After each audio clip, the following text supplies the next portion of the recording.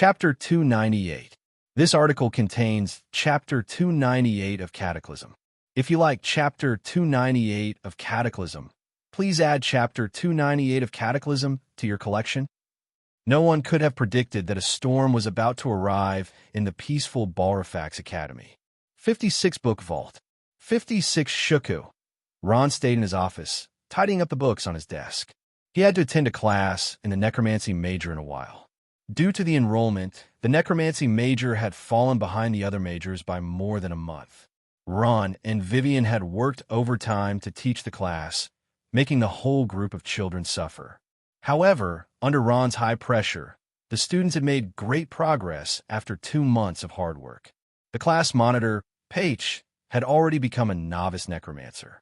There were also many trainee advanced necromancers, but Vivian had made the most progress. She was already an advanced necromancer and could take on the responsibility of teaching the students. Under the mobilization of Ron and Vivian, the students had all joined the Scourge Church, becoming the first backbone of the Scourge Church. Everything was proceeding in an orderly manner, which made Homelin very happy. He seemed to be able to see the day when necromancy magic was revived. Knock, knock, knock. There was a knock on the office door. Ron raised his head and saw a familiar figure. Master Shea. Ron nodded politely.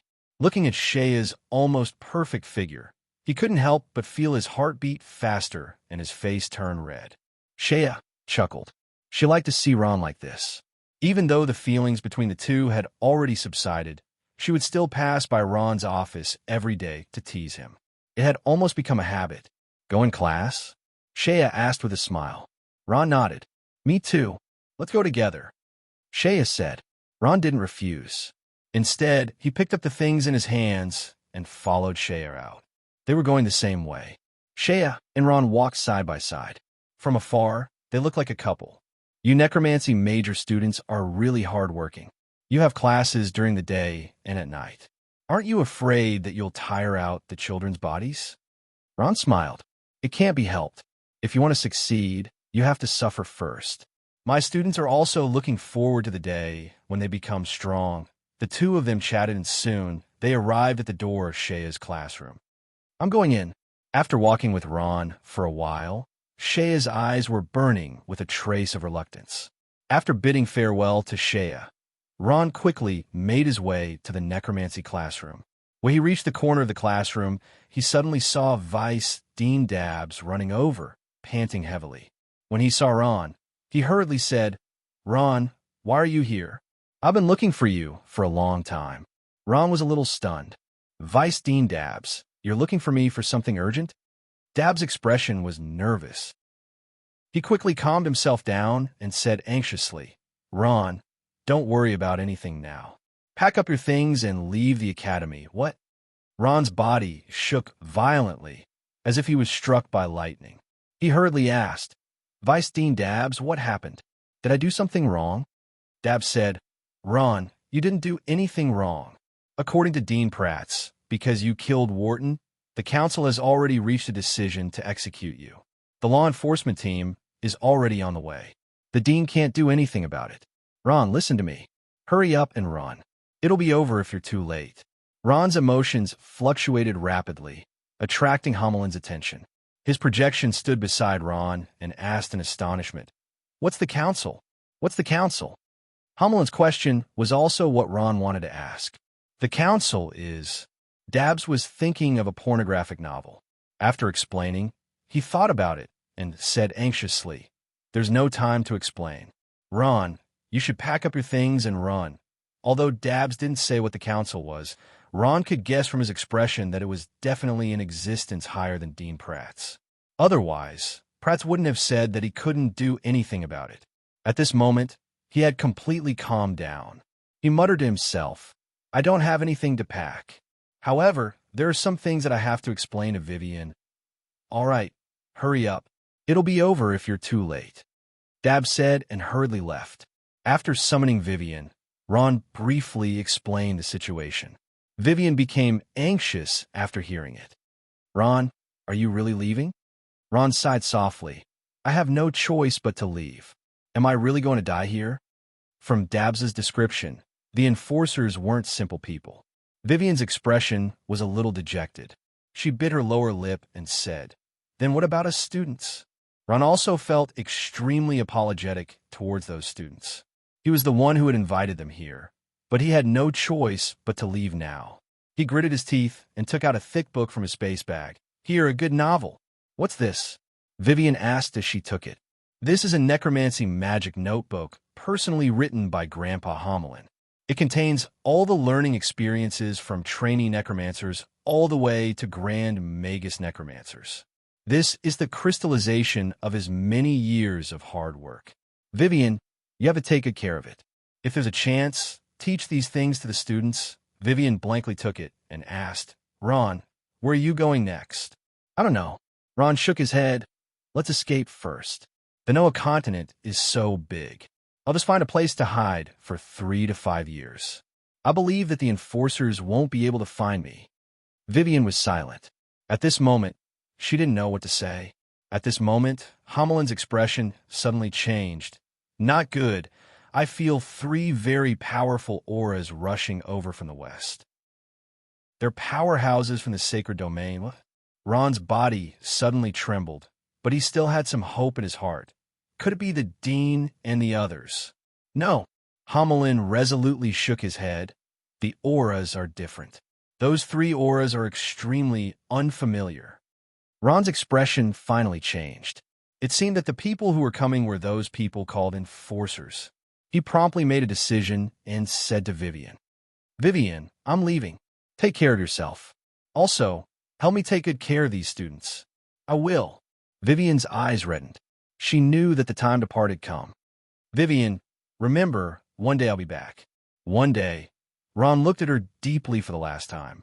Before he left a sentence. His entire body slowly turned into a cloud of black smoke and disappeared. The other book friends were reading, holding the thick book in her hands.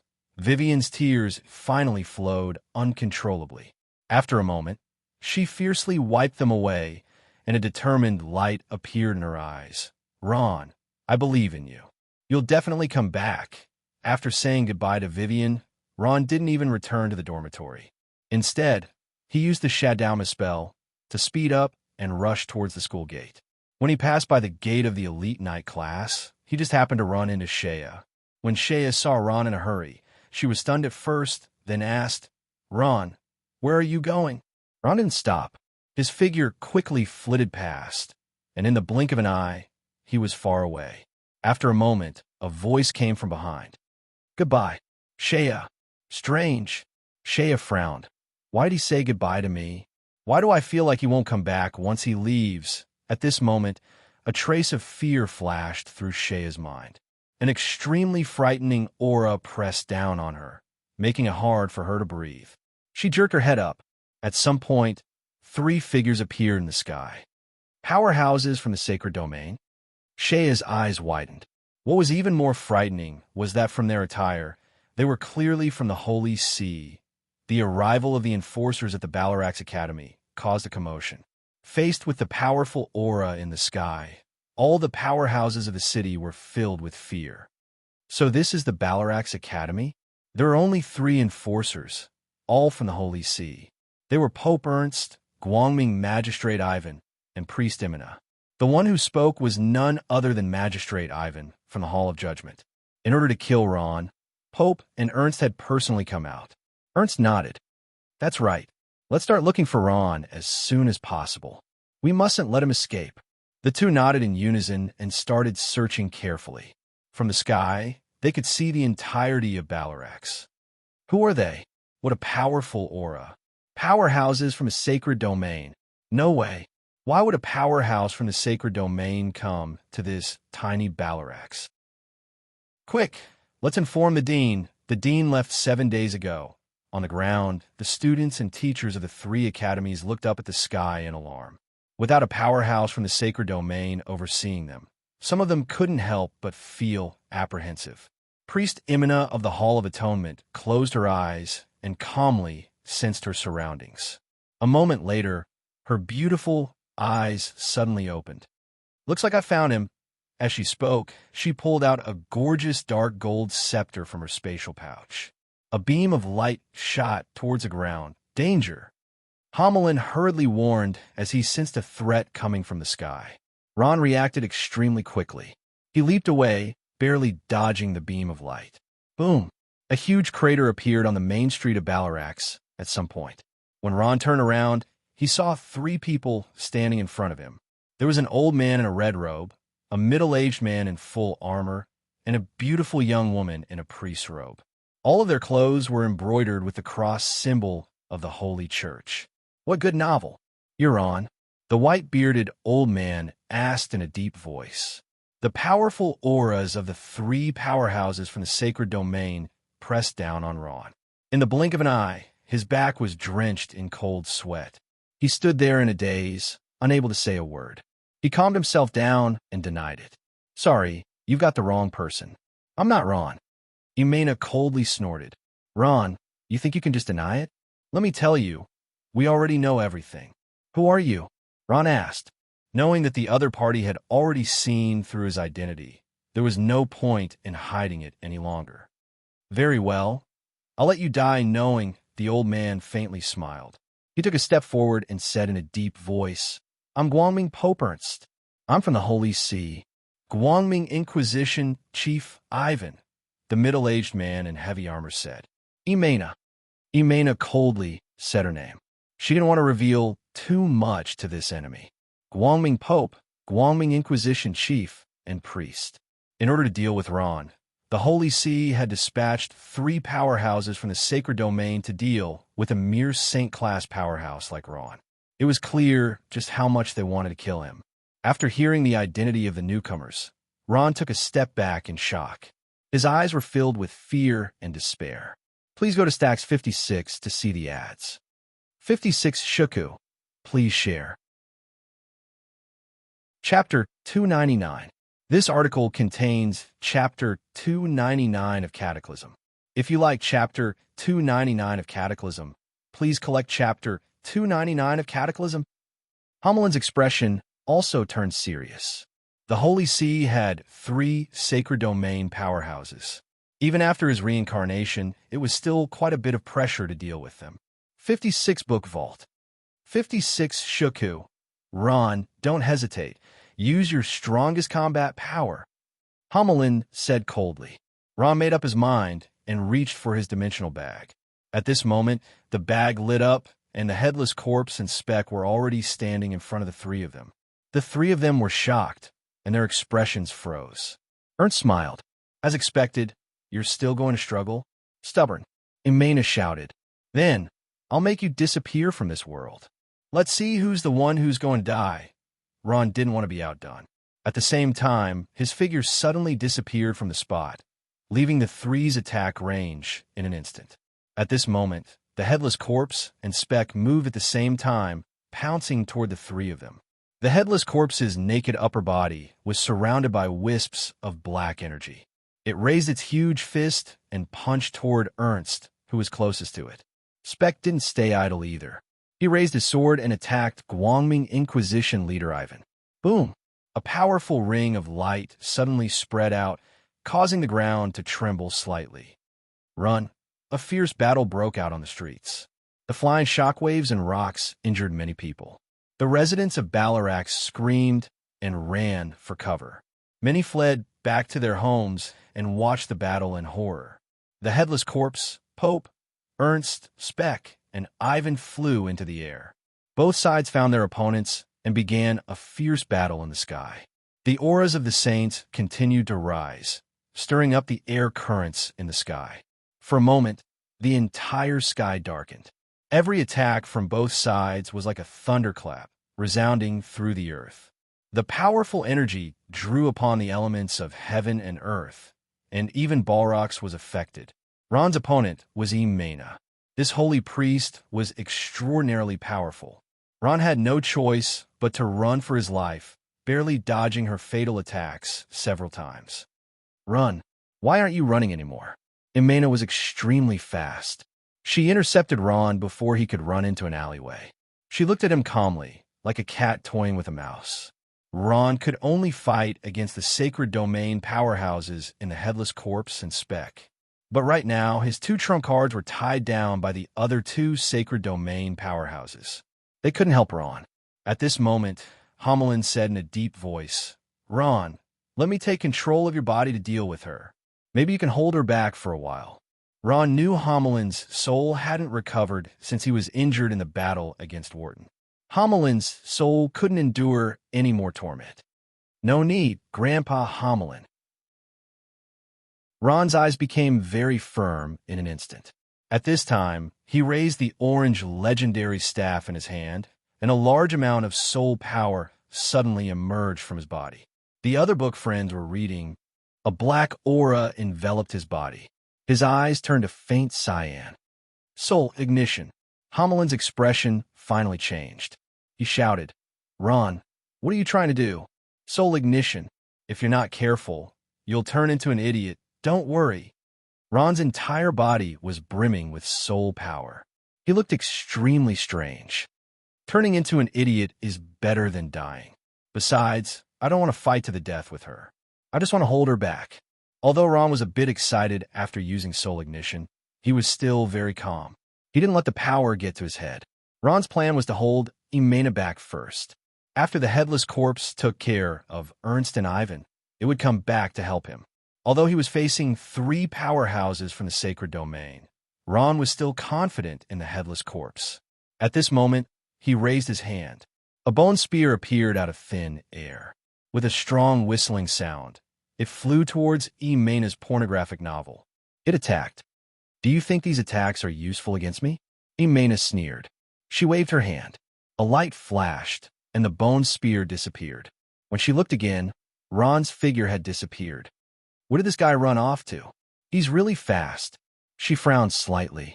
But why do I feel like his strength has increased by a lot? While she was in a daze, another bone spear flew over. When Emena shattered the bone spear, Ron disappeared again. Damn it, this kid. Emena was so angry that her teeth itched. Although she was strong, because it was her first time facing such strange necromancy magic, she felt a bit at a loss. On the ground, in Vice President Dabbs's office, President Dabbs stood quietly outside. He looked at the sky and sighed softly. He knew that the arrival of the Holy Sea's law enforcement team had doomed Ron's fate. What he didn't expect was that the law enforcement team would come so quickly. "Vice President Dabbs," a delicate voice called out. Dabbs was slightly startled. He saw that Shea had appeared behind him at some point. "Vice President Dabbs." Ronnie, Holy See," Shea said anxiously. She wanted to explain the matter clearly, but the more anxious she was, the more chaotic her words became. "There's nothing I can do." Although Shea's words were somewhat unclear, Dabbs already understood what she meant because he already knew everything. He shook his head and said helplessly. Shea's eyes widened. Her eyes were full of disbelief. She knew that something had happened to Ron, so she hurried over to ask for help. She didn't expect to receive such a result. "I don't believe it. I want to talk to the president." Shea cried out. Seeing that Ron was about to die at the hands of the Holy Sea's sacred domain powerhouses, she couldn't accept this fact. Only the president could solve the problem of the powerhouses of the sacred domain. Dabbs frowned slightly. "Shea, let alone me, even the president can't do anything about this." Hearing that the president couldn't do anything about this matter, Shea was completely stunned. Dabbs paused and sighed. Although those people are powerhouses of the Holy See, they didn't come here on behalf of the Holy See.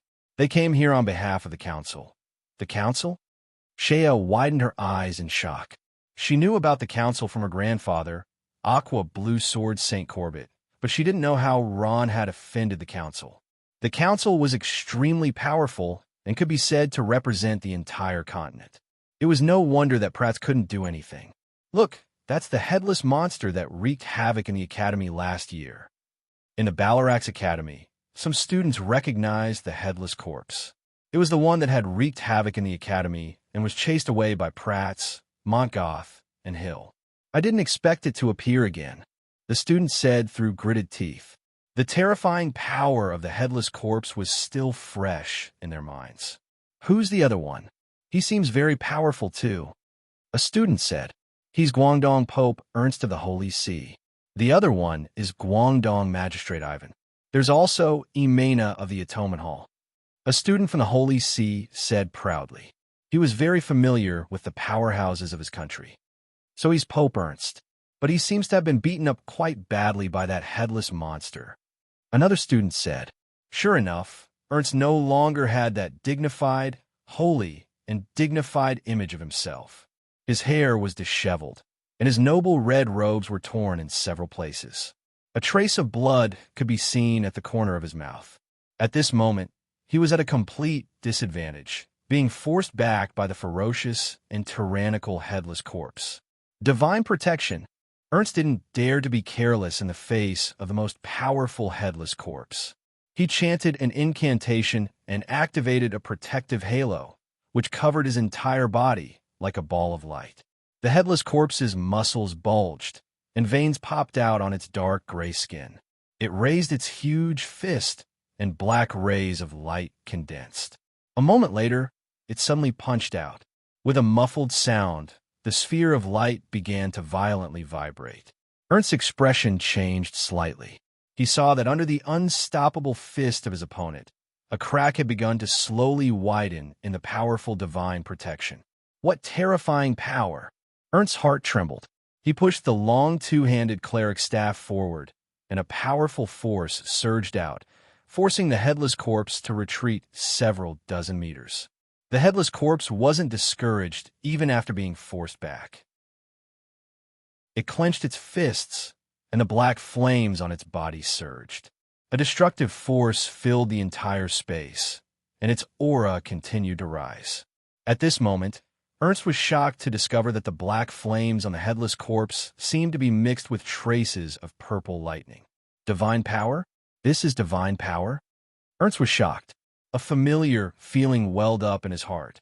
This terrifying power, could it be from? This guy's background isn't simple. Ernst suddenly came to a conclusion. Floating in the air, he took a deep breath. Looks like I'll have to pay a price to deal with him.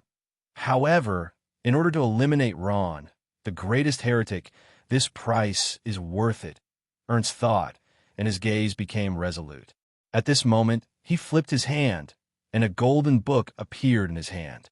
The golden book in Ernst's hand was about 3 inches thick. It was about the size of a book, and there were complicated patterns carved on it. On the cover, the words Book of Prophecy were particularly eye-catching. This strange golden book emitted a powerful Guangming aura and seemed to light up the sky. Good novel, Book of Prophecy.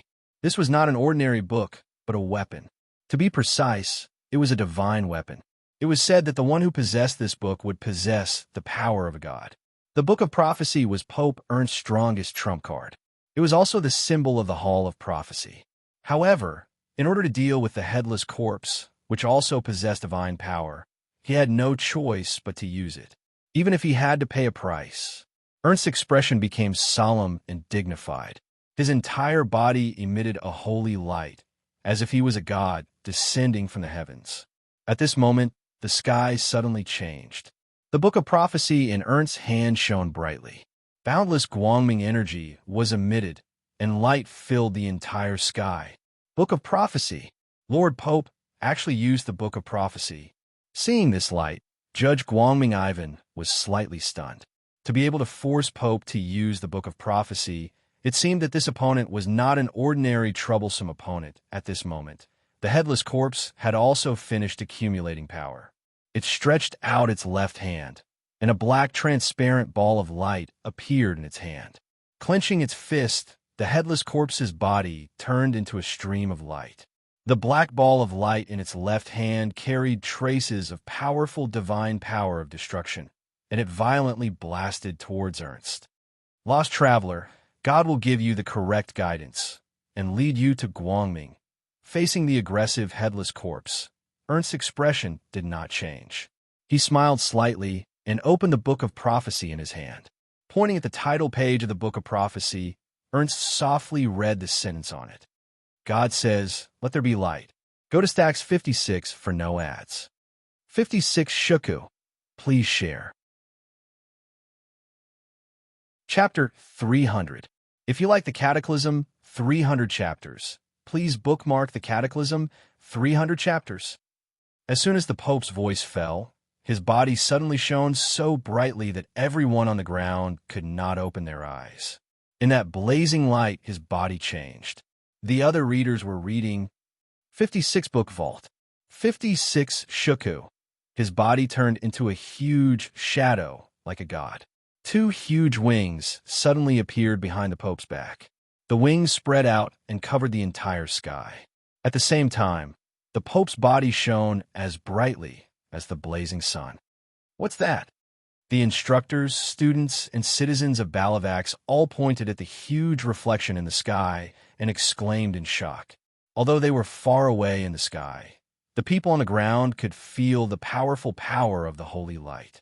It was the power of a god that could overwhelm everything. Faced with such a solemn and sacred power, they couldn't help but feel the urge to worship. Pornographic novels, many of the residents of Balarax fell to their knees and wept bitterly. God, I've finally seen God.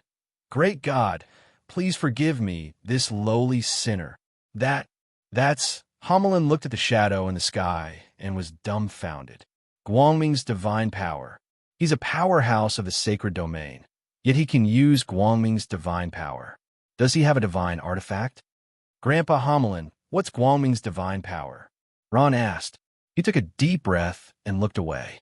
It's a type of divine power, just like the divine power of destruction on the headless corpse. Oh no, your headless corpse is in danger, Homelin cried out. At this time, a white light flashed in front of Ron's eyes. He was startled and disappeared, dodging Imena's attack. I don't care about that anymore. Let's deal with this crazy woman first. The other readers are reading. Ron said. The huge shadow in the sky sneered, just like Pope's expression. He held the Book of Prophecy in one hand and raised the other with his index finger. Guangming's divine power continued to condense on his index finger. Evil, lowly creatures, in front of God, how laughable your actions are. I can sense the power of evil in your body, full of brutality and murder. Then on behalf of God's will, on behalf of Guangming and justice in the world, I pronounce you guilty. Ernst faintly smiled, and his right index finger suddenly swung down. God's judgment. A large hole suddenly appeared in the clear sky. In the sky, boundless divine light power passed through space, forming a huge pillar of light. The gigantic beam of light pierced through the sky and blasted toward the headless corpse at an extremely fast speed. Fist destruction. There was no fear, no pain. The headless god corpse didn't dodge the sudden attack of divine power of light. He raised his giant fist, and the black divine power of destruction in his fist flickered as he punched at the giant projection of God in the sky. Boom! Fist destruction versus divine judgment. Destructive divine power versus Guangming's divine power. The black divine power of destruction collided with the white divine power of light. The moment the two divine powers collided, the heavens and the earth fell silent. Time seemed to have stopped. A moment later, the power suddenly spread out, and a huge ball of light appeared in the sky. Within the ball of light, 2 strands of divine power, black and white, intertwined with each other, accompanied by a loud rumble that sounded like spring thunder. An earth-shattering explosion rang out, causing the sky to darken. The force of the explosion spread to the ground, destroying countless buildings. Boulders weighing up to 10 tons rose uncontrollably from the ground. Winds howled, and it was as if the end of the world had come for Balavax. Heavens! Run! It's over for Balavax. The residents of the city lost their heads out of fear. Not to mention the students of the 3 great academies. Even many powerful teachers were running away, afraid that they would be caught in the crossfire. A huge power came from the sky, and Dabis' eyes were filled with terror. He could feel that the degree of these 2 powers had far exceeded his imagination. Not to mention him, even Headmaster Platz couldn't possibly have such great power. What kind of power is this? Ronnie, how could he have such power? Darba stood on the platform outside the destroyed office. muttering to himself as he looked at the huge force in the sky. Vice Principal Darbus, do you think anything will happen to Ron? Shea stood by his side. Seeing such a terrifying collision, she had some understanding. At the very least, she knew that in front of this terrifying force, even someone as powerful as Principal Platts was insignificant. She couldn't help but worry for Ron. Darbus took a deep breath, shook his head, and fell silent. The headless corpse wrapped in a black ball of light was surrounded by lightning. It pushed its destruction divine energy to its peak and was in a deadlock with Guang Ming's divine energy. The other readers were reading. At this moment, the huge figure in the sky smiled. It's no use. You only have a portion of destruction divine energy and are far from being my match. Lowly sinner, your death is the best interpretation of God's will. The figure smiled. At this moment, Guang Ming's divine energy surged out from his body. The headless corpse's fist began to tremble slightly. This trembling was extremely unusual when the two forces collided. After a short moment, the skin on his fist began to crack. The headless corpse finally couldn't hold on any longer. The powerful Guang Ming's divine energy was like a hot knife through butter, completely destroying the last bit of destruction divine energy in its body. The powerful Guang Ming's divine energy fiercely slammed down, instantly heavily injuring the headless corpse. Its body was blasted back and continuously fell to the ground. Boom! The headless corpse's body crashed into a mountain peak, causing it to collapse. Its body was blasted straight into the mountain peak, and countless huge rocks were thrown into the air. They fell into the lake nearby, creating a huge splash. Moments later, the ground returned to normal. The apocalyptic catastrophe finally came to an end. The projection of the so-called God in the sky had already dissipated. The entire sky began to clear up. The sunlight penetrated through the clouds and shone on the earth once again, as if nothing had happened. After the catastrophe, Balavix was a mess. Although the two forces of divine energy collided in the sky, the impact was so strong that even the ground couldn't help but be affected. Many residents poked their heads out of their houses with lingering fear and looked into the sky, secretly praying that the catastrophe had already subsided. What a good novel. Pope Ernst's divine energy dissipated, and he looked like he had aged several decades. He looked a little dispirited and listless, but at least he had taken care of this terrifying fellow, and Ernst could finally breathe a sigh of relief. Pope, that old fellow, actually took care of a headless monster with divine energy? Looks like I'll have to work harder. Judge Guangming Ivan thought. In fact, it was much easier for him to deal with Speck, the fake sacred swordsman. Speck's every move was easily blocked by him. If it wasn't for the fact that it was a zombie and that it didn't fear death, it wouldn't have lasted until now. Facing Ivan, the head of the Guangming tribunal, whose strength was second only to Pope, Speck was completely at a disadvantage. At this moment, Speck made its final struggle. It held the long sword in its hand horizontally, and a black circle of light suddenly spread out and enveloped Ivan in it. Gravity confinement. In an instant, Ivan felt as if his body was weighed down by several mountains, and he couldn't move.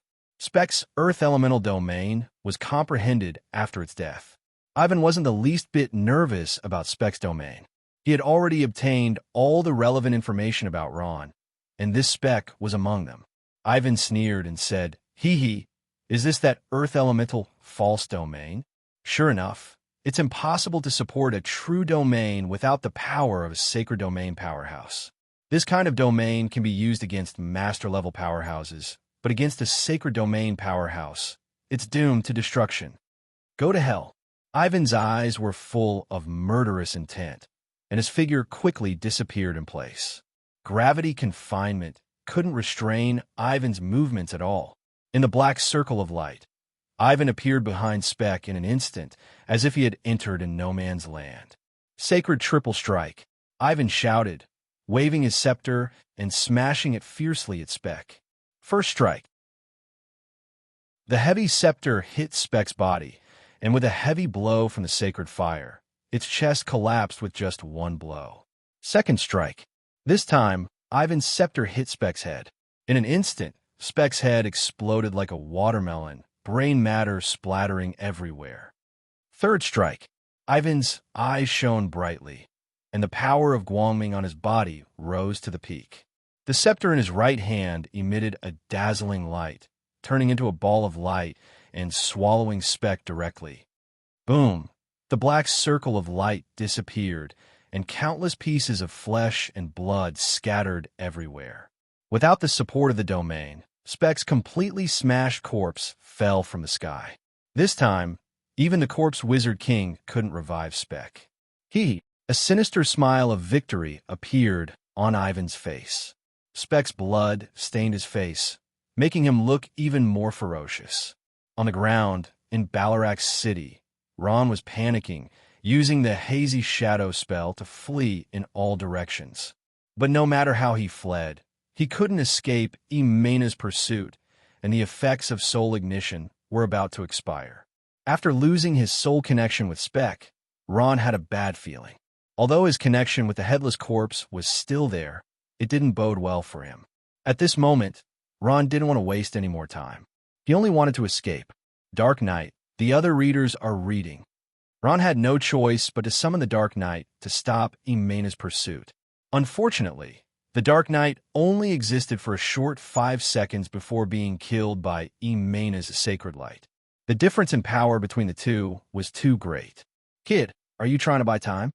At this moment, Imena understood Ron's intentions. She laughed coldly. Let's see how long you can escape. Light ball. Imena raised her scepter.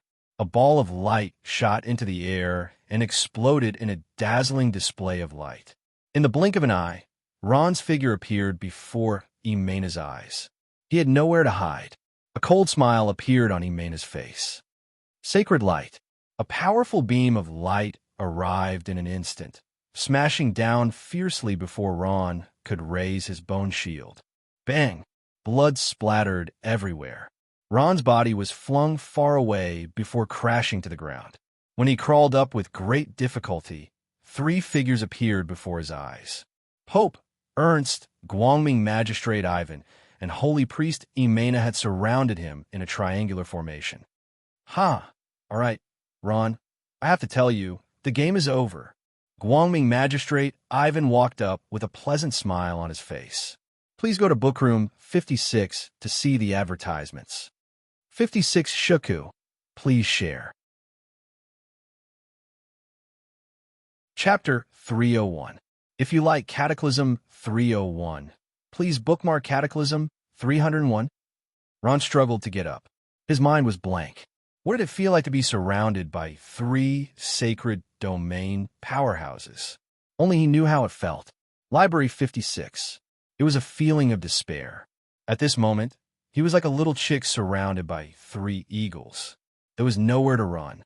As if he had forgotten his fear, Ron stood there in a daze. He didn't even have the strength to run away. Guangming Magistrate Ivan smiled proudly and said, "This kid isn't scared out of his wits, is he?" Priest Imena smiled faintly. "I can understand how he feels." But she straightened her face. Ever since he chose to walk on this evil path, he was destined to meet a tragic end. Zombie Speck was destroyed, and the headless corpse's fate was unknown. Ron had no other cards to play. The situation was extremely bad. Hamelin's heart sank. Could it be that he could only accept his fate? The great undead magic could only be a fleeting illusion? If Ron died, he could only follow suit. Hamelin was unwilling. He hoped to see the moment when undead magic reappeared in the world and restored to its rightful glory. Grandpa Hamelin, is there really no other way? Ron came back to his senses and asked with a last shred of hope. At this moment, his feelings were the same as Hamelin's. He wasn't afraid of death, but he was unwilling to die like this. Was there any other way? Unless he resurrected, he would be able to deal with all this with the strength he had 100,000 years ago. However, Hamelin also knew that this was impossible. He looked at Ron and gently shook his head. At this moment, Pope Ernst furrowed his brows and said, "I don't know why, but I keep having the feeling that my every move is being watched." It's as if there's an extremely powerful existence secretly watching us. Do you guys have the same feeling? Ernst turned to Ivan and Imena. Both of them shook their heads. Imena quickly searched for a bit before saying, Lord Pope, you're thinking too much. I dare say that there are no experts from the sacred domain within a radius of 5 kilometers. The one Ernst was talking about was Hamelin. His senses were the sharpest, and he had already vaguely sensed his presence. Ivan and Imena weren't as strong as Ernst, so they couldn't sense him. Pope Ernst sighed. I hope I'm just being paranoid, but this kid is really weird. We have to get rid of him immediately. Let me do it. Imena slightly smiled and looked at the dazed Ron. Her face was filled with killing intent as she said coldly, I'm going to kill him and take revenge for Wharton. After saying that, she raised the long staff in her hand. The tip of the staff shone with a white light. The white Guangming's power was extremely dazzling. Ron was awakened by this light. Am I going to die? Facing the powerful priest Imena, Ron seemed to have lost the courage to resist. A trace of despair welled up in his heart. He closed his eyes. Just as Ron was in despair, a pornographic novel appeared in his mind. A bright light flashed. His heart stirred. Got it. Have you resigned yourself to your fate? Seeing Ron close his eyes in despair, Imena coldly smiled. She had already condensed her power into a ball of light and shot it out. Boom! An explosion rang out. A large amount of smoke and dust rose into the air. A large crater appeared in the ground. After the smoke and dust dispersed, Ron was nowhere to be seen. What? Ernst trembled. If Ron escaped, all their efforts would have been for naught. This move again, Imena coldly said. She could already see Ron's figure slowly appearing. After a short battle, Imena had already grasped Ron's fighting style. Good thing he didn't run. Ernst breathed out a sigh of relief. Don't worry, Sir Pope. He won't be able to escape. This necromancy magic is indeed miraculous. It's a good way to escape, but it's a pity he can't run far every time. Imena was teased again and again. Her gaze carried a trace of anger. The other book friends were also reading. I remember now. I still have the Cross of Rebirth and Return Scroll. Maybe they can save my life. Ron excitedly said to Hamelin. Hamelin was stunned. The Cross of Rebirth? Return Scroll? When did you get these things? Hamelin was no stranger to these two items. However, he didn't have the time to ask. He muttered to himself for a moment before saying, The Cross of Rebirth is useless. With a swing of that woman's staff, your entire body will be reduced to ashes. No one will be able to save you. Also, where did you set your return scroll as its coordinates? If you were in the academy, it would be no different from not using it at all. Hamelin's words were like cold water being poured over Ron's head, making him sober up a little. Ron's expression was bitter. His last bit of hope had been extinguished by Hamelin's words. Ever since I got the return scroll, I haven't set its coordinates. Can it be used like this?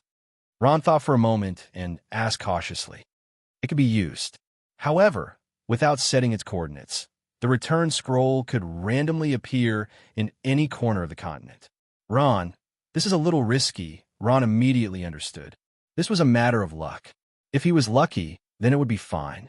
However, if he was unlucky and appeared in a dangerous place like the deep sea or underground magma, then it would be a tragedy.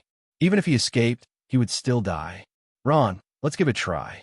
No matter what, it's better than being killed by them. Hamelin said without waiting for Ron's reply. Okay. Ron suddenly made up his mind. He roared and reached for the space bag with his trembling hand. At this time, Ernst took a step forward. He felt dizzy. This was the aftereffect of using Guangming's divine power. At this moment, he had a bad premonition in his heart. He shouted, You too, don't dawdle. Kill him quickly. Kill.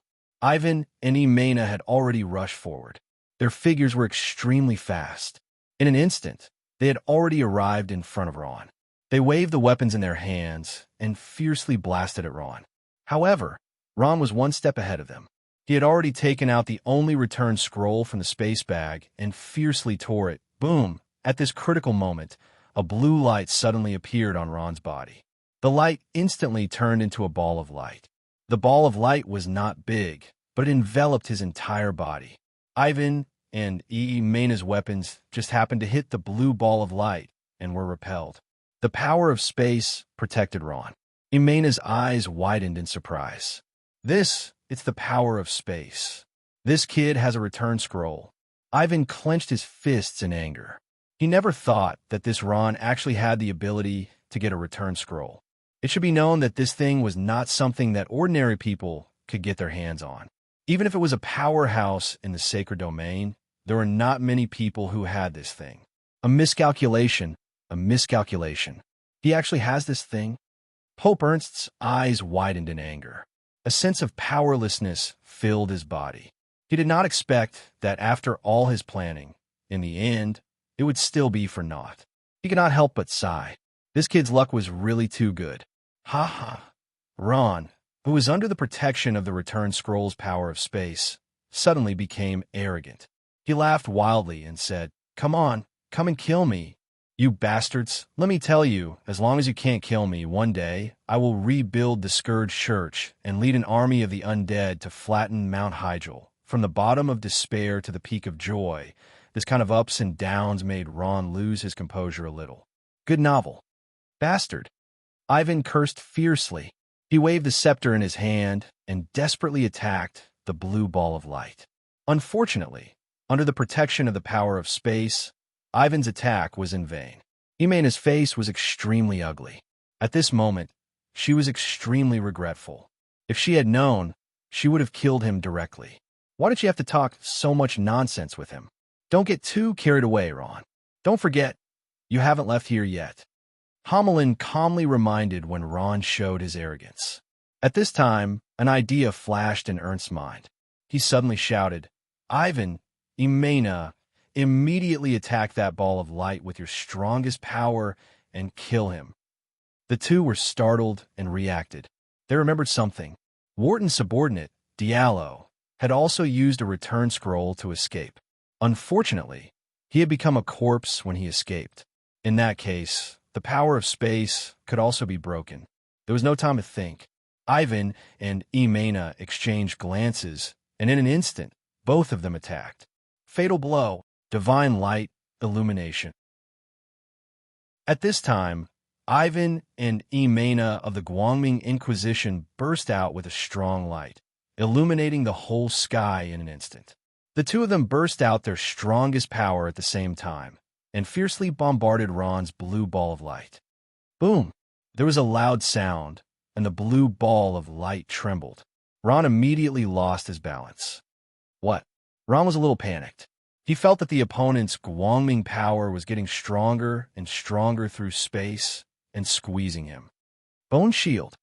Ron had just raised his bone shield, but unfortunately, it shattered in an instant.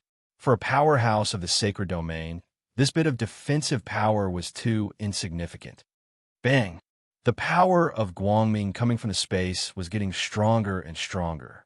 Ron finally spat out a mouthful of blood, and the bones in his body made a caw-caw sound. From the strength of that power, if he died, his body would definitely be fragmented.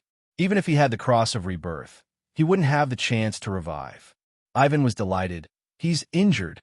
Imena's eyes were cold. Put in more effort, kill him.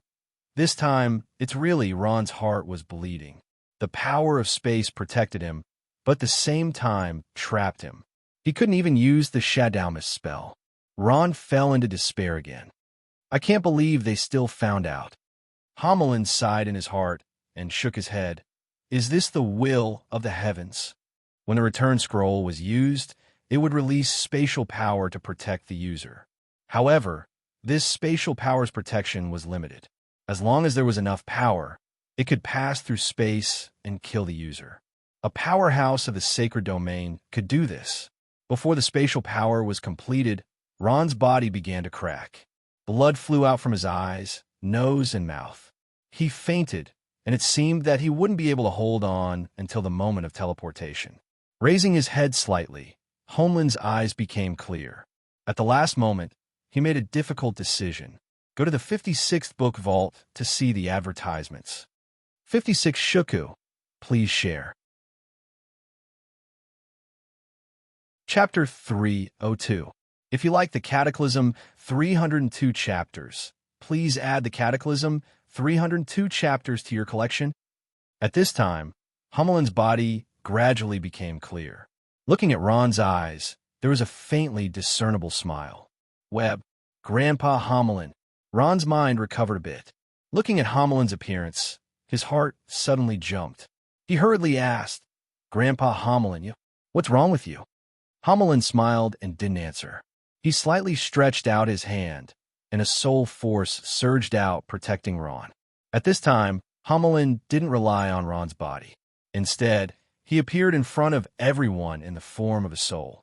The soul shadow penetrated through space and projected from the sky, giving Ernst and the other two a big fright. Plomalin's strength had long reached the pinnacle of the Saint Realm. He was only half a step away from the realm of the Saint Realm. At this moment, he released his soul force to protect the injured Ron. At this time, Ron only felt the pressure on his body lighten. That Guangming's power that could kill people seemed to have been blocked, no longer causing any harm to him. At this time, he opened his pitch-black eyes in shock. He looked at his own body and then looked at Hummelin. He doubtfully asked, Grandpa Hummelin, the soul force of a peak sacred Magus necromancer was completely released. The formidable power transmitted through space made the three feel fear from the bottom of their hearts. The other readers were reading, Who are you? Ivan was the closest to Hummelin. He could clearly feel the terrifying power transmitted from the other side. He knew that this was an opponent that couldn't be underestimated. He hurriedly asked with a frown. Imena also didn't think that Ron's body would have such a change. Her face was full of disbelief. Hummelin's expression was calm. He faintly smiled and said, My name is Hummelin. I come from the Scourge Church. The Scourge Church from 100,000 years ago. Scourge Church. Ernst trembled all over when he heard this name. He cried out involuntarily. You're the one who taught Ron necromancy magic? That's right. I'm his mentor. Hummelin nodded and sighed. 100,000 years. 100,000 years. The hatred between the Guangming Society and the Scourge Church has lasted for 100,000 years. Do you still want to continue? It's over. After 100,000 years, everything should be over. Let bygones be bygones. I hope you can let Ron live. Ron's eyes widened in surprise. He had never seen Grandpa Hummelin take such a humble stance towards the enemy. This made him unable to wrap his head around it. Had they reconciled with the Holy See? Hummelin thought even further. The Scourge Church had already been destroyed. Even if the Holy See was destroyed, it would be impossible for the Scourge Church to recover. Since that was the case, why couldn't they let go of their hatred? Of course, Hummelin had another more important reason, but he didn't intend to reveal it now. The Guangming Society was the predecessor of the Holy See. The ordinary members of the Holy See didn't know this, but the experts of the 9 holy temples were well aware. Pope Ernst's heart skipped a beat. He muttered to himself for a moment. Before Ernst could respond, Ivan, the head of the Guangming Inquisition, shouted fiercely, Dream on. You evil heretics, don't even think of using flowery words to sway our faith. Let me tell you, the Holy See will never coexist with you evil heretics. Yes, Ron killed Wharton. I will never let him go, Imena said coldly. As expected, the grudge between the Guangming Society and the Scourge Church is too deep. It can't be resolved with just a few words. Hummelin sighed softly. He wanted to try, but unfortunately he failed. Not everyone was willing to let go of their hatred. Moreover, the Scourge Church and the Holy See weren't just about hatred, but more about faith. In the eyes of the Holy See, the Scourge Church was dark and evil. It couldn't coexist with them in this world. Their relationship was irreconcilable.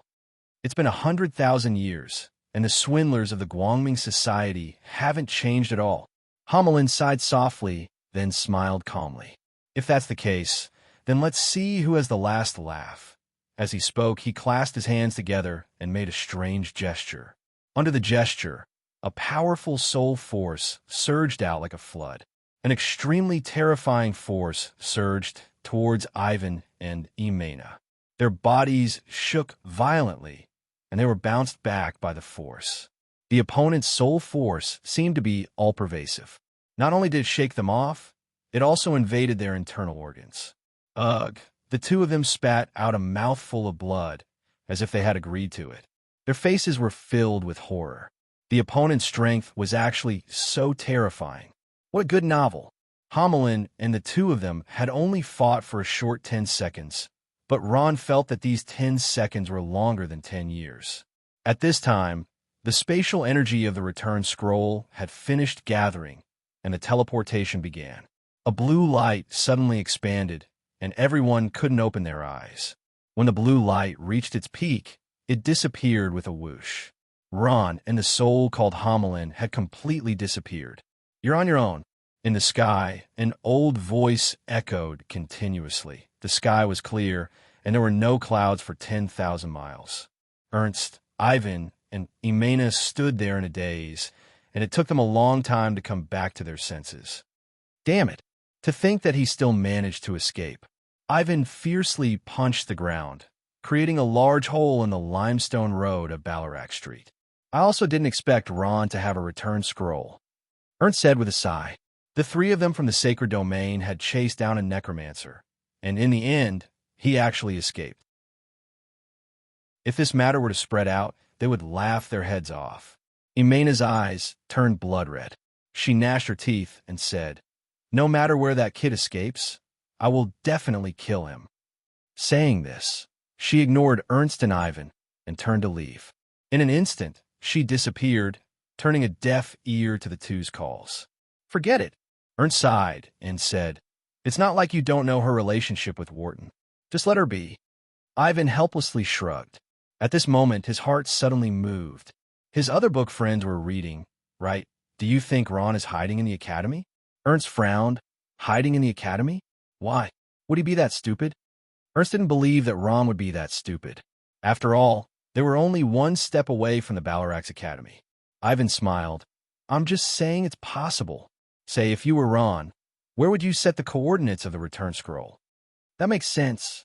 Ernst nodded, a trace of light flashing in his eyes. "If he really is hiding in the Ballarat Academy, then he's dead. We have to find him even if we have to dig 3 feet in the ground. The two of you, don't go too far." Just as Ernst finished speaking, a voice came from afar. In an instant, 3 figures suddenly appeared in front of them. Fire Mage St. Platts, Golden Wyvern Knight Monty God, and King of Assassin's Hill. They were the sacred domain of the Roland Empire, and they all lived in the Ballarat Academy. At this moment, they finally appeared. Seeing the destruction of the Ballarat Academy, the 3 of them didn't look too good. Platts suppressed his anger. "Sir Ernst, Sir Ivan, you destroyed the Ballarat Academy, and now you want to search my academy. Aren't you going too far?" "Oomph." Ivan sneered. "You're the ones who are going too far. Who told you to take in heretics? You asked for it." Ernst said in a low voice, "Don't forget that our actions have been authorized by the council. You have no right to stop us." Hearing this, the 3 of them fell silent. If they objected, it would mean that they would become enemies with the council. At this moment, Ivan shouted, "Now that the heretic has escaped, I'm telling you, you have to take responsibility for this." The other readers are reading. Ron escaped? Pratt rejoiced inwardly, but he didn't show it on his face. "Haha, you 3 sanctuary powerhouses came to hunt down a master powerhouse, but he escaped. Now you want to hold us accountable? How dare you say that?" Yes. Since that's the case, let's tell the president about this. I'd like to see what kind of responsibility we have to take." Hill laughed. Ernst and Ivan looked at each other and fell silent. If this matter was spread, they couldn't afford to lose face. "Leave," Platt said in a low voice. "Ron isn't in the academy, and you can't find any pornographic novels. Use. Also, I'd like to remind you that there's a limit to our patience." Ernst did want to search, but seeing the unfriendly faces of the 3, he held himself back. At this moment, the 2 of them were greatly injured, and they wouldn't be able to gain any advantage by tangling with the 3 of them. Even if this matter was brought to the president, it wouldn't be settled. The president didn't care about human affairs at all. "All right, we'll leave." Ernst was silent for a while before finally saying, But I hope that you'll inform us when you receive news about the heretic Ron. I won't see you out, Platt said coldly. He pretended not to hear Ernst's last sentence. After a while, Montego couldn't help but say, "Old man, you're letting them go just like that?" When he saw the arrogant expressions of the two, he couldn't help but want to take out his dragon spear and stab their faces. However, Hill gave him a look, and he held himself back. "What else can I do?" Platt said helplessly. "Don't forget, their actions represent the council." After saying that, he looked into the distance with his cloudy eyes and sighed softly. "Ron, have a safe journey. Lord Pope, why didn't you let me teach them a lesson? Do you think I'm afraid of them?" Ivan said angrily after leaving with Ernst. The other book friends were reading. "Forget it. There's no point in getting into a conflict with them. Besides, I don't think Ron will be in the Balarax Academy," Ernst said helplessly. "Oomph. Sooner or later, I'll get back at them." Ivan snorted coldly. At this moment, a splash came from afar, attracting the attention of the two. "What's that?" The two of them looked carefully. It was the headless monster that Pope and Ernst had defeated with divine judgment. At this moment, half of its body was lying in the water, and its hand moved slightly before drooping down. "It can still move?" The two of them were shocked. They looked at each other and flew down. "It's injured so badly, but it's still not dead. This necromancy magic is really strange." Thinking of Ron who had escaped, Ivan was so angry that he gritted his teeth. "We have to destroy it. Otherwise, if Ron finds it, it'll be a big problem in the future," Ivan said as he turned his head. Pope nodded. He had fought with the headless corpse before and knew its terrifying strength. "This guy's origin is not simple," Ernst said after pondering for a while. "It actually has divine power. Let's bring it back to Mount Hygel first. Let's see what surprises this guy with divine power will bring us," Ernst said. Please go to the web without ads. Please share. Chapter 303. If you like Cataclysm 303, please bookmark Cataclysm 303. In the east of the Beastman Empire, there was an endless plain. It was vast and uninhabited, but it was a paradise for exotic beasts. It was a good novel. There were mountains, lakes, swamps, and wetlands. Countless types of exotic beasts lived here, and there was no lack of master-level or even master-level exotic beasts. The exotic beasts here like to live in groups. What would you feel when facing a large group of exotic beasts? Despair. Yes, this was the Plains of Despair. Whoosh! At this moment, a blue ball of light appeared in the sky above the Plains of Despair. The sudden spatial energy made all the exotic beasts look up and roar. "Ah!" Ron exclaimed. He was thousands of miles high in the sky when he opened his eyes. He was scared out of his wits. The spatial energy disappeared. Ron lost the support of the blue ball of light and fell from the sky. No! Ron didn't think that he would appear in the sky. At this moment, he couldn't fly yet. The result of falling was to fall to his death. What a good novel. It wasn't easy for him to escape from the 3 sacred domain experts of the Holy See, but he ended up falling to his death. It was too humiliating. As if it heard Ron's thoughts, a black force appeared out of thin air just as he was about to fall to the ground. It supported him and allowed him to land steadily on the ground. It's Grandpa Hamelin. Ron was surprised and happy. It was Grandpa Hamelin who saved him again. However, there were many things that Ron didn't understand. Wasn't Grandpa Hamelin a spiritual body? How could he appear and talk to the people of the Holy See? He could even fight without his body and force 2 people to retreat. "Thank you, Grandpa Hamelin." When Ron landed on the ground, he thanked Hamelin. Hamelin smiled and looked at Ron with gratification. Seeing Hamelin's appearance, Ron was shocked. Hamelin's figure became dim, almost disappearing. He looked like he had aged a few decades and became extremely weak. The extremely powerful soul force that Ron admired had also dissipated by more than half. Ron had never felt this weak since he met Hamelin. "Grandpa Hamelin, what's wrong?" Ron was a little flustered. A bad premonition arose in his heart. As if confirming Ron's guess, Hamelin raised his head with difficulty. The soul force on his body flickered. He smiled and said, "Ron, I'm afraid I won't be able to accompany you in the future. Grandpa Homelin, what did you say? Ron was shocked. After fighting with those two powerhouses of the sacred domain, my soul force has almost completely dissipated. Without the support of soul force, my soul will also disappear. Homelin smiled and looked at Ron. No, don't, Grandpa Homelin. It's not like this. Before Homelin could speak, Ron's tears gushed out of his eyes. He threw himself at Homelin, but he missed. As a soul, Homelin was about to disappear. Homelin, who was at the peak of the sacred domain, had an extremely powerful soul force. But this soul force couldn't be directly released. He had to find a medium, and this medium was Ron's pornographic novel. His body, but Ron's body couldn't withstand his enormous soul force. In that situation, he could only directly release it. But the price of directly releasing it was enormous. That was why he became like this. Ron understood that it was Grandpa Homelin who saved him. If it wasn't for Grandpa Homelin using his enormous soul force, he would have already died. And Grandpa Homelin wouldn't have become like this. No, Grandpa Homelin, don't leave me. Don't leave me, Ron cried bitterly. At this moment, he was crying like a man made of tears. He hadn't cried for a long time. He only remembered crying once when Grandpa Zaley died. Homelin smiled. From the moment he appeared, he had already expected all of this. His reconciliation with the Guangming Society was also based on this. He was going to leave, but he couldn't stop worrying about Ron. Although Homelin didn't know much about this strange continent, he knew that the Guangming Society from 100,000 years ago had already grown into the superpower it was today. And Ron was like an ant in their eyes.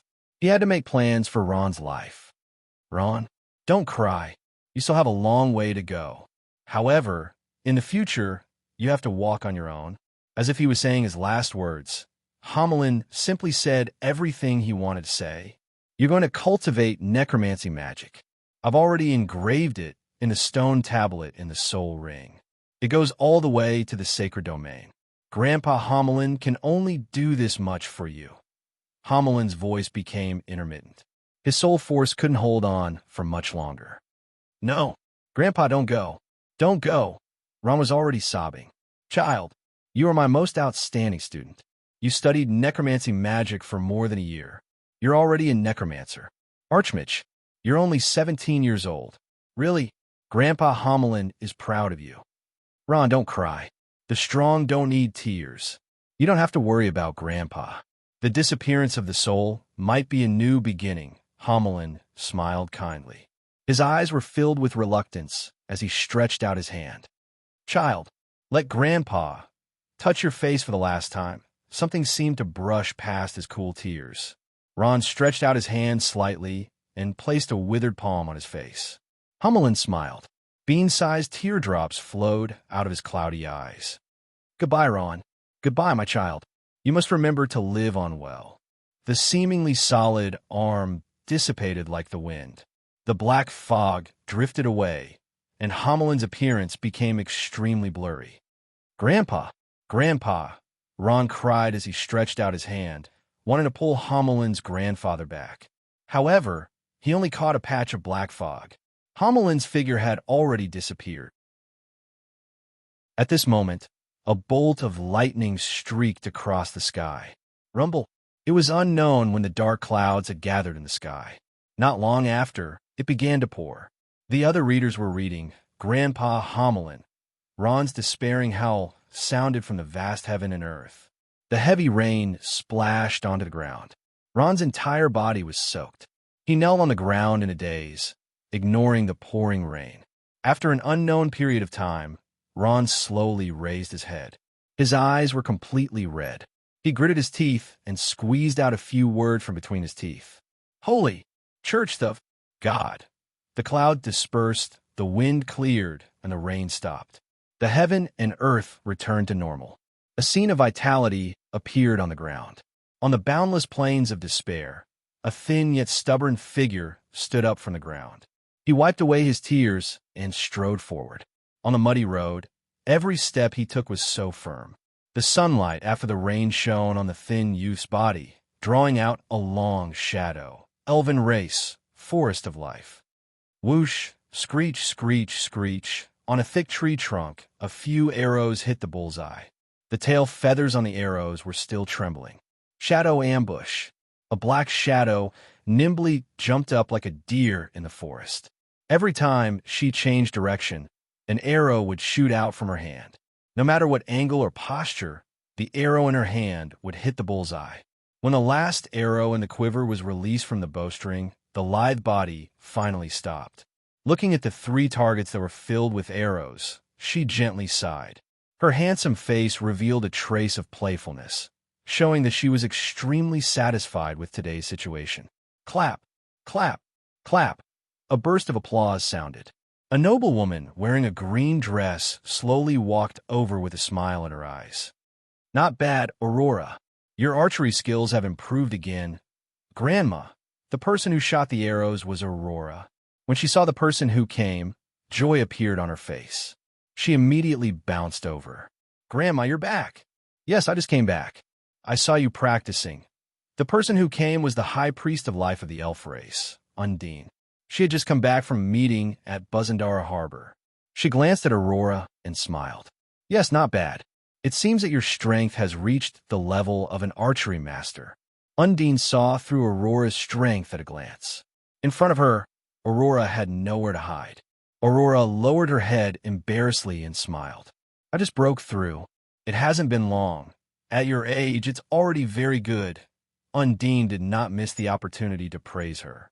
At this moment, she changed the topic and said, By the way, Aurora, I have to tell you a piece of good news. Aurora smiled and asked, Grandma, what's the good news? It's about that heartless human man of yours. Undine said with a mysterious smile. Ron? Aurora was slightly stunned. She hadn't heard any news about Ron for a long time. That face that wasn't handsome but had a resolute gaze reappeared in her mind. The other book friends were reading, Yes. What happened to Ron? Aurora heard and became nervous. It's nothing. Undine smiled and said, In the meeting, the Holy Roman Empire and the Roland Empire made things difficult. They wanted the dean of your academy, what's his name again, as a powerhouse of the divine realm. Undine did not really remember the names of the powerhouses of the sacred domain. Dean Platts. Yes, it's Platts. Undine nodded. The Holy See wanted him to hand over Ron. Haha. Of course Platts did not agree. However, in the end, Deputy Chairman Hao Qin said something and settled the matter. Undine said happily. She did not notice that Aurora's expression had become extremely frightened. Instead, she continued, Originally, if I said something in the meeting, I could still help him. However, when I thought about how that guy hurt my granddaughter's heart, do you think I could forgive him? Of course not. After that, the meeting sent out the law enforcement team. Haha, I think that guy's already dead. Grandma, how could you? How could you? After Aurora heard this, she bit her lower lip tightly and tears flowed out of her eyes. She thought that she could forget it, but some memories had already seeped into her bones. Like a movie, scenes appeared in front of Aurora's eyes one after another. Unknowingly, Aurora's face was covered in tears. When Undine saw this, she panicked. My little Aurora, what's wrong? This kind of human man is the most heartless. My child, you don't deserve to be sad over him. Aurora could not hold it in anymore. Wah! She cried out loud and threw herself into Undine's arms. Chapter 304. If you like Cataclysm 304, please add Cataclysm 304 to your collection. Autumn is the season of harvest, good-looking novel. Library 56. 56 Shuku. On the grassland of the Plains of Despair, a low-level aardwolf was foraging for food. Its luck was pretty good. It didn't know where the corpse of a stegosaurus was lying on the ground. The corpse was highly decomposed, but the hungry aardwolf didn't let it go. Instead, it happily pounced on the corpse and started chewing. Aardwolf, a level 7 exotic beast. It was good at communicating with the earth element and using earth magic to attack. It was also very fast, good at running, and liked to live in groups. On the Plains of Despair, Encountering a large group of aardwolves was definitely a nightmare for all travelers. The aardwolf's nose was very sensitive. It could smell blood from a few miles away. Not long after, another aardwolf came. It looked at the aardwolf that was chewing and lowered its head to take a big bite. Then, the third, the fourth, the fifth, more and more aardwolves rushed over from all directions, joining the army of aardwolves that were gnawing on the Stegosaurus. The Stegosaurus, that weighed more than 10 tons, was quickly devoured. At this time, the number of aardwolves had already reached several hundred. Many aardwolves had started fighting over the remaining food, their howls incessant. At this time, some of the aardwolves suddenly stopped. They raised their heads and sniffed. They suddenly turned around and stared behind them with their bloody eyes. They growled in a low voice. "Pada! Pada!" A crisp sound was heard. It was a little strange in the grassland. It sounded like a bone falling to the ground. The other readers were reading. Hundreds of aardwolves heard this sound and immediately became nervous. Their blood-red eyes stared firmly in the direction of sound. Their eyes were filled with fear, and they growled from time to time. "Pada! Pada!" At this time, a figure finally appeared on the hard gravel beach. It was a 17 or 18-year-old youth. His skin was a little tanned from being exposed to the sun, and his black eyes contained unswerving determination. He was wearing a black robe, and the small skull on the robe was very eye-catching. There was also a skeleton under his crotch, and it was steadily carrying him towards this side. Whoa! The fear in the eyes of the coyotes became even stronger. They growled uneasily, and their bodies trembled involuntarily. Many of the coyotes could not withstand the pressure and ran away with their tails between their legs. The leading coyote opened its blood-red eyes and roared in bluff, but its body kept retreating. Over the past 4 months, this young man and his skeleton army had left a deep impression on all the exotic beasts in the Plains of Despair. It still remembered that on the first day this young man came to the Plains of Despair, he had caused a world-shaking massacre. This young man had engaged in a bloody battle with the exotic beasts of the Plains of Despair. The bloody battle lasted for 7 days and 7 nights. In this world-shaking battle, all the exotic beasts on the Plains of Despair suffered devastating blows. The blue-eyed Bloodlion clan was exterminated. The unreasonable barbarian Bull clan was massacred until they could only run away. The tyrannical large-horned rhinoceros was also killed until only a few were left. Among them, the coyotes were the most miserable. They fought with this young man 3 times. The first time, the Coyote King suffered a crushing defeat. The second time, the Coyote King gathered nearly 70% of the coyotes in the Plains of Despair to attack him, but was still defeated. The third time, this young man used a bone spear to chop off the Coyote King's head. The bloody massacre shocked the natives of the Plains of Despair. The appearance of this young man challenged the status of some of the more powerful species in the Plains of Despair, breaking the balance of the Plains of Despair. Moreover, this young man was different from the other mercenary groups. He did not seem to have come for the magic course. It was more like he was here to train himself and trigger a crazy massacre. This young man was Ron. He had spent 3 to 4 months in the Plains of Despair. Every day was accompanied by battles and massacres. At this moment, his body faintly reeked of blood. Countless exotic beasts couldn't escape the fate of being crushed in front of his nearly limitless skeleton army. The skeleton magicians attacked first, followed by the skeleton legion led by the Dark Knights. The agile skeleton warriors followed closely behind, and the battle ended quickly. Since then, the skeleton army had become a nightmare in the Plains of Despair. When those exotic beasts saw Ron, almost all of them turned around and ran away. Ron didn't chase after them either. Ron had become the overlord of the Plains of Despair in name only. The leading coyote growled and looked at Ron in fear. It threw away the corpse of the Stegosaurus and obediently ran away. No matter how crazy they were, they didn't have the courage to become enemies with Ron. The coyotes retreated in the blink of an eye. Ron didn't know whether to laugh or cry. He didn't plan to do anything to these guys, but they actually ran away. Ron lightly pinched his bearded chin, thinking, "Am I that scary?" Lowering his head slightly to look at the stegosaurus that had been gnawed until only its skeleton was left, Ron shook his head helplessly. It seemed like he wouldn't have the chance to temper himself today. The chance Ron was referring to challenging powerful exotic beasts and tempering himself in battle. This stegosaurus was one of them. The current Ron's close combat ability had greatly increased. He no longer needed to summon skeletons to deal with a small number of exotic beasts. His bone spear had reached perfection, and he'd fused it with some sword techniques. In a life-and-death battle, he found a nearly perfect way to fight. He'd become the first necromancer in the history of necromancy magic to be proficient in close combat. However, as his notoriety spread far and wide, such opportunities to fight became fewer and fewer. On the plains of despair, there were almost no existences that dared to challenge him. Ron didn't take the initiative to chase after those exotic beasts that ran away. He believed that exotic beasts that had lost their will to fight had no value in tempering themselves other than to satisfy their desire to kill. Forget it. I'd better go back early. Ron was a little disappointed. After thinking about it, he decided to go back and cultivate his soul force. After roaming around the plains of despair for 2 days, not a single exotic beast took the initiative to attack him. In the eastern mountain range of the Plains of Despair, Ron was casually digging through a pile of dried branches, revealing a cave.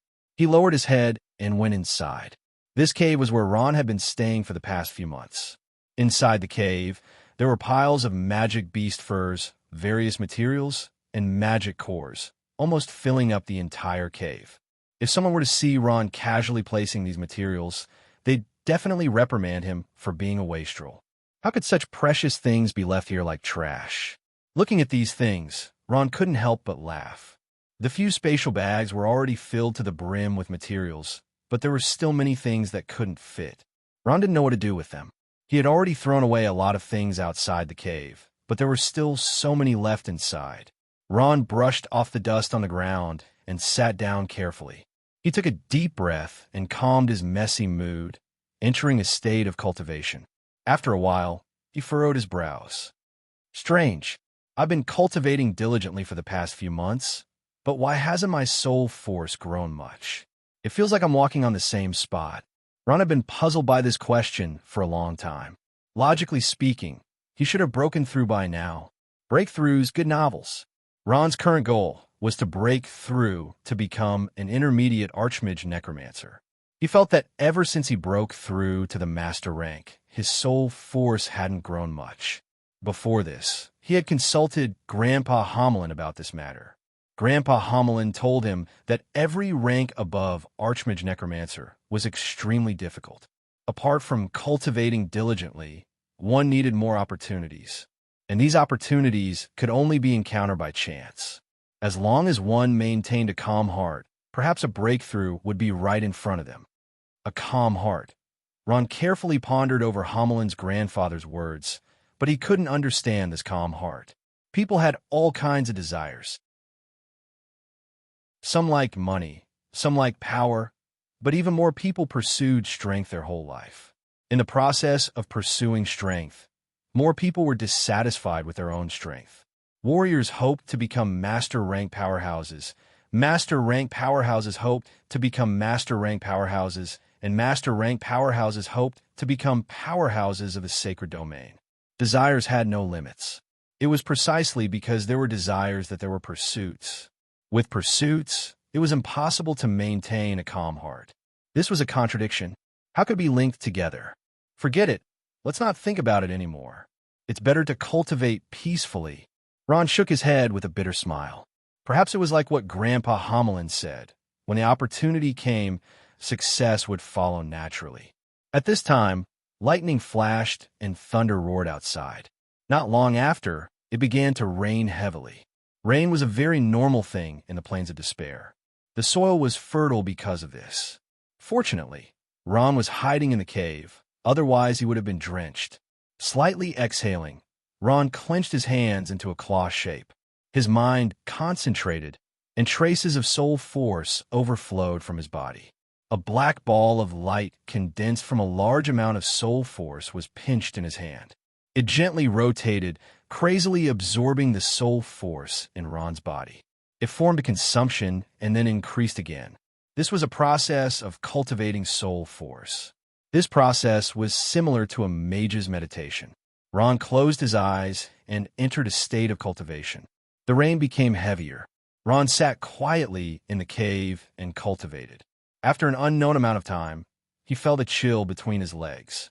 Slightly opening his eyes, Ron frowned. Because it often rained, Ron had built a very high entrance to the cave he lived in. At this time, above the entrance of the cave, there was a pornographic novel. A small gap appeared, and a trace of rainwater flowed in through the gap, forming a small stream that seeped to his feet. This is Ron's gaze focused. His attention was attracted by the small stream. In front of him was a small stream that was bent out of shape, slowly flowing towards him. When this small stream encountered a large obstacle, it very cleverly flowed to the side and finally reached Ron's feet. At this moment, Ron suddenly had a trace of understanding. Adapt to the circumstances. The so-called normal state of mind was not to not strive and not to pursue what belonged to oneself. Rather, in the process of pursuing and striving, he always maintained an indifferent state of mind. Just like the small stream, it was to adapt to the circumstances and not be influenced by the outside world. From the beginning to the end, it was to adhere to the original state of mind. To adhere to the original state of mind, the first and most important point was that in the process of cultivation, one must first let go of the obsession in one's heart. When Ron was thinking this, the soul force in the black ball of light in his hand suddenly crazily revolved. Ron's mouth was slightly open, and his eyes were wide open. It can't be. He broke through just like that? Go to Library 56. 56 Shuku. Please share. Chapter 305. This article contains Chapter 305 of Cataclysm. If you like Chapter 305 of Cataclysm, please collect Chapter 305 of Cataclysm. His soul force frantically revolved. Within Ron's sea of consciousness, the constantly revolving soul sphere trembled slightly, as if it was showing signs of instability. Good novel. Library 56. 56 Shuku. Am I really going to break through? A familiar feeling arose spontaneously. Ron's face was filled with pleasant surprise. Standing in the empty sea of consciousness, he quietly watched the revolving soul force, his eyes emitting a peculiar light. Within Ron's sea of consciousness, his soul force was already filled to the extreme. It was like a kettle with boiling water, not knowing when it would explode. Ron's mind trembled. Suppressing the ecstasy that followed, he thought to himself, sure enough, as long as I maintain a calm heart, opportunities will always come. I can't be influenced by the desire to pursue, because sometimes the more persistent the pursuit, the more it will go against the original. Slightly raising his hand, Ron's eyes emitted a trace of light. His mind concentrated, and a large amount of black cyclones like ripples crazily surged. His soul force condensed into a sharp cone, suddenly crashing into the hard barrier in the sky. Boom! Ron's sea of consciousness shook violently, and at this moment, a large amount of cracks appeared in the sky above his soul. Very good, good novel. Ron was very satisfied with this situation. As long as he continued this kind of bombardment, it was foreseeable that his soul force would break. Very quickly, it condensed into 3 sharp cones, once again fiercely crashing into the weak points of the barrier. Boom! Boom! Boom! His sea of consciousness shook, and his soul collapsed. Countless strands of soul force frantically converged, spiraling and dancing within Ron's sea of consciousness. At this moment, Ron clenched his teeth, his eyes turning red. He controlled his soul force to charge left and right, as if wanting to break through the shackles of this place. In the midst of the attacks, Ron's soul revealed a painful expression. At the same time as he was breaking through, he was also enduring the torment of his soul. Come on, I'll break through to intermediate archmage necromancer this time. Ron secretly encouraged himself, and the power of the attacks became even greater. Strange? After more than 100 times, Ron felt that the crack on the black ball of light was not expanding. Instead, it was beginning to heal. What happened? Ron was stunned.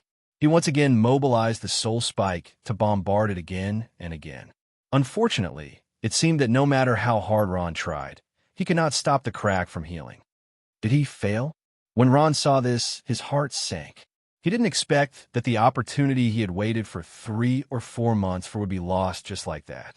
He didn't know when the next opportunity would come.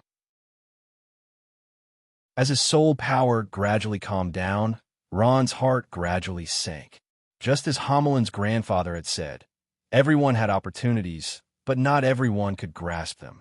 Ron was a little dejected. At this time, Ron's heart was moved. He suddenly remembered the small stream that flowed under his feet. This small stream gave him a great inspiration. Stay calm. Ron seemed to have grasped something. He felt as if he wanted to grasp something, but he also felt as if he couldn't grasp it. Gently letting out a breath of turbid air, Ron forced himself to calm down and enter a state of cultivation. At this moment, Ron's mind was blank. After a short moment, it was strange to say that the originally calm soul power suddenly became turbulent, continuously increasing geometrically. Ron's eyebrows slightly raised. He didn't move, but instead sat quietly and continued to cultivate. In his sea of consciousness, Ron's soul power began to swell and crazily move. The seawater seemed to be boiling. In the sky, the black ball of light was constantly rotating, emitting boundless soul power. The berserk soul power crazily overflowed, and Ron's body couldn't help but tremble. The sky in his sea of consciousness began to shatter. According to his usual habits, Ron would definitely control this berserk soul power and break through the thick barrier together. But at this moment, he gave up and let the berserk soul power attack the thick barrier. Stay calm. Let go of obsession and let nature take its course. This was a realm of transcendence.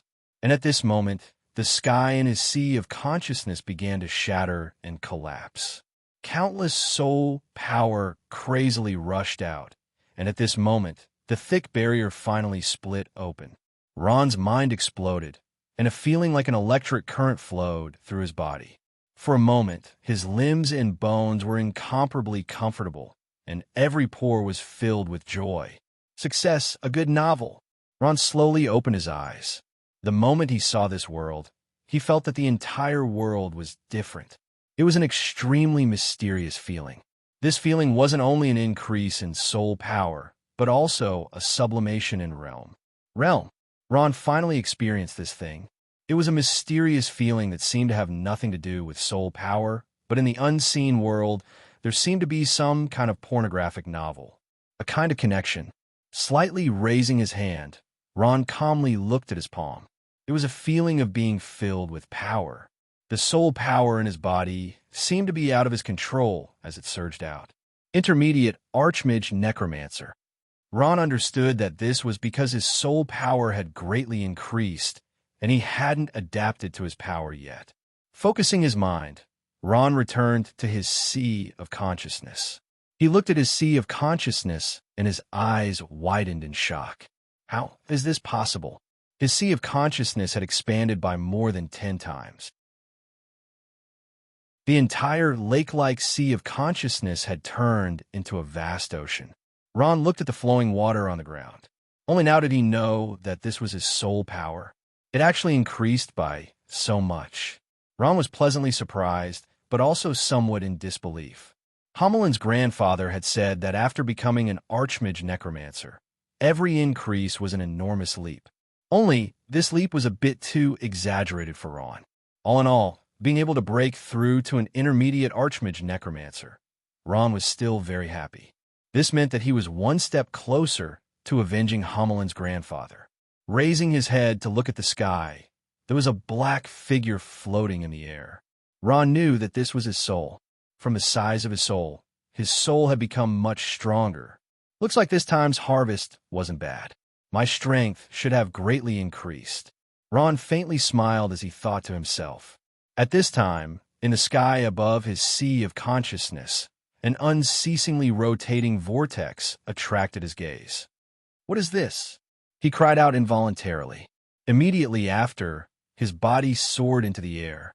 Like a mother calling her child, Ron felt that the vortex had some kind of magical power that involuntarily sucked his body in. After entering the vortex, Ron's body steadily landed on the ground. Looking at the surrounding scenery, he felt that it was very familiar. This is a soul ring. Ron finally understood where this place was. This familiar aura made him feel very close. He opened his eyes wide in surprise as he looked at everything around him. I didn't expect the soul ring is actually connected to my soul." Ron's soul flew up and quietly looked at the piles of bones below. Following the mountain of bones, he arrived at the familiar undead castle. This wasn't the first time that Ron had come here, but to him, everything seemed so mysterious. Seeing Ron, the eyes of the two large skeletons in the undead castle flashed red. They put away the giant axes in their hands and made a path for him. Ron nodded and walked through the familiar intersection into the undead castle. Nothing much had changed. This soul ring was like a strange space. Even time seemed to have lost track of it. Taking a deep breath, Ron slightly pushed open the heavy door and saw something familiar inside. A crystal coffin was placed there all alone, as if it had never been moved. Ron's breathing became hurried. Harboring a trace of hope, he quickly ran towards the crystal coffin. He really hoped to see his most respected grandfather Hamelin lying in the crystal coffin, sleeping. Unfortunately, reality disappointed him.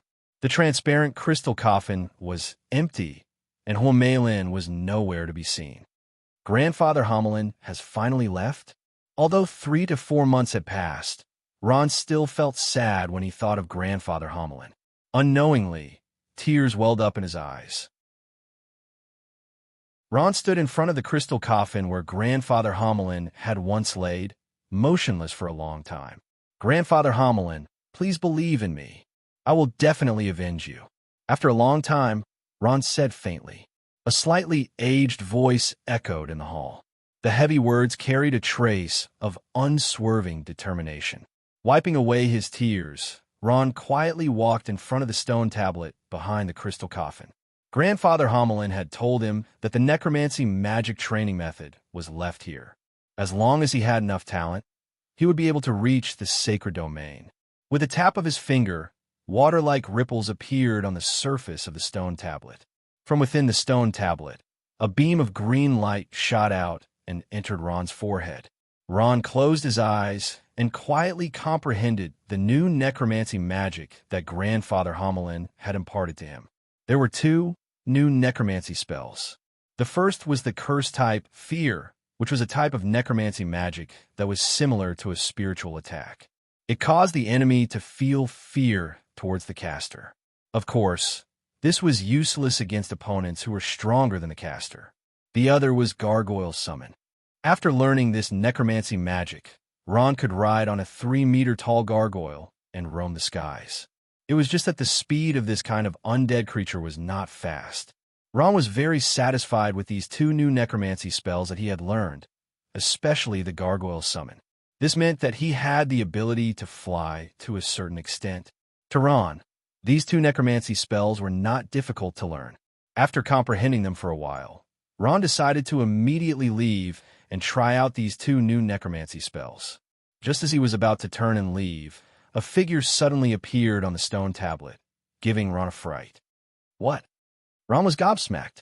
His eyes were wide open and his face was full of disbelief. That figure was none other than Hamelin. His eyes were tightly closed and he was quietly lying on the stone tablet. This is Grandfather Hamelin. Ron simply could not believe his eyes. How could Grandfather Hamelin's soul be here? He carefully reached his hand in and extracted Grandfather Hamelin's soul as if he was holding a baby. This was only a wisp of Hamelin's soul. It was not a complete soul. It was unknown why this wisp of Hamelin's soul was attached to this stone tablet. Ron could see that it was extremely weak at the moment. How could this be? Ron held the wisp of his most respected and beloved Grandfather Hamelin's soul and could not help but stare blankly. please go to the 56 stacks without advertisements. 56 Shuku, please share. Chapter 306. If you like Cataclysm 306, please bookmark Cataclysm 306. Ron's heart skipped a beat as his gaze fell on the crystal coffin. He opened the crystal coffin and placed Homelin's grandfather's remnant soul inside. Once the crystal coffin was closed, Ron discovered that Homelin's grandfather's face revealed a look of joy. At the same time, the remnant soul began to frantically absorb the soul energy within the crystal coffin. The soul energy within the crystal coffin was enormous, but Homelin's soul wasn't absorbing it quickly. After a long time, his soul had only grown a little stronger. Seeing this, Ron's heart couldn't help but be filled with hope. At this rate, Homelin's grandfather's soul would one day return to its original state, perhaps even recover. The soul was the most mysterious thing in the world. Even though Ron was a necromancer and studied the soul as his profession, he still hadn't understood the profound mysteries of the soul. Ron wasn't sure if this remnant soul could grow into the real Homelin's grandfather, but it was good to have some hope. Grandpa Homelin, I hope you can get better. After standing beside the crystal coffin for a long time, Ron silently made a wish. After looking at Homelin's grandfather for a while, he walked out of the undead castle. By the time Ron's soul returned to his body, the sky was already bright. Who would have thought that an entire night had passed? Ron muttered to himself. What he didn't know was that he had already sat there and cultivated for 3 days and 3 nights. However, he didn't have any concept of time now. 1 day was fine, 3 days was fine, it was all the same to him. Let's try out a new necromancy spell. Ron thought. He was filled with anticipation for this necromancy spell, Summon Gargoyle. Walking out of the cave, the strong sunlight shone on his face. Ron squinted his eyes slightly. After a moment, he calmed down and his expression became serious. He began to chant an incantation and began to summon the gargoyle. His palms stretched out slightly, and a ball of black gas slowly expanded in front of Ron. His voice also became high-pitched. As the last syllable of the incantation was spat out, the black gas in front of Ron began to change, slowly condensing into a shape that looked like a human, but not a human, and somewhat like a bat. This is a gargoyle? Ron was surprised. He carefully sized up the huge undead creature in front of him. The undead creature was about 3 meters long from head to tail. It had a very thin body and stood upright like a human. It had a pair of huge bat-like wings on its back that were connected to its claws. It had a ferocious face and sharp fangs in its mouth. It let out an unpleasant cry like an owl. It should be right. It has wings and can fly, but I don't know how to ride it. Ron thought. As soon as this thought appeared, the gargoyle screeched and suddenly squatted down. It flattened its back and motioned for Ron to get on. You want me to ride it? Ron was skeptical. He held on to the gargoyle's wings and slowly climbed onto its back. After he sat firmly, the gargoyle screeched and spread its huge wings. A gust of wind blew from the ground as it carried Ron up into the sky. In the sky, a gentle breeze blew, and Ron's mood became cheerful. He quietly looked down at the ground from the sky, taking in every blade of grass and tree. He saw countless strange beasts on the ground. Most of them lived in groups. A few powerful strange beasts lived alone and had their own territories. Weak strange beasts would die if they entered. Sure enough, this fellow flies really slowly. Seeing the gargoyle slowly flapping its wings like a gentleman, Ron cursed in his heart. He had once sat on Shea's silver-winged Pegasus. Although its combat strength wasn't great, its flying speed was very fast. The gargoyle was much inferior to it. As if it knew what Ron was thinking, the gargoyle screeched a few times, as if expressing its dissatisfaction. So beautiful. Ron looked at the beautiful scenery of the Plains of Despair and thought regretfully, I wonder where this place is. Since he was randomly teleported here by the recall scroll, Ron didn't know where he was. In this area, there were only strange beasts. He had almost walked through the entire area, but he didn't see a single human. Roar! At this moment, a loud sound came from the ground, giving Ron a fright. He focused his eyes and saw that it was actually a rank 9 Tyrannosaurus rex. Ron had entered its territory. The Tyrannosaurus rex was a type of earth dragon. It had powerful defenses and sharp teeth, and could spit magic from its mouth. It was very fast and extremely difficult to deal with. Ron also became cautious. After all, the Tyrannosaurus rex could spit fireballs in the air. Strangely enough, when the Tyrannosaurus rex saw the person riding on the gargoyle, it lowered its voice and ignored Ron, turning around and leaving. So it's that thing. Ron also recognized this powerful fellow. He had once fought with this rank 9 Tyrannosaurus rex, and neither of them won. After that, Ron wanted to fight with it again, but it was unwilling to do so. As long as it saw Ron walking over, it would avoid him, even if its territory was invaded. Ron didn't know whether to laugh or cry. Forget it. Let's not make things difficult for it, Ron thought to himself. In fact, he was clear that without the help of the Soul Ring, he wouldn't be a match for this rank 9 Tyrannosaurus rex. The gargoyle crossed a mountain peak and arrived at the edge of a forest. At this time, a dozen figures appeared in front of Ron's eyes. His eyes widened, and a trace of joy appeared on his face. It's humans. Ron could tell at a glance that it was a small group of human mercenaries. There weren't many of them, only a dozen or so. From their attire, it could be seen that they were a group of mercenaries. It seemed like they had traveled quite a distance. They were sitting on the ground and resting. I finally see people. Ron's eyes were brimming with excitement. This was the first time he had seen humans in the past few months. Ron rode on the gargoyle and landed at the side. Then, he quickly walked towards a group of people. He wanted to get out of this place that was full of exotic beasts. It was so boring to walk around here all day. Besides, he wanted to know what this place was. After taking a few steps, Ron stopped. He didn't know where this group of people came from. What if they received a bounty from the Holy See to capture him? Ron hesitated. After thinking for a while, he decided to investigate the other party's background first. Besides, with a slight movement of his hand, a black crow soared into the sky and quietly perched on a tree not far from the group of human mercenaries. Through the eyes of the crows, Ron counted that the mercenary team had a total of 18 people, with a wide variety of professions: priest, magician, swordsman, thief, and archer. What made Ron somewhat surprised was that most of these mercenaries had the strength of a senior warrior, with only one swordsman being a master swordsman.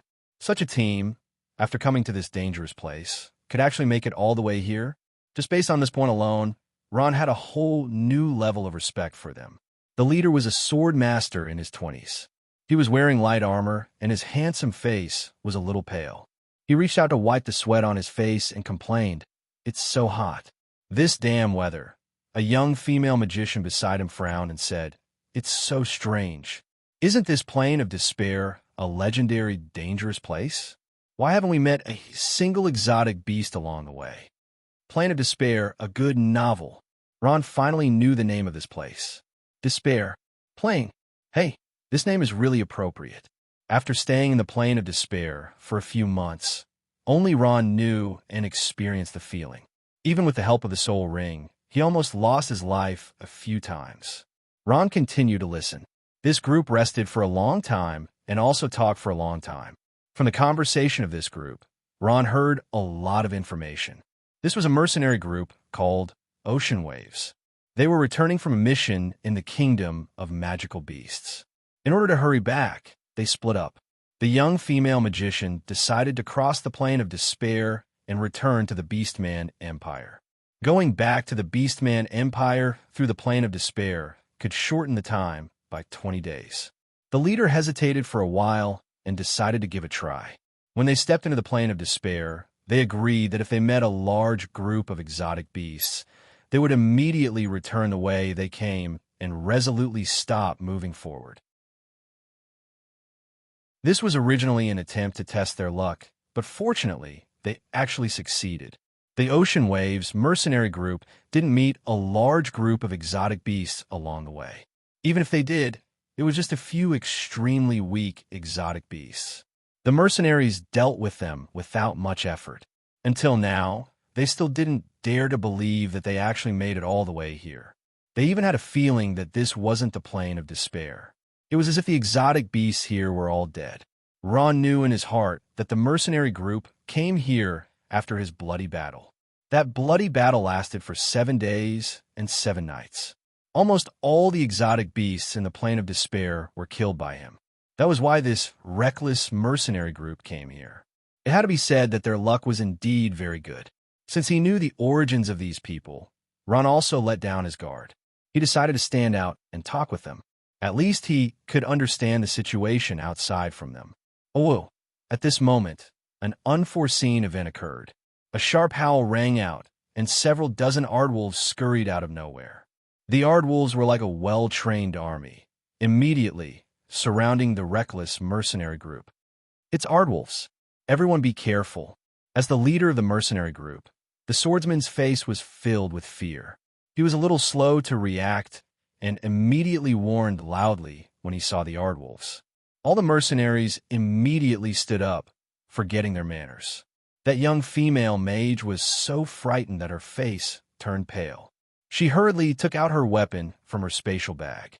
Facing such a large group of Aardwolves, some of the mercenaries' legs started trembling. One had to know that Aardwolves were rank 7 magical beasts. Just one of them was enough to wipe out the entire mercenary group, let alone several dozen of them. The mercenary group's behavior was obviously a sign of inexperience. Didn't they say that there were no large groups of exotic beasts in the plane of despair? Why did so many of them suddenly appear? The leader of the mercenary group, the swordsman, said in fear. His hands that were holding onto the long sword were also trembling. With his strength, it was already not bad if he could deal with one Aardwolf. Facing so many Aardwolves, the only outcome was death. We're dead meat. Facing such a large group of rank 7 exotic beasts, the young female mage shed tears of regret. Because of her knowledge, she was one of the people who insisted on walking through the plane of despair. Just as they were about to leave this place, they finally met with an accident. The Aardwolves opened their mouths wide, their sharp fangs dripping with saliva. Their eyes were fixed on their prey, revealing a fierce glint. The plane of despair. It could bring despair to people. Chapter 307. The content of this article is Cataclysm 307 chapters. If you like Cataclysm 307 chapters, please bookmark Cataclysm 307 chapters. The hands of the mercenaries that were holding their weapons were trembling, and their teeth were chattering. Many of their pants were already drenched in sweat. The other readers were reading Library 56. 56 Shuku. The ferocious coyote growled and was about to pounce. At this moment, it paused and looked behind it with some fear. The other coyotes also stopped their attacks and looked at the same place with frightened eyes, as if they were afraid of something. What happened to them? The young sorceress said in horror. I don't know. The leader of the pack tried to be calm, but his face was distorted with fear and had exposed his inner thoughts. Pitter-patter, pitter-patter. At this moment, a crisp sound was heard, and it was particularly ear-piercing in this silent plains of despair. Not long after, a young man riding a skeleton slowly came to this side. He had black hair, slightly tanned skin, and black eyes that emitted a resolute light. The young female mage widened her eyes in surprise and cried out, "Impossible! It's actually a bone slave." Bone slave was a derogatory name for necromancers in some places. Necromancers were weak, had low status, and did the most menial jobs, so much so that it became a pornographic novel. Hence this name. Everyone in the Ocean Waves mercenary team was stunned. What was a lowly bone slave doing here? Moreover, these coyotes seemed to be very afraid of him. They stared at the person who came, and the young man's shadow was reflected in their bloodthirsty pupils. The coyotes kept growling, but their bodies involuntarily retreated. Ron slowly took off his hood, revealing his black eyes that were as bright as the stars. His expression did not change at all. His gaze was slightly focused, and he softly spat out a word. Scram. His voice was not loud, but it had an incomparable lethality in the ears of the coyotes. Under the threat of Ron's murderous aura, their willpower finally collapsed. Under the lead of the coyote leader, they fled without looking back. In the blink of an eye, all the coyotes had retreated. A single sentence was enough to scare off a group of rank 7 aardwolves, and this person was even a lowly bone slave. Everyone in the Ocean Waves mercenary team was so shocked that their jaws dropped to the ground, as if they were dreaming. They didn't wake up for a long time and just stood there in a daze, as if they were petrified. Ron slowly retracted his gaze and looked at the mercenaries as he smiled and asked, "Are you all right? Thank you for saving us." The young leader of the mercenary team reacted as if he had just woken up from a dream. He smiled and thanked Ron, but the suspicion in his eyes could not be concealed. At this moment, the Ocean Waves mercenary team finally came to their senses. No matter what, this person had saved their lives. They immediately went up to him to thank him. Amidst the waves of thanks, Ron keenly noticed that some people's gazes were filled with suspicion and disdain after seeing his skeleton. Even their thanks were insincere. Ron had seen this kind of gaze many times and didn't bother arguing with them. Instead, he waved his hand and said, "You're welcome. It was nothing much, hee. This little brother." The leader of the mercenary team said with a smile, "My name is Dinwiddie, the leader of the Ocean Waves mercenary team. They're all my team members. May I ask how I should address you, little brother?" After briefly introducing the people on his side, Dinwiddie inquired about Ron's background. Ron smiled. "My name is Ron. I'm a necromancer." As he spoke, he carefully observed the expressions on everyone's faces. Fortunately, these people didn't react strangely after hearing Ron's name, indicating that it was their first time hearing this unfamiliar name. Only then did Ron relax. If any of these people knew of his background and intended to harm him, Ron would inevitably kill them to silence them. Fortunately, they had nothing to do with the Holy See. "Right, Ron. How did a bone slave like you scare off these hyenas?" The one who spoke was the young female mage. She was about 20 years old, with a fair face, milky-colored hair, and a slender figure. She was rather good-looking. She carefully sized up Ron and asked bluntly. She naturally called him a bone slave and didn't feel that there was anything wrong with it. This was extremely disrespectful, especially to someone who had just saved their lives. Ron's eyes narrowed slightly, and a trace of anger flashed through them. He naturally knew the origin of the name Bone Slave, and he immediately felt dissatisfied with these people. The other book friends were reading. As if sensing Ron's dissatisfaction, the mercenary Captain Dinwiddie kindly smiled and said, "Sorry, Brother Ron, she's my sister Stephanie. She's a bit rude. I hope you don't take offense." As he spoke, he gently tugged at the female mage. The female mage called Stephanie blushed, and her expression was somewhat awkward. "Sorry, Mr. Ron. I was just anxious to know the answer. That's all. I didn't mean anything else. Please don't take offense." Everyone nodded one after another. They also felt that this bone slave of unknown origin was strange, and Stephanie's question was exactly what they wanted to ask. Ron's expression relaxed. He was already prepared, and said with a smile, "I don't have the ability to scare them off. That's all." As he spoke, he took out a black object from his hand. "What's this?" Everyone gathered their heads together, carefully sizing up the object in Ron's hand. They couldn't see what this black object was. It could actually scare off a rank 7 aardwolf. The feces of a rank 9 exotic beast, the Tyrannosaurus rex. Ron replied, "So that's how it is." Hearing this, everyone suddenly realized. No wonder this bone slave used the feces of a high-rank exotic beast to scare off the aardwolves, and not because he had any special ability. When they thought of this, the disdain on their faces was finally revealed. It stinks." The female mage called Stephanie exaggeratedly pinched her nose, a disgusted expression on her face, looking down on people. Ron cursed fiercely in his heart. At this time, he had an idea and said with a mischievous smile. The other book friends were reading, "Although this feces stinks, it's very useful." If you want to keep your life, saying this, he casually threw the feces on the ground. As soon as Ron's voice fell, the eyes of the mercenaries lit up, and they immediately swarmed forward, looting it. Give me some. I don't have any. You have so much. Just give me a little bit. Not long after, the Ocean Waves mercenary team snatched all the Tyrannosaurus Rex feces from the ground. Ever since they experienced the feeling of death, they couldn't care less. Nothing was more important than their own lives. The girl called Stephanie was a little reserved at first, but in the end, her reason won out. Like a shrew, she rushed forward, squeezed through the crowd, and snatched a little bit. Ron sneered in his heart. He naturally didn't rely on these things to scare off the Aardwolves, but on strength. He had already thought of the other party's possible doubts, and thus came up with a countermeasure. He didn't expect that these things would play a trick on these arrogant mercenaries. If anyone treated these things as a life-saving talisman, that would be very tragic. Looking at the small lump of dry black stuff in everyone's hands, Ron was overjoyed.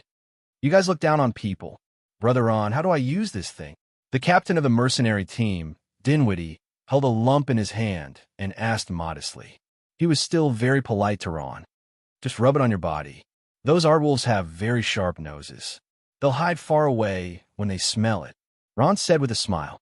The other book friends were reading. Oh, the mercenaries responded and immediately rubbed the feces on their bodies. Soon, everyone's bodies were more or less covered in a strange smell, making them want to pinch their noses. But for their lives, they had no choice. Ron held back his laughter. That's more like it. After fiddling with it for a while, everyone was finally done. Everyone's body was emitting a strange smell, and they were still laughing foolishly. Ron was laughing so hard that his stomach almost burst. No matter what, Ron had saved everyone's lives and helped them greatly. Dinwiddie took the initiative to ask, Brother Ron, where do you plan to go? Ron smiled. He had already thought of an excuse. I'm a wandering necromancer, and I don't have a fixed place to go. I'll go wherever I can survive. So that's how it is. Dinwiddie smiled. Then his eyes lit up, and he said, If Brother Ron agrees, then come with us to the Orc Empire. I can guarantee that you'll earn more gold coins for the same job than you would in the human countries. Orc Empire? Ron frowned. Yes, we're residents of the Orc Empire, Dinwiddie said with a proud smile. You're residents of the Orc Empire? Ron's eyes widened in surprise, and he said involuntarily, Aren't you humans? How did you become residents of the Orc Empire? He who made the rule that humans can't become residents of the Orc Empire. You're really ignorant. At this time, Stephanie finally found an opportunity and ruthlessly stabbed Ron. At this time, Dinwiddie waved his hand and stopped Stephanie from continuing. He smiled and said, Brother Ron, you're from the human countries, right? Yes, the other readers are reading. Ron slowly nodded. Dinwiddie smiled and said, You're right. A long time ago, it was impossible for humans to go to the Orc Empire. But a few hundred years ago, things finally changed. The Orc Empire began to allow humans, magical beasts, and other races to enter their country, and even become residents of the Orc Empire. We've already lived in the Orc Empire for several generations. Although we're humans, we've already considered ourselves part of the Orc Empire. Hearing Dinwiddie's words, Ron could feel Dinwiddie's strong sense of pride. Dinwiddie, who was born in the Beastman Empire, had a feeling of superiority. Ron didn't know where this sense of superiority came from. All right, then I'll go to the Orc Empire to take a look. After muttering to himself for a while, Ron decided to go to the Orc Empire to take a look. Firstly, he was very interested in the Orc Empire. Secondly, the Orc Empire wasn't within the Holy Sea's sphere of influence, so it was a bit safer. Thirdly, he was tired of staying in the Plains of Despair. Seeing Ron agree to go to the Orc Empire, Dinwiddie seemed very happy. He pulled Ron's hand and said, Brother Ron, trust me, your choice can't be wrong. There was one more person in the Ocean Waves mercenary team, and that person was Ron. Along the way, Dinwiddie pulled Ron along and talked nonstop about the Orc Empire. Ron frowned as he listened. From Dinwiddie's words, he belittled the human countries to the point that there was nothing good about them. On the contrary, He talked about the Orc Empire as if it was a paradise. His words were full of condescension. Was the Orc Empire really a paradise? Please go to Stacks 56 without advertisements. 56 Shuku. Please share.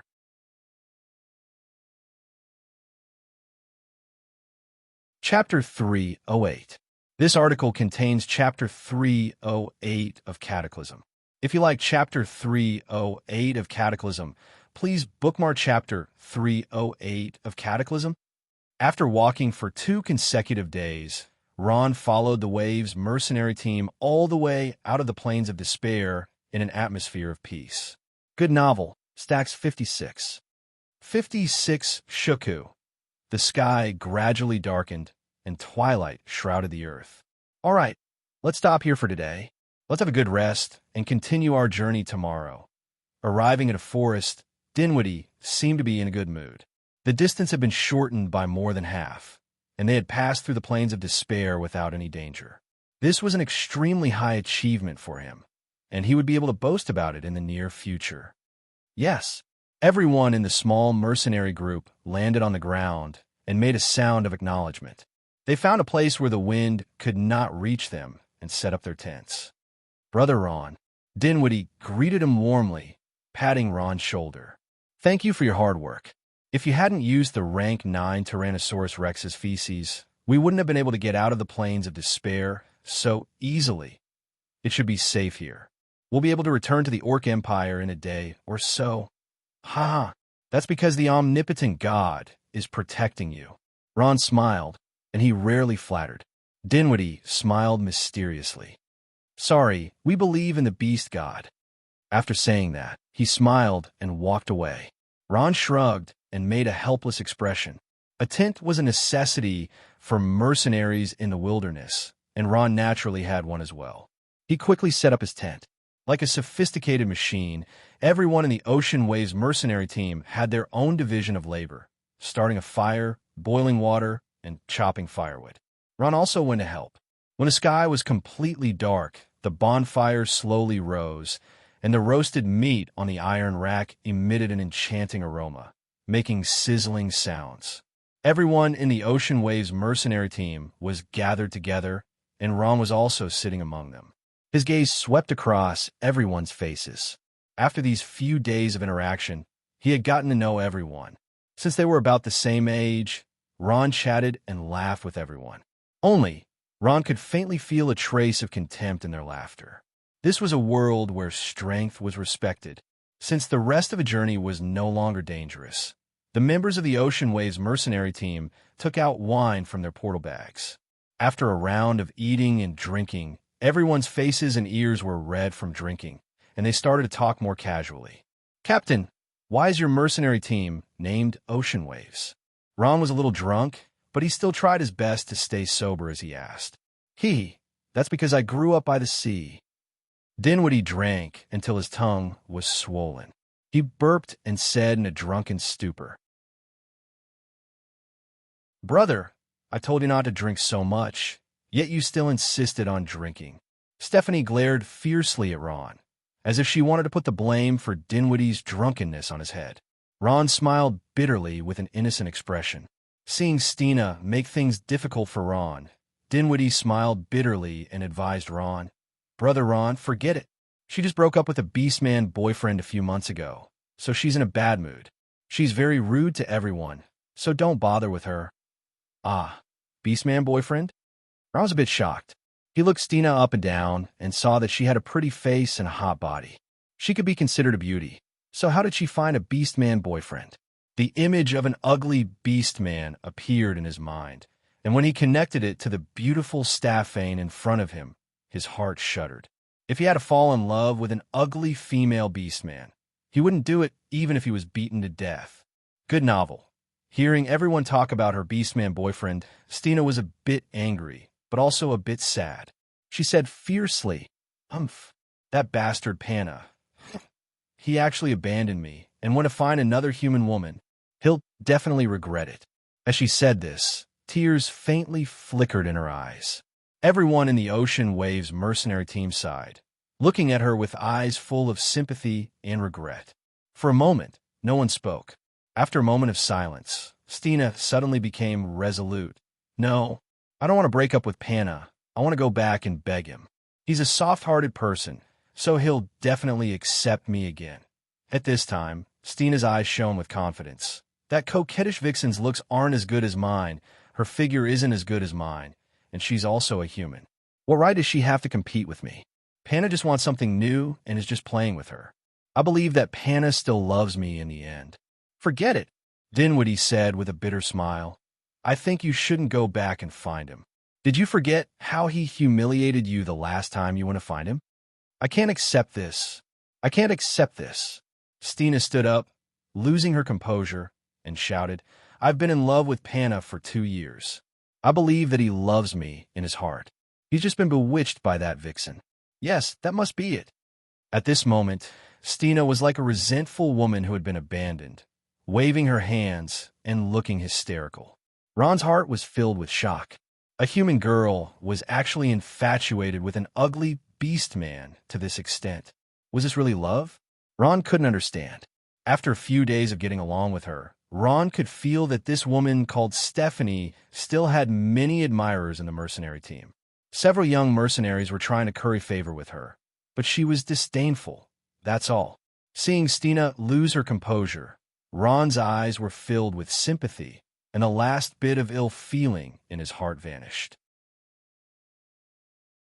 He smiled and advised, Miss Stina, actually, there are many outstanding and handsome boys among humans.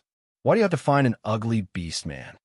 Ron's words were originally well-intentioned, advising her to be more open-minded, but when Stina heard this, she jumped up in agitation, pointing at Ron's nose and loudly cursing, Go die. Ron was stunned. He hadn't expected Stina's reaction to be so big. Stina was still unforgiving as she cursed. Who do you think you are? Why don't you take a piss and look at yourself? You're just a bone slave, a bone slave. What qualifications do you have to criticize those noble beast men? You said Panna is ugly? He's strong. Strong, do you understand? He's the most outstanding beastman warrior. A lowly human like you will never be able to compare to him. After Stina pointed at Ron and cursed him, she heavily stomped her foot and turned to leave, ignoring everyone else. Everyone looked at each other in dismay. Some of them looked at Ron, and the atmosphere was somewhat awkward. As members of the Orc Empire, although they were also human mercenaries, after seeing Ron insult the Orcs, their gazes towards him became somewhat unfriendly. Dinwiddie saw this and hurriedly tried to smooth things over, saying, Don't worry. Everyone is tired today. After eating and drinking, let's go back and rest. After saying this, he drove everyone back, leaving only Dinwiddie and Ron at the scene. Ron was a little dazed from the scolding and didn't come back to his senses for a while. He scratched his head and said to Dinwiddie, I seem to have said something wrong. He had a good impression of Dinwiddie. He was passionate and righteous. Indeed. Dinwiddie nodded and sighed. Forget it. You're a human from a human country, so you probably don't know anything. You can't be blamed for this. As he spoke, he carefully glanced at Stephanie's tent. Stephanie had long since fallen asleep. He then said, My sister has always wanted to marry a brave orc man since she was young. When she was 18 years old, she spent countless thoughts and efforts before she finally achieved her wish. An orc man named Parna fell in love with her. Ron was stunned. Then how? In the beginning, Stina was happy. Ron, you should know that in the Beastman Empire, not every human woman is lucky enough to be fancied by a Beastman. So wherever she went, she would bring that Beastman with her and steal the limelight under the envious gazes of her sisters. Dinwiddie continued. Everything seemed to be going smoothly. That Panna even met my father. My father was very satisfied when he saw that the other party was a Beastman. The only thing left was to set a wedding date. This is a big deal in my family, but at the time, my attitude was against it. Maybe it's a man's intuition, but I felt that Panna didn't really love my sister and was just playing around. That's not entirely true. Apart from my sister, that Panna also had contact with several human women. I also told my sister about this, but she was still very stubborn. She even told me that as long as she was with Panna, She would be willing to be his wife no matter how many times. Sighing slightly, Dinwiddie said sadly, "It's a pity that my sister's sincerity couldn't be exchanged for Panna's kindness. That day, my sister only made a very small mistake, and Panna flew into a rage and kicked her out. No matter how much my sister begged, he ignored her. Later, my sister went to look for him a few times, but Panna avoided her. The last time she finally met him, but she was humiliated." Dinwiddie's voice trembled as he angrily clenched his fists. Dinwiddie sighed softly and calmed himself down. He spread out his hands and made a helpless gesture. "Sister actually wants to look for him again, but I think this matter is most likely going to fall through. So I wanted to stop her, but she wouldn't listen." Hearing this, Ron finally understood why Stephanie was so angry, but he still didn't understand. "Then why didn't she look for a human man? I think those lads are pretty good too." Dinwiddie smiled. "Maybe you don't know pornographic novels. In the Beastman Empire, no matter how hard a human works, they will always be second-class citizens. Only by marrying a Beastman can they become first-class citizens. This isn't just determined by strength, but also race. What does that Pan account for? He doesn't have strength, he's poor and addicted to gambling. How could he be worthy of my sister? If he wasn't a Beastman..." Dinwiddie shook his head and couldn't continue. He picked up his wine and took a big gulp. "My sister's greatest wish is to marry Panna and give birth to a child for him. The probability of giving birth to a Beastman child is 50%. That way, her next generation will be Beastmen and first-class citizens." Hearing this, Ron understood, but his heart was heavy and he couldn't say anything for a while. Dinwiddie smiled. "But Ron, you were wrong about something just now. From a human's perspective, Beastman men are indeed ugly, but Beastman women are all beautiful. It's a kind of healthy and strong beauty, but I don't think you can understand it." Ron smiled. "I think Big Brother Dinwiddie definitely has a Beastman woman you like." "Yes, I have one." Dinwiddie smiled helplessly. Beastmen attach great importance to bloodlines. Among the Beastmen, there are very few examples of Beastman men marrying human women, and even fewer examples of beautiful Beastman women marrying human men. Dinwiddie raised his head and looked at the bright moon in the sky. "She's like the moon in the sky. Although she has a good impression of me, to be honest, I don't have much hope." 56 Shuku. Please share.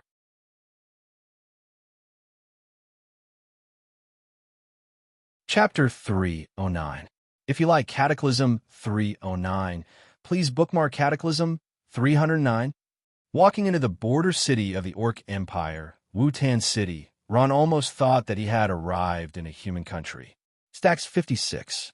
56 Shuku. All around Ron were humans. Mercenaries, merchants, craftsmen, farmers, beggars, and even the standing city guards were humans. There wasn't even a single orc. Is this really the Orc Empire? Ron was in a daze. As if he had seen through Ron's thoughts, Dinwiddie took the initiative to walk over and said with a smile, "It's strange, isn't it? It's called the Orc Empire, but most of the people you see are humans." Ron nodded. He originally thought that he would see a bunch of ugly orc men or a bunch of orc women that Dinwiddie called beautiful, but he didn't see a single one. Dinwiddie smiled and explained, "The Orc Empire's territory is very large, 3 to 4 times larger than all of the human countries combined. Their population isn't even a fifth of the total human population. You can imagine how desolate it is. Because the orcs are basically all excellent warriors, there's a severe shortage of labor. A few hundred years ago, they began to bring in large numbers of people from other races to enrich the country's labor force. The first to bear the brunt was the humans. Since the Orc Empire had never made such a decision, you can imagine how fierce the opposition was at that time. At that time, the Orc Emperor, who is now a powerhouse in the domain of the gods, the Terran War god, Strength Lord, used unremitting efforts to sweep away all resistance and single-handedly push for this matter. That's why the Orc Empire has become so prosperous." Dinwiddie concluded in the end. "Good novel." Ron nodded inwardly. With a vast territory, abundant resources, sufficient labor, and powerful warriors, it would be strange if such a country wasn't wealthy. Ron chatted with the Ocean Waves mercenary group and soon arrived at the city gate. Like Ron, The guard at the city gate was a human. What was strange was that he only glanced at Dinwiddie's group slightly and didn't say anything, directly letting them in. We're just like that? Ron was flabbergasted. He originally thought that they would be interrogated or something, but who would have thought that there wouldn't be any? Dinwiddie smiled and said, "The Beastman Empire is a great country, and its greatness lies in its freedom. This country has no borders, and as long as you are willing, anyone can enter and leave at any time. No one will question your origins. These guards only exist to deal with emergencies." After entering Wutan City, Ron looked around and was secretly shocked. He saw that the city of the Orc Empire was indeed much more luxurious than the Holy Roman Empire or the Roland Empire.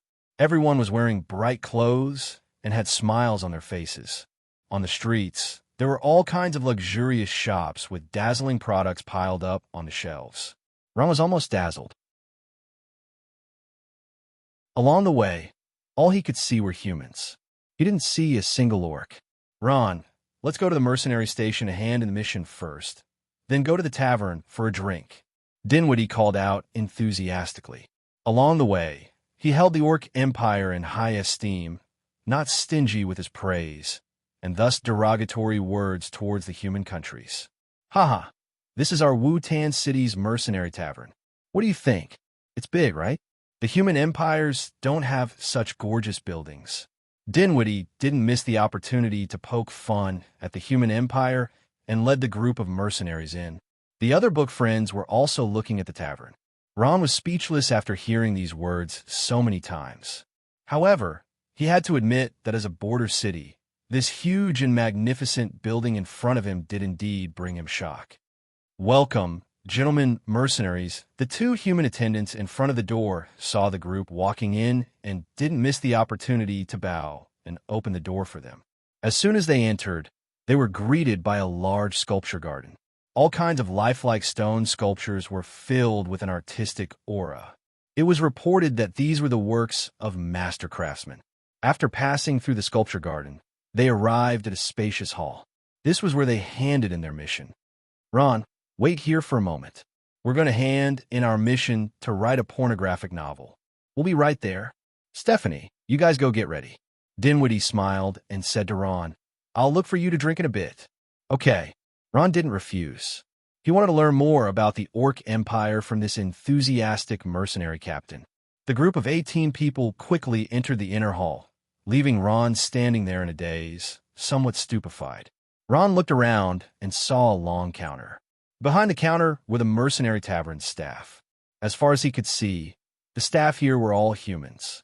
Dinwiddie's group arrived at the counter and said something to the attendant. Everyone was working, and everything seemed to be in order. In the mercenary lounge to the side, a few humans in mercenary attire were sitting on large chairs, resting with their eyes closed. It had to be said that the environment and conditions here were much better than in the human empires. He didn't know why, but when he saw the humans of the Orc Empire, Ron had a feeling that the humans here were different from the humans of the human empires. But what was different, Ron couldn't say. At this time, Ron felt someone bump into him. He couldn't stop in time and was knocked to the side. "Scram! Damned human, you're blocking this uncle's way." Before Ron could react, he heard a muffled voice, faintly angry. Ron was startled. He turned around and saw a tall figure. A tall and sturdy orc warrior. The giant orc man was over 2 meters tall. He had bronze-colored skin and was wearing heavy plate armor. His chin was protruding upward like a gorilla's, and his small bean-like eyes flashed with a fierce light.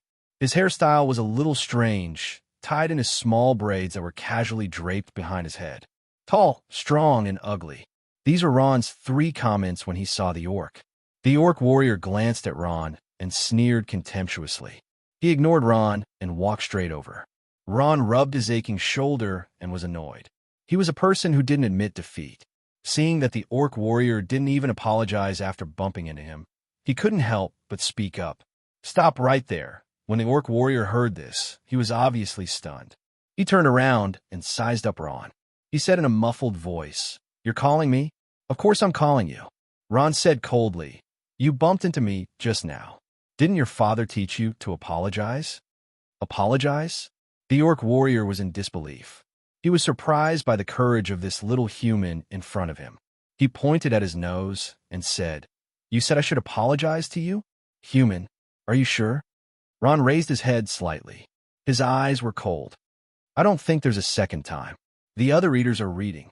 The orc warrior was convinced that he didn't hear wrong.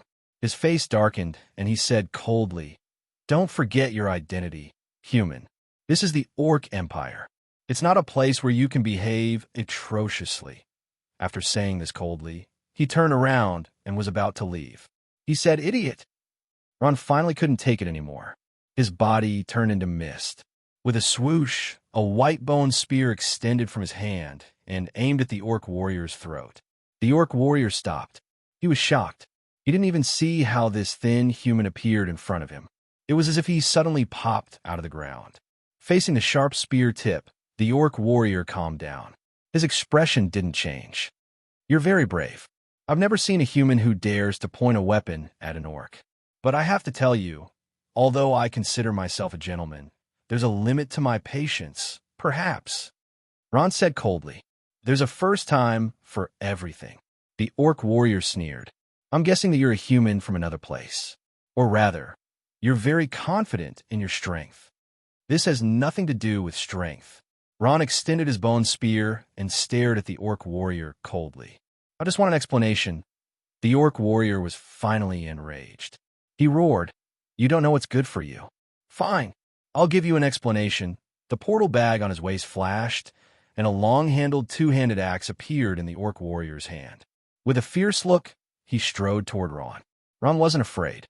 He extended his left hand, and another bone spear appeared in his hand. He twirled the bone spear in his hand and put under his armpit. He extended the first bone spear and aimed it at the orc warrior from afar.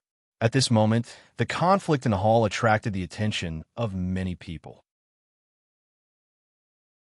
"Look, he's actually waving his weapon at an orc," a human mercenary said, in surprise.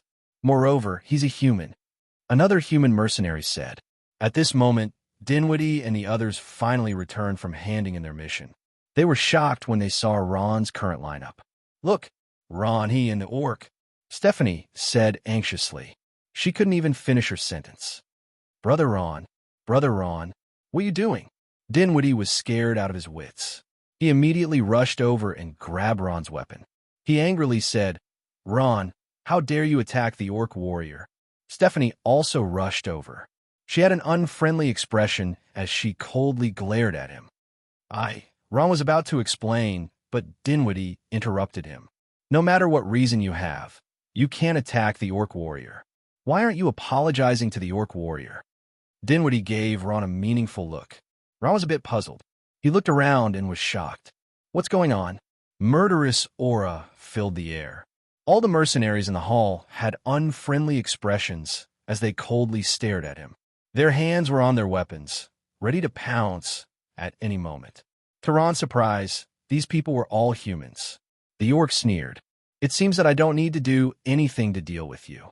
Dinwiddie sighed inwardly. He regretted bringing Ron to the Orc Empire. This guy didn't know how to behave. Did he think that this was their human empire? Dinwiddie inwardly complained. He didn't know how this orc warrior would deal with them. "It's not worth it if I get into trouble because of him. I'll just have to think of a way to make him leave," Dinwiddie thought to himself. He quickly muttered to himself before speaking to the orc warrior with a face full of smiles. "Lord Orc, I'm very sorry. This is Ron, my friend. He's a human from the outside. It's his first time in the Orc Empire, and he doesn't know the rules. Please don't take offense."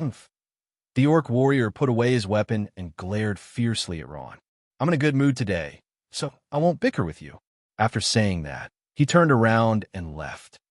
"Thank you, Lord Orc." Dinwiddie was overjoyed and shouted at the orc warrior's back. He hadn't thought that this matter would be resolved so easily. It had to be known that this kind of matter could be big or small in the Orc Empire.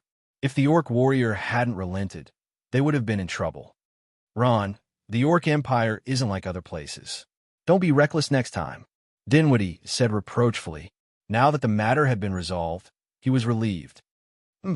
You actually dared to make a move against the Lord Orc. Reckless thing. Staphne glared fiercely at Ron. At this time, the surrounding mercenaries slowly retreated. In order to not cause trouble for Dinwiddie, Ron hadn't said a word since he'd appeared, only watching coldly from the sidelines. At this time, he finally discovered that the Orc Empire wasn't the paradise he'd imagined. Under that bright and beautiful appearance, there was a taste of discrimination everywhere. It was a racial discrimination that had long been engraved into the bones. 56 Shuku. Please share.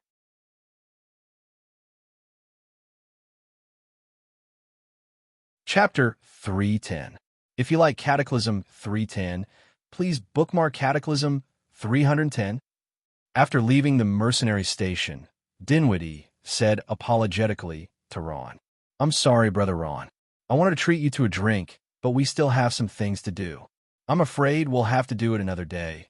Ron understood Dinwiddie's intention. They wanted to get rid of him, but since he was already in the Orc Empire, it didn't matter. He smiled and said, "All right, everyone. We'll meet again if fate wills it."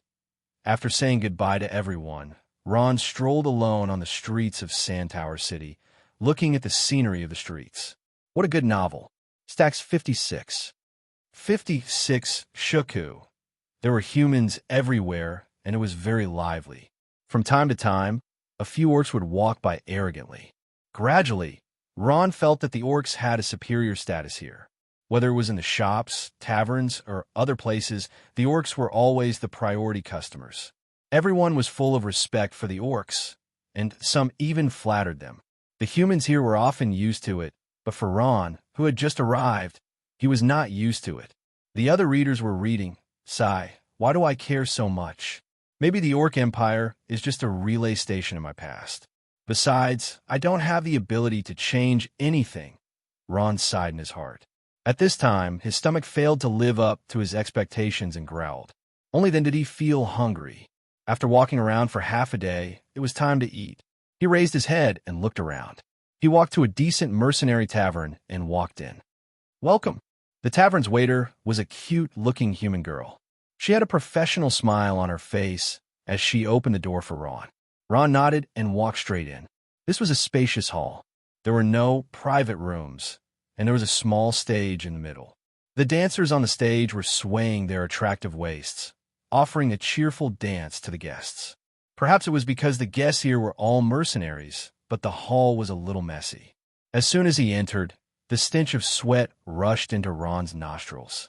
On the surrounding tables, tables after tables of mercenaries were talking and laughing loudly as if there was no one else around, bragging about their adventures. In the passageway, there were some scantily clad women shuttling back and forth. They laughed loudly and fooled around with the mercenaries, using their bodies to exchange for gold coins. Many of the mercenaries who had drunk too much would hug them and walk upstairs. Needless to say, they were all prostitutes, and they were all humans. Most of the guests here were humans, but Ron also discovered a few orcs among them. Compared to humans, orcs were treated completely differently. They were surrounded by at least 3 human prostitutes who were constantly flirting and flirting. At this moment, Ron's eyes narrowed. He had noticed Dinwiddie's group. They were also having a meal here. "Brother, did you see that? That bone slave is here again." Staphne also saw Ron and reminded him in a low voice. "Good novel. Such a coincidence?" Dinwiddie was a little surprised when he heard this. "Forget it. Don't bother about him." He turned around and glanced at Ron, then lowered his head and pretended not to know him. Ron smiled. He naturally knew what these people were thinking, so he didn't bother with them. He found a seat and sat down. After a while, a beautiful waitress brought up exquisite food. Ron ate the food on his plate, but his eyes were fixed on the singing and dancing on the stage.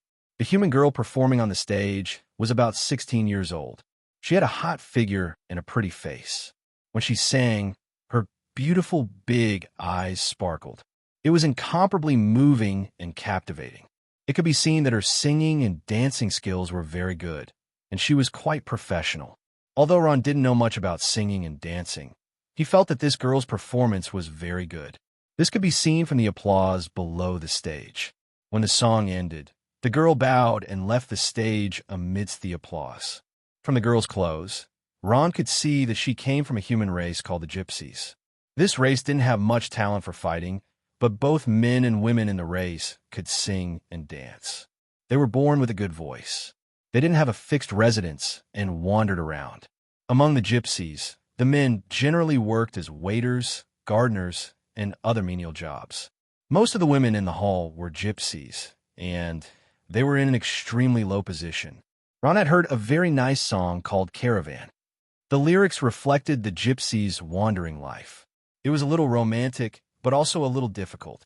The whole race is miserable. Ron shook his head and thought. He was full of sympathy for the Gypsies. He picked up a glass of wine from the table and gulped it down.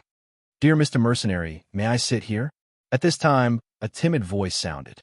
A girl stood in front of the table and looked at Ron eagerly. It's her?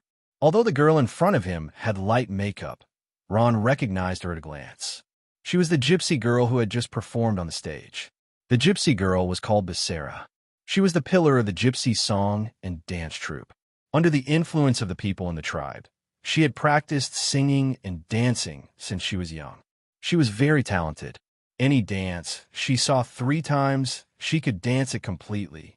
Her voice was also very good. At such a young age, she was already in the realm of a first-class master. Most of the gypsy dancers were part-time prostitutes. As the pillar of the troupe, Becerra naturally didn't have to do such a job. But today she had to do it. Her brother was sick. Although she had heard a lot from the women in the tribe, it was the first time Becerra did such a thing. She was a little timid and didn't dare to go to a table with many people. She was also afraid of the orcs. In the end, she locked her target on Ron, who was about the same age as her, and eating quietly. After hesitating for a long time, she finally mustered up the courage to take the first step in her life as a prostitute.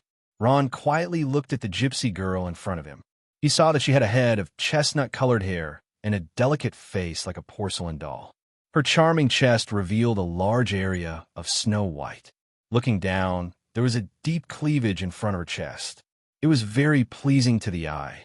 Due to her frequent dancing practice, the girl's soft waist was slender and there wasn't a trace of fat. She stood in front of Ron, her long eyelashes drooping down. She looked very lovable. "Dear Mr. Mercenary, may I sit here?" Seeing that Ron didn't answer, Becerra mustered up the courage and asked again. "Sorry, Mr. Mercenary, I'm sorry to disturb." After a while, seeing that Ron still didn't answer, Becerra was a little disappointed. She bowed and prepared to leave. "Yes, sit down," Ron finally said. "What good novel?" "Thank you." The gypsy girl sat down opposite Ron. She looked bashful and uneasy. She didn't know what to say. It was obvious that she was still a child. "Looks like she has a hard life. I'll just give her some money later and send her away." Ron thought to himself. He felt a little sympathy for this gypsy girl who looked younger than him. Ron took the initiative to ask, "What's your name?" "My name is Becerra." Becerra answered softly. Ron nodded. "My name is Ron." "Mr. Ron," Becerra called out timidly. Ron replied, and lowered his head to eat, not bothering with her. Becerra just sat there, her pretty face flushed red.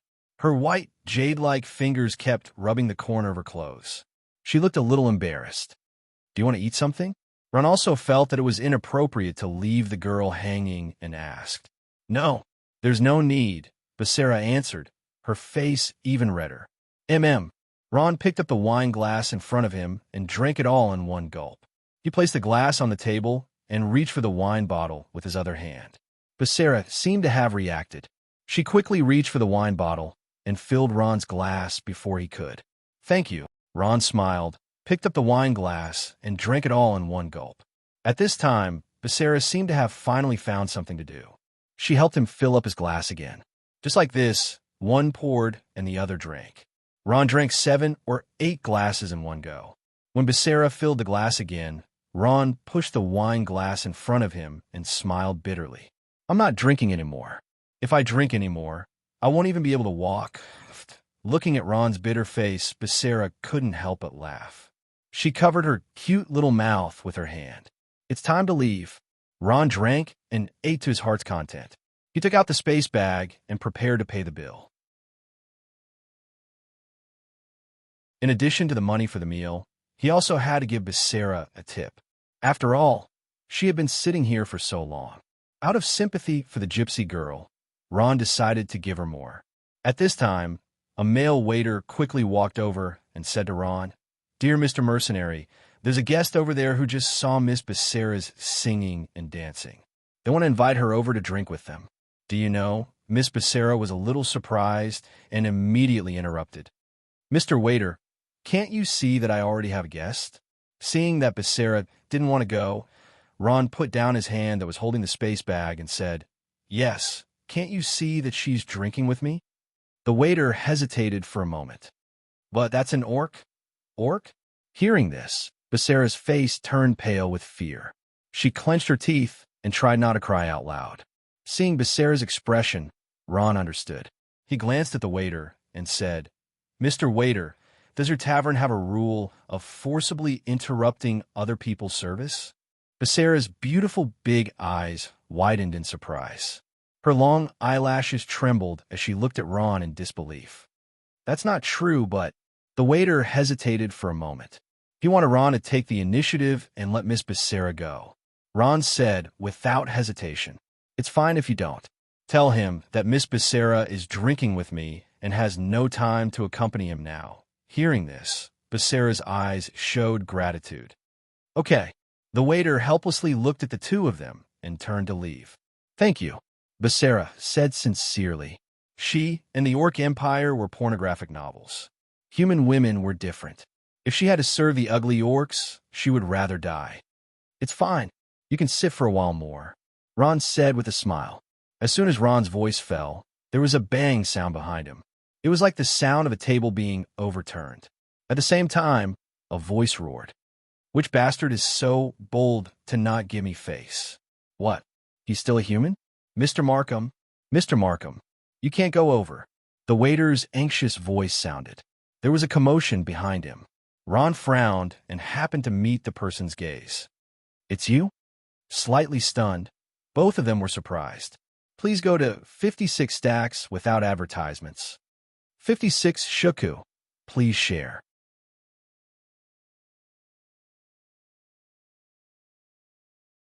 Chapter 311. If you like Cataclysm 311, please bookmark Cataclysm 311.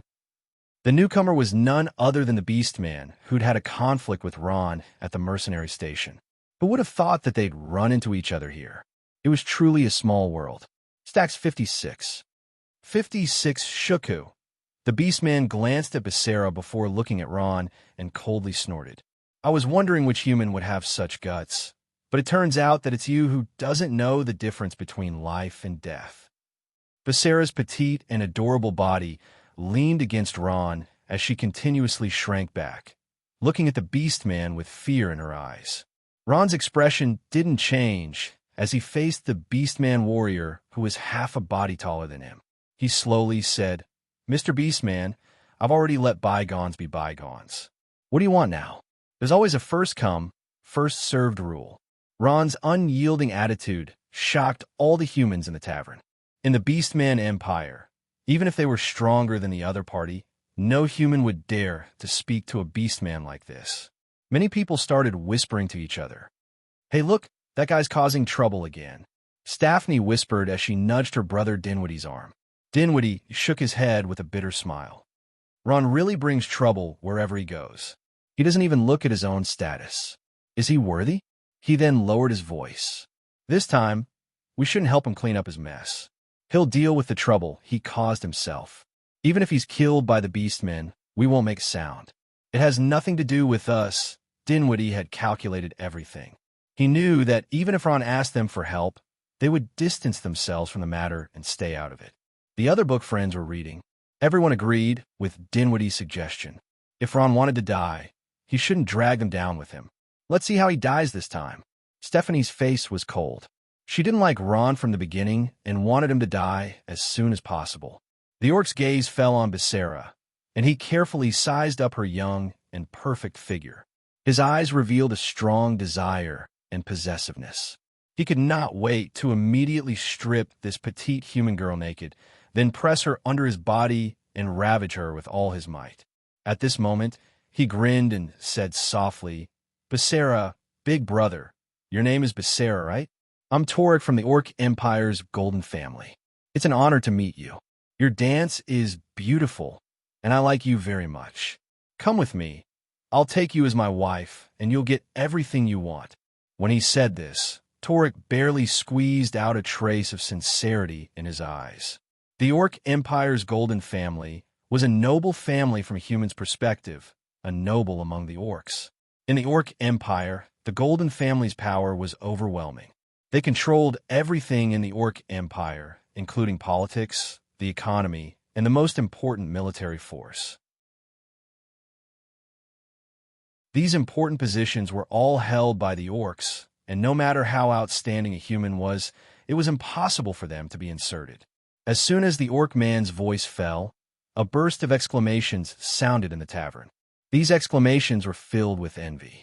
Humans were proud of marrying orcs, and marrying into the Orc Empire's Golden Family was something that many human girls could only dream of.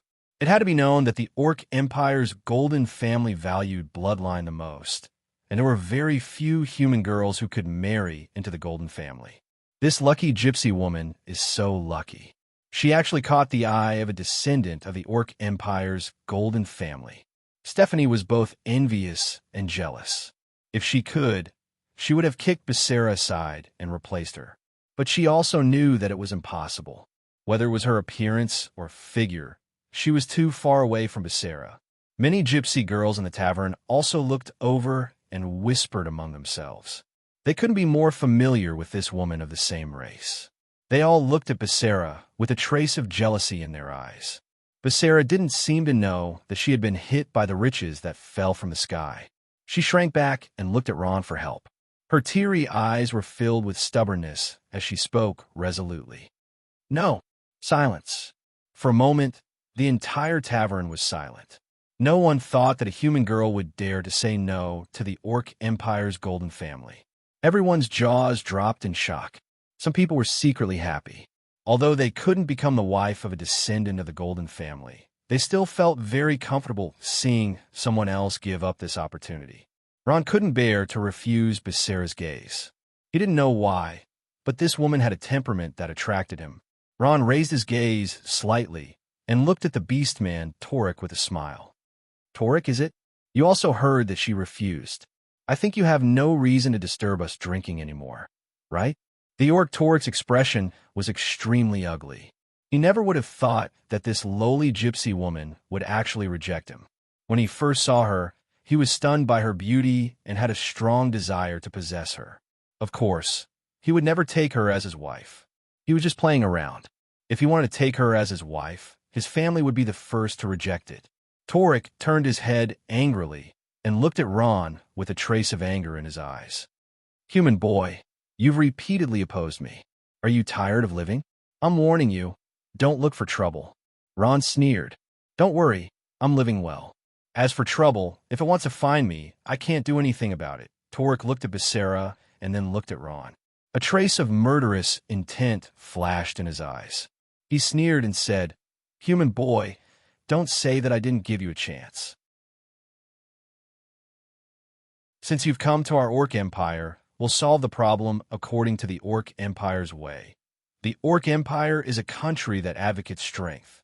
If you want to win the heart of the beauty, you must show your strength." Torek paused and raised his voice. "Fight with me. If I win, I'll take Basara away. If I lose, you can do whatever you want with me." Torek's words were a formal challenge. If Ron didn't accept it, he would be seen as a coward and despised by everyone. Even if Torek took Basara away by force, no one would say anything. Good novel. Looking at the thin and weak Ron, everyone in the tavern didn't have much hope. The best outcome for him would be a pornographic novel. He would give up and save his own life. Basara felt that the situation was serious. Looking at Ron, she struggled fiercely in her heart. Although Romani gypsies weren't good at fighting, she knew how powerful the orcs were. She didn't want to marry this ugly orc, and she didn't want the boy who bravely stood up to protect her die on the spot. In her heart, She didn't think that this boy, who wasn't much older than her, was a match for the powerful and fierce orc. Basara moved her lips. Mr. Ron. Ron gave her a reassuring look and turned to Torek. I can fight with you, but I have no right to gamble with other people's happiness. After hearing this, Torek turned around and left without saying a word. He had already made up his mind to kill this human male who had challenged his dignity time and time again. Basara's matter was already secondary. Ron sneered and followed him out. Basara was worried about Ron, so she also went out. The two quickly walked out of the tavern. Since it was a battle, the narrow space in the tavern wouldn't allow them to fight to their heart's content. The large open space in front of the tavern looked like it had been specially cleared for a duel. It was no wonder that the tavern owner was so ingenious. The orcs were a martial race and loved to drink. Once they got drunk, they would cause trouble. If the one causing trouble was a human, then it would be fine. Generally, humans would swallow their anger and not bother with the orcs. But between orcs, it wasn't so easy to talk to. In the end, they would resort to force. They had seen a lot of orcs fight, but today the orc's opponent was actually a human. Everyone felt that it was a novelty. Seeing that there was something interesting to watch, the guests in the tavern also went out.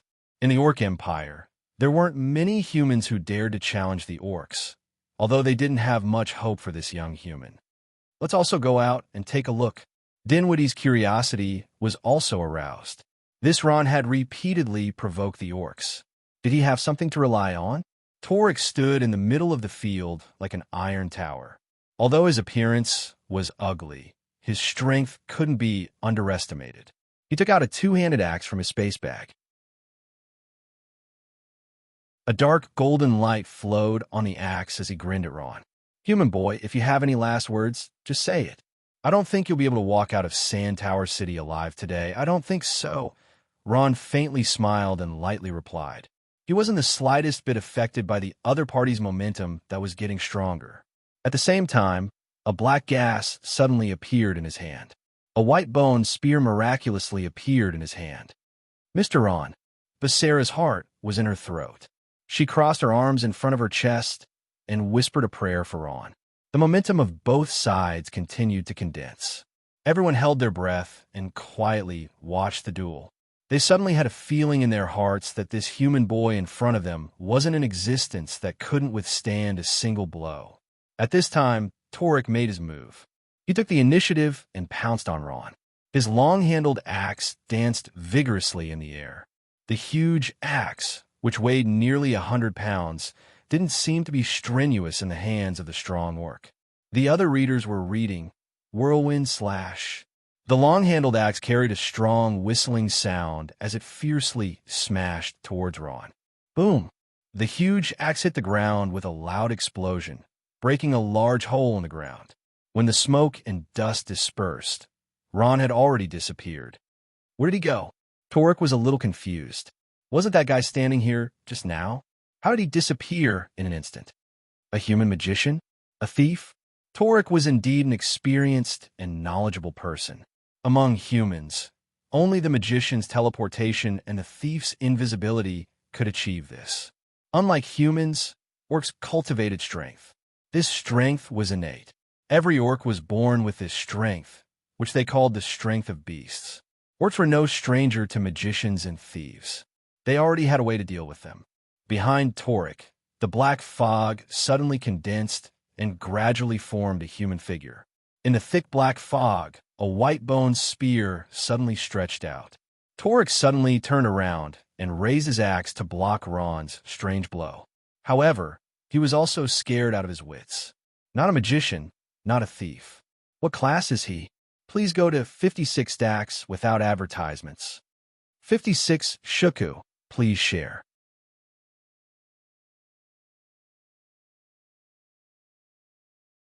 Chapter 312. The content of this article is Cataclysm 312 chapters. If you like Cataclysm 312 chapters, please collect them. Come on, kill him. Kill this human brat. Not only did the human mercenaries not sympathize with Ron, they even cheered for the beastman Torek. Their eyes were bloodthirsty as they watched Ron being dismembered by Torek. Roar! Torek roared. He was finally angry. Being played by a human in the palm of his hand was a great humiliation to him. Because of his anger, Torik's strength suddenly soared. His muscles bulged, and his whole body was filled with violent power. His eyes turned blood red, and he pounced towards Ron like a wild beast. He took a step forward, and a crack appeared on the ground. It could be seen how powerful he was at this moment. Torik is finally angry. This is the Beastman warrior's innate skill, Berserk. That human brat is dead for sure. Even though Ron had just displayed his magic, the surrounding humans were still not optimistic about Ron's chances. In their view, no matter how high a human's innate skill was, he could not compare to a higher race like the Beastman. It was only a matter of time before he would be defeated. The gap between a higher race and a lower race was not so easy to cross. Stephanie frowned slightly. "Brother, what do you think Ron's occupation is? Why can't I see it?" Dinwiddie's eyes were fixed on the field, and he wiped the sweat off his forehead. Didn't he say that he was a bone slave? No, a necromancer? He felt that he had completely misjudged Lin Huan. How could a bone slave be so powerful? How can he be so agile? Stephanie did not believe that even she would not be able to dodge the Beastman's first axe. There was a huge question mark in everyone's heart. However, the following battle between Torik and Ron made everyone's jaws drop. No matter how angry Torik was, Ron was always calm and unhurried, as if he was taking a leisurely stroll. Dodging his attack, Torik's long-handled axe was like air in his eyes. As for Ron, he was immersed in his own world. Torik's attacks and his movements were mutually corroborating each other, benefiting him a lot. Now, he could see the strength of this Torik. If Ron were to get serious, Torik wouldn't be able to last more than 3 rounds. Whoosh! As the giant axe swept over, Ron leaned slightly to the side and dodged Torik's attack. The sharp side of the giant axe brushed past the tip of his nose, and he felt a slight chill on the tip of his nose. Boom!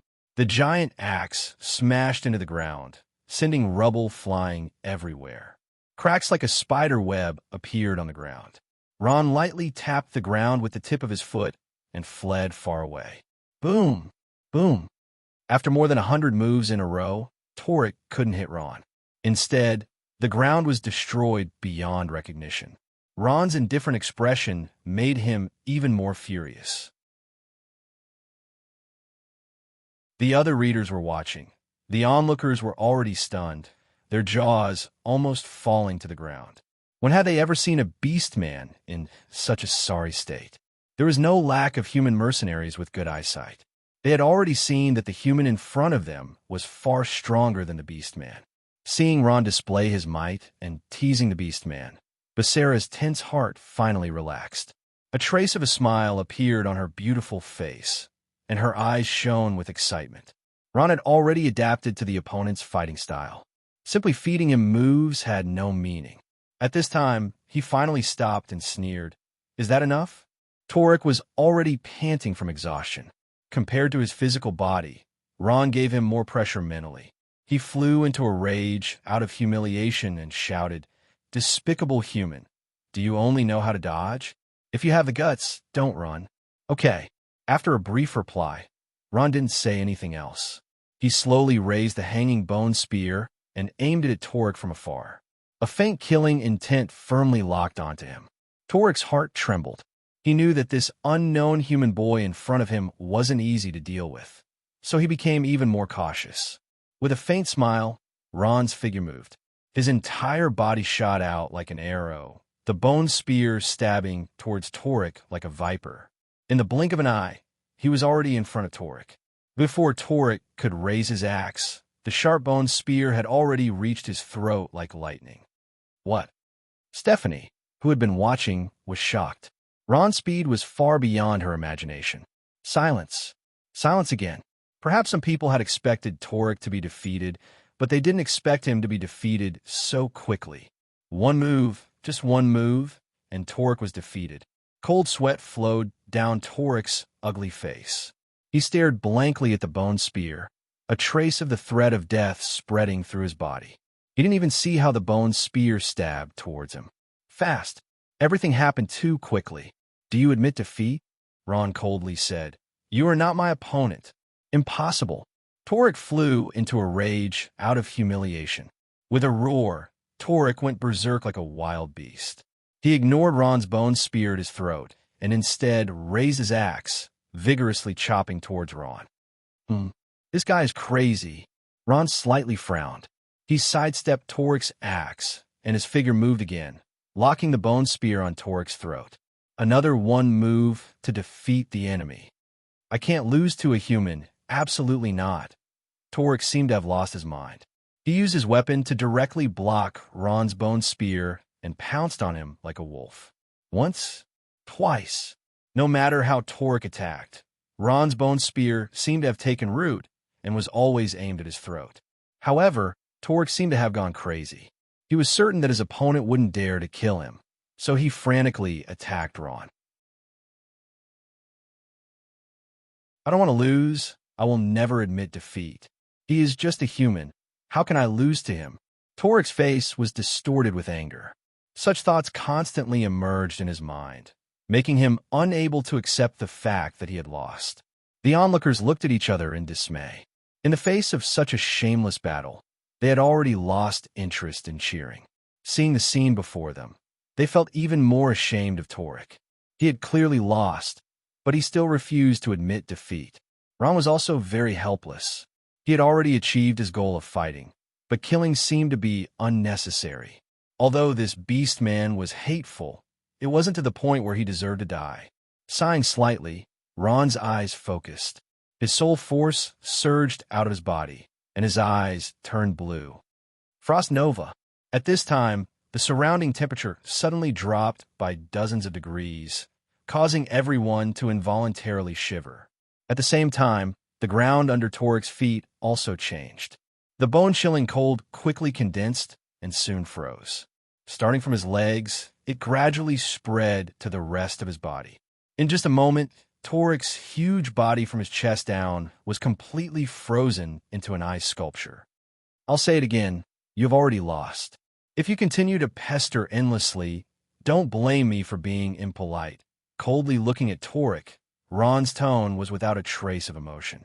Traces of killing intent filled the air as he coldly stared at the trapped beast man. The fear of death hit his heart, and a drop of cold sweat appeared on Torek's face. Before it flowed down, it had already frozen into ice. One could imagine how terrifying the cold air of Frost Nova was. I admit defeat." Torek's fighting spirit finally collapsed, and he helplessly accepted the fact that he had lost. At this time, he also understood that compared to the other party, he was still too far away. Slowly nodding, Ron's face also showed a smile. He didn't even say a word. Since the other party had already admitted defeat, he didn't want to be too ruthless. His gaze swept across the surrounding humans, and everyone was dumbstruck. Dinwiddie and the others lowered their heads, not daring to look at him. Ron smiled at her when he found the delighted Becerra in the crowd. The other book friends were reading. "Mr. Ron." Becerra bounced over like a cheerful deer, hugged Ron, and couldn't help but kiss him on the cheek. "Thank you, Mr. Ron." With a hint of a fresh young girl's fragrance permeating into Ron's nostrils, Ron's heart couldn't help but sway. With Ron's reaction speed, he could avoid this kiss, but in the face of this beautiful girl who was as passionate as fire, he couldn't bear to be ruthless. Beauties love heroes.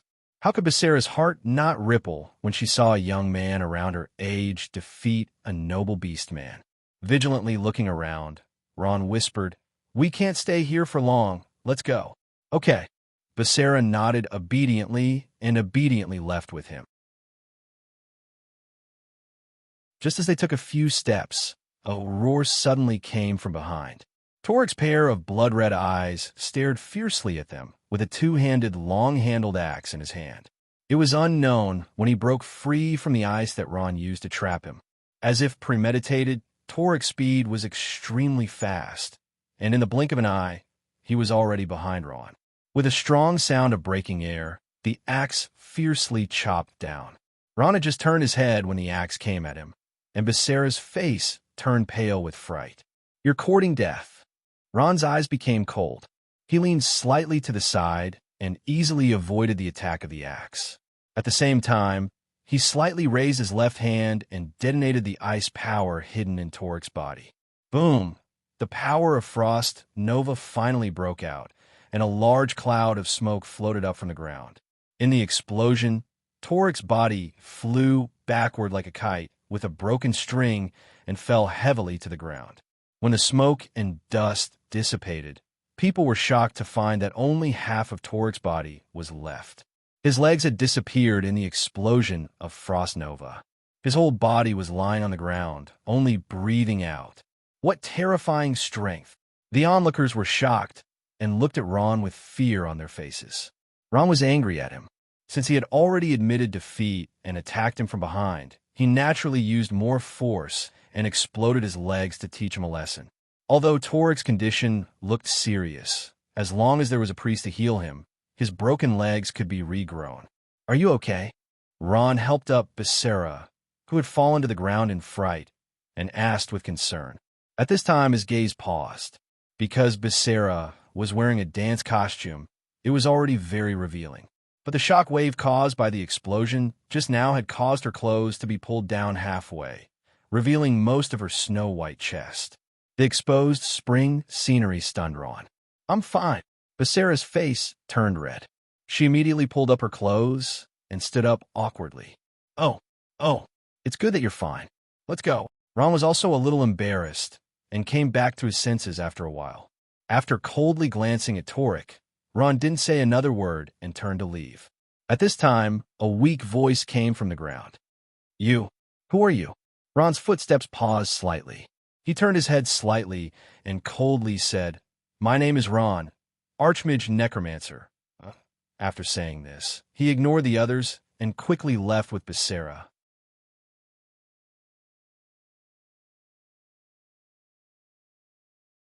Chapter 313. If you like Cataclysm 313, please add Cataclysm 313 to your collection. On the grassland outside the city of Sand Tower, a few horses were leisurely grazing. Next to them was a row of neat tents, forming a circle. Outside the tents was a fire, and a simple iron pot was gurgling and emitting a fragrant smell. What good novel? Stacks 56. 56 Shuku, the Gypsy tribe's temporary camp in Sand Tower City. In one of the tents, Ron and Becerra were sitting on a bed. On the bed lay a 13 or 14-year-old child. His eyes were closed, and he was unconscious. Ron touched the child's forehead. It was burning hot. The other book friends were reading. "Brother Ron, my brother, how is he?" Becerra asked anxiously. She had seen her brother unconscious for several days. "It doesn't look like an illness." Ron thought for a moment. "From his breath, it looks like he was poisoned." "Poisoned?" Becerra was shocked. "My brother was perfectly fine. How could he be poisoned?" Ron shook his head. "I'm not sure. Was there any sign before this?" "Nothing." Becerra blinked her beautiful big eyes. "That day, I asked him to cook for me, and he suddenly fainted." "Suddenly fainted?" Ron frowned. "Then what did he do before he fainted? It doesn't seem like anything." Becerra tilted her head and thought for a moment. Her expression was indescribably cute. "Yes, I know. That afternoon, he seemed to have gone up the mountain to pick a very special mushroom. He said he was going to cook for me. Could it be related to this? If that's the case, then it's right." At this time, Ron's eyes fell on the child's feet. He pulled up the child's pants and pointed to a wound. "Look, what is this?" Becerra was surprised. She saw two very small wounds. "He was bitten by a snake," Ron said helplessly. "Then what will happen? My brother, will he be okay?" Becerra heard this and became nervous. "It's not a big deal. His wound isn't deep. At least for a short time, his life won't be in danger. But it's hard to say in the long run." Ron said with a smile, "This is simple. Just a few bottles of antidote will solve it." "Antidote? Do you really want the antidote?" Becerra was shocked and cried out involuntarily. "The shop over there sells it for 85 gold coins. This..." Ron pondered for a moment. "I just ran out of antidotes. How about this? I'll go out and buy some for you later." Ron also saw that Becerra did not have much money on her. Since he saved her, he might as well help her to the end. What he didn't know was that it wasn't that Becerra wasn't well off, but that she couldn't afford it at all. She didn't even have enough money to buy a bottle of antidote. Big brother Ron, thank you so much. Becerra understood Ron's meaning. She also knew that she met a good person today. She gratefully held Ron's hand and said, "You're welcome. It's nothing." Ron smiled and let go of Becerra's delicate hand. "Okay, I'm going to buy the antidote. I'll be back in a while." "Okay." Becerra smiled. She thought for a moment and suddenly said softly, "Big brother Ron, it's getting late. Why don't you stay tonight for dinner?" When she said this, Becerra's face turned red. She looked nervously at Ron, afraid that he would refuse. Ron helped her a lot. Becerra could only do this. Ron didn't want to stay in Sandtower City, but when he saw Becerra's expression, he couldn't bear to refuse. He gently nodded and said, "Okay." Becerra seemed to be relieved. Her face smiled like a flower. She shyly lowered her head and whispered, "I'll wait for you to come back." Ron nodded and turned to walk out of the tent. Looking at Ron's back, Becerra showed a knowing smile. Not long after, Becerra changed out of her gorgeous dance costume and put on a set of shabby home clothes. She hummed a song and walked to the river with a bucket of water. She came back with a bucket full of water. Her thin and weak body carried the heavy bucket of water back to the tent. Becerra rolled up her sleeves and began to cook. At this moment, she was humming a song like a happy lark. Suddenly, her body stopped. Her eyes stopped at the bucket next to her. She saw that at some unknown time, ripples had appeared on the surface of the bucket. That was the sound of tremors coming from the ground. "The Beastman army is coming. The Beastman army is coming," along with a cry of alarm. A huge roar resounded through the sky. For a moment, in the gypsy camp, there were panicked shouts everywhere. Children were running around, women were screaming, and men who didn't have any fighting strength were cowering in the tents, shivering in fear. In the distance, a huge cloud of dust had appeared out of nowhere.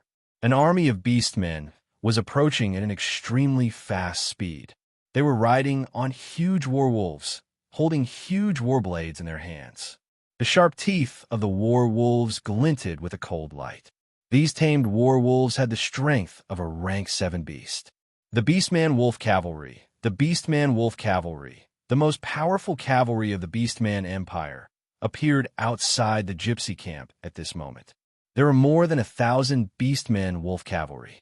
The leader was a ferocious-looking wolf rider. He had an ugly face like the other Beastmen. He wore heavy armor and held a sharp, long blade in his hand. The giant wolf he was riding on kept roaring, scaring the gypsy children into tears.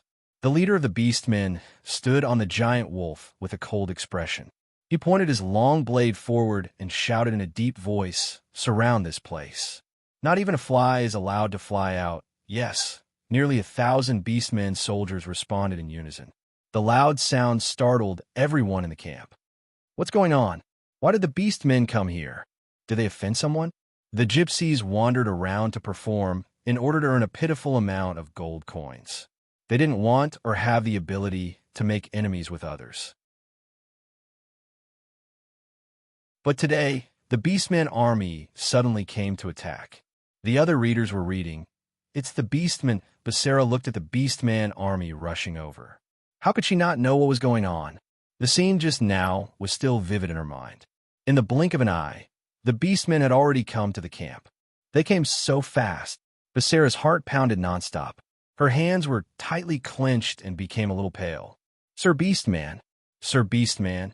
At this time, a middle-aged woman rushed out of nowhere and almost crashed into the mouth of the giant wolf under the Beastman. The giant wolf roared and scared the woman back a few steps. "Sir Beastman, I'm the chief of the gypsies, Theodora. May I ask, what did our tribe do? Why did you capture us?" The woman asked in fear.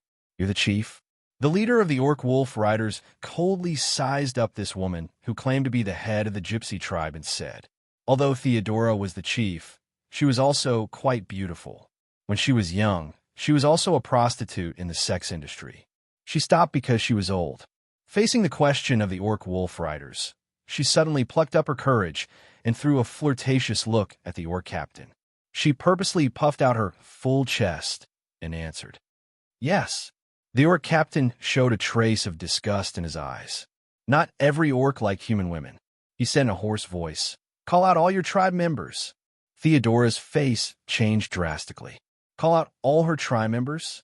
What are they going to do? Theodora didn't dare to disobey the orc's order. She suppressed the fear in her heart and sent people to call out all her tribe members in the tents. In the tents, there was a burst of crying. Becerra had no choice but to follow her tribe members out of the tents. At this moment, her palms were full of cold sweat, but she forced herself to be calm. "Is everyone here?" the orc captain asked coldly. He stared at the rows of humans in front of him. There were men, women, old people, and children among them. Most of them were wearing tattered clothes. Many of them had fear on their faces and were trembling. "Yes, everyone is here, except for a few sick old people and a child," Theodora answered carefully. "Okay." The orc captain pondered for a moment and said, "You have a woman called Becerra here, right?" "Becerra?"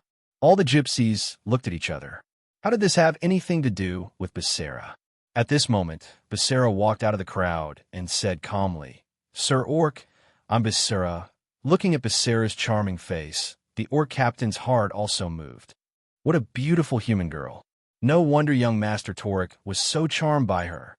The orc captain looked coldly at Becerra and said, "You should know why we're looking for you, right?" "Sir, Becerra doesn't know." Becerra's heart had already been set off by stormy waves, but her face still had a calm expression. "Looks like you're still planning to play dumb." The orc captain sneered and waved the long sword in his hand. "Let me ask you, where is Ron, the one who injured young Master Torek?" Ron, an unfamiliar name, appeared in everyone's mind. The Romani gypsies looked at Becerra with unfriendly expressions. Needless to say, she was the one who had caused this incident. The other readers were reading, "What a jinx." A few gypsies cursed in a low voice. "I don't know."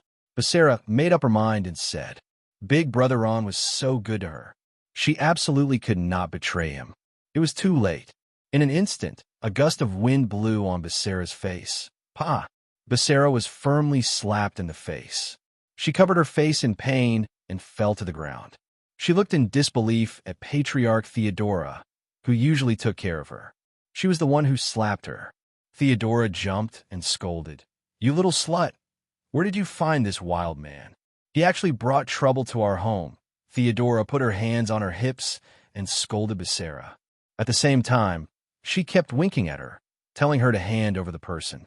Becerra covered her face and did not say a word. After scolding for a while, the orc captain became impatient. He waved his hand and said, "Okay, stop acting. Becerra, where is that human called Ron? Tell me frankly, or you will all die."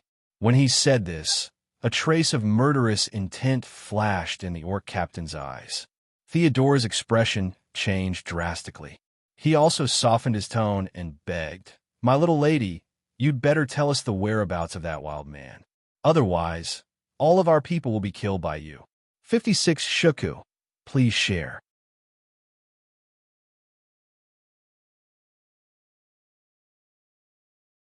Chapter 314.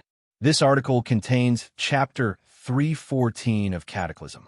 If you like Chapter 314 of Cataclysm, please add Chapter 314 of Cataclysm to your collection. Faced with the threat of death, Becerra took a deep breath and shook her head. "He left after sending me back. I don't know when he'll be back." "Oh?" The orc captain looked at her casually. "You mean he'll come back?" Becerra's expression changed. She was still too inexperienced. From her words, the orc captain sensed that Ron would come back. Library 56. 56 Shuku. She bit her lower lip and didn't speak. "What should we do?" The orc captain asked one of his subordinates, an orc wolf rider behind him. The orc wolf rider behind him pondered for a moment before saying, "Sir, I'm afraid that the human brat who injured young Master Torek has escaped. If that's the case, we won't be able to explain it to Miss Moran. I suggest that we capture that human girl and bring her back. This matter is related to her." After thinking for a short while, the orc captain let out a sigh in a low voice. "That's the only solution." Miss Moran is furious now. It's understandable. After all, her cousin was beaten up in her own territory. Given her character, how could she bear it? He shook his head. Miss Moran grew up with Cousin Torek. They've always been very close. I think Miss Moran won't let this matter rest, the Orc Wolf Rider said. If that's the case, we'll take this human girl back and interrogate her. I think we can force out the whereabouts of that human kid, the Orc captain nodded. That's the only way. As he spoke, he put two fingers together and waved gently. Capture her. Soon, a few Orc soldiers walked up and tied her up with ropes. But Sarah didn't struggle and let these Orcs tie her up tightly. Let's go. An Orc soldier pulled on the rope and shouted. Wait. At this moment, Theodora walked up quickly and said to the Orc captain, Sir, I want to say a few words to her. Say it, hurry up. The Orc captain said impatiently. Theodora nodded and walked to Becerra's side. He reached out and gently stroked Becerra's face. He sighed and said, Silly child, why are you so stubborn? Becerra smiled bitterly. Aunt Theodora, he saved me. I'm sorry, sigh. Theodora heaved a forlorn sigh. Her experience told her that Becerra would never come back. I'm leaving, Auntie Theodora. Please take good care of Kay for me. Becerra bit her lips and said as if she was leaving her last words. Kay was her younger brother's name. I will. Theodora nodded. Becerra was escorted away by a few Orc Wolf Riders. When she turned around, her eyes were filled with reluctance. Theodora and the Romani gypsies could only watch as Becerra was taken away. Some of the women started sobbing in low voices. It was already evening when Ron excitedly returned to the gypsies' camp with the potions. What's going on? Ron was stunned when he saw the gypsies' camp. The entire ground seemed to have been run over by something. It was uneven, and there were messy footprints everywhere. The tents were also tilted, and all kinds of items were scattered all over the ground. Dozens of gypsy women were packing up with their heads lowered, and the other readers were reading. What's going on? Where's Becerra? Where did she go? Ron pulled the gypsy woman and asked. Hearing the name Becerra, the gypsy woman's body trembled. She turned around and glanced at Ron. Her mouth moved, but she did not answer Ron's question. Instead, she broke free from him and turned to leave. What's going on? Ron was puzzled. He scratched his head and was about to ask someone else. At this time, a voice came from behind. Are you looking for Becerra? Ron looked back and saw a middle-aged woman standing behind him, her face full of grief. Yes, I'm looking for her. May I ask where she is? Ron asked anxiously. He had a bad feeling in his heart. The middle-aged woman looked at him and did not answer his question. Instead, she asked, You're Ron, right? You know me? Ron was a little surprised. By the way, did Becerra tell you about me? Yes, I'm Ron. I just want to buy medicine for her. The middle-aged woman was Theodora. Ron was shocked after a short conversation with her. What? She was taken away by the Orc army? Ron's eyes widened. In an instant, his eyes were filled with murderous intent.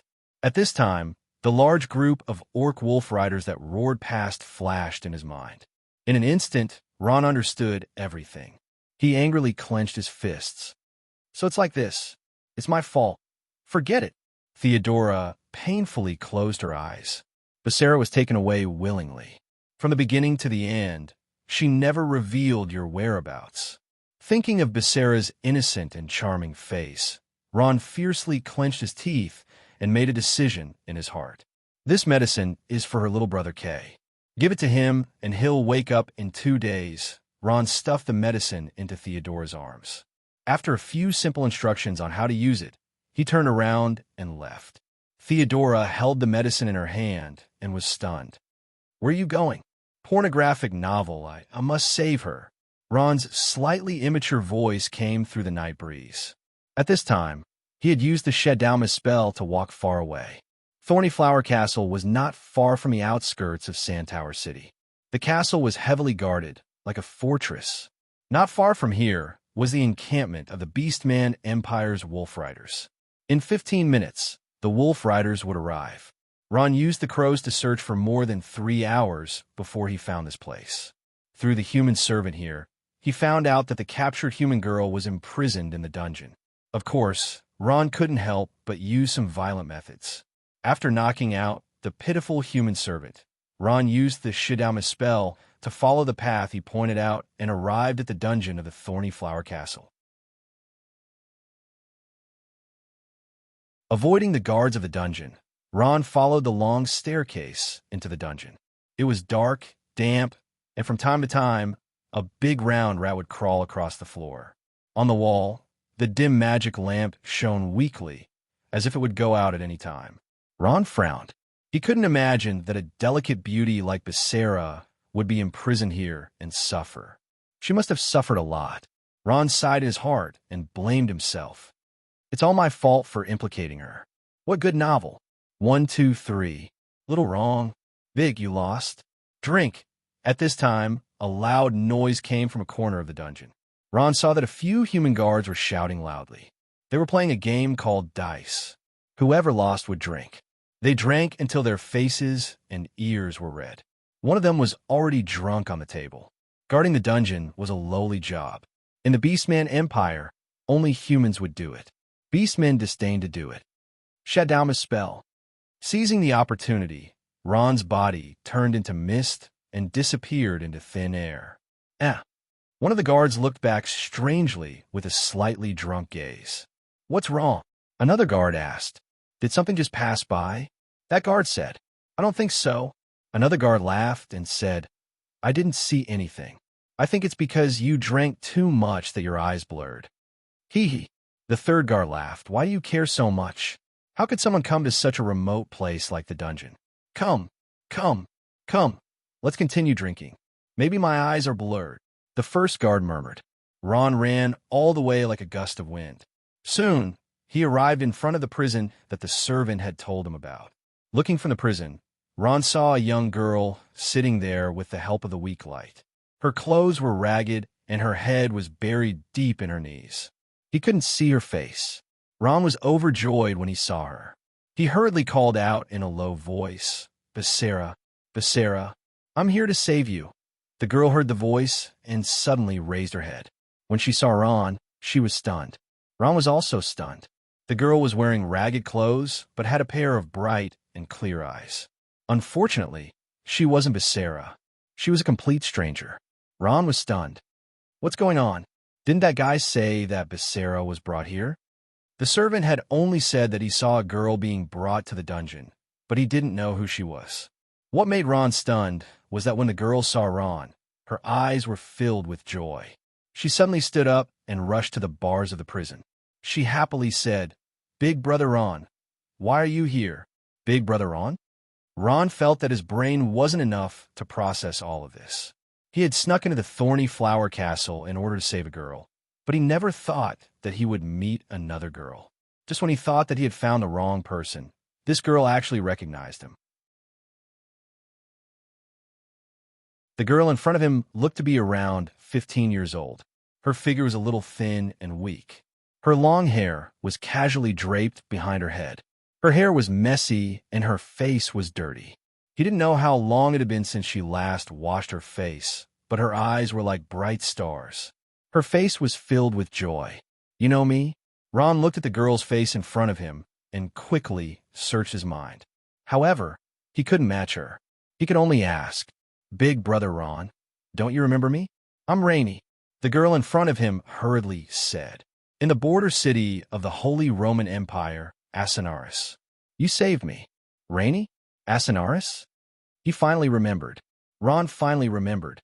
When they were at the Holy Empire's border city, Asinaris, Rainey was bullied by a few aristocratic youths, and he saved her life. The other readers were reading.